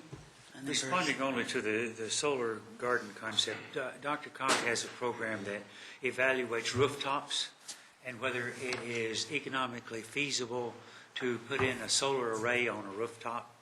And although the young man who was in charge of that is no longer working for Dr. Cox, you don't hear much about it anymore, but I think the program is still viable. Other people can probably pull that information up that are there. And I guess I'm much more interested in rooftop solar panels than I am a solar field someplace. That's my personal opinion. Bruce? I was in Rockland, California, where they did a solar array over a parking lot, and they were able to use an existing piece of land and able then to provide more than enough electricity for the building that was next to it. So I'm very interested in that idea, but I'm also interested in geothermal. And so I would like to expand the look rather than just the solar. Jerry? I'm involved with building properties green. One of the things we're finding is that we're being required more and more to start building green. What we're finding that the property we're planning right now, expenses are going up by $350,000 just to build green. Comparing buildings that have sister buildings, one with solar panels on the rooftop versus ones that doesn't, the only difference is that the ones with the panels get federal money and the other one doesn't. That's seriously the only difference. We have not realized any, very little, I should say, energy efficiency. And part of the reasons we're able to even install those panels affordably is because, for the most part, because of grants and everything else. Had we not got those federal grants, we never would have installed them in the first place. Had we had to pay for them, the payback would be about the same time it would be time to scrape the building and build a new one. So right now, I think technology is just not there, and I wouldn't want to see the city spend a lot of money chasing this stuff right now. Bruce? To Bruce's point, I think Belmar, there's something like that out in Lakewood. There's a Whole Food that put up a rooftop over a parking lot and is all full of solar panels. So it's interesting to see it. Walmart too, I think important, that's often. Peggy and then Phil. Yeah, so I'm not sure of all the terms that are used. I think solar thermal is different from geothermal, right? Geo's digging down. And I'd want us maybe to look at the solar thermal,